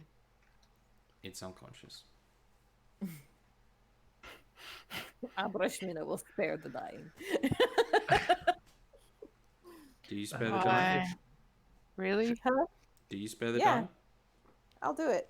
Okay. Has it not been killed by the Wait, first why? amount of damage? Well, No, Rob it, said it was that won't. unconscious. A fireball couldn't kill it outright. Rob said it was unconscious. Abrashmina will spare the dying. Okay. Why? Because it didn't attack us, and I feel bad for blighting it now. It would. I mean, it's almost lost certainly several leave us. legs and it's severely burnt, but okay. It wakes up, kind of like immediately shuffles back away from you, and then like tries to kind of climb the wall. Has a little difficulty, but is basically just trying to escape again. Declan looks back at Abershmina very quizzically. And once it gets to the wall, it disappears again. And this is a dead end room, right? Yeah. Abrashmina will say it's made its choice. It never raised arms against us. And she's gonna do a search around the room. Okay. I Investigation. will as check. well. Perception? Investigation. Investigation. Okay. Oh! Oh my! 24! It's Abrashmina's best investigation check ever. 29. Neither of you find anything of value in here. Damn it! Okay. Where did my pencil? There's my pencil. And so you've exhausted the lunar tomb, and I think that's where we'll end for tonight.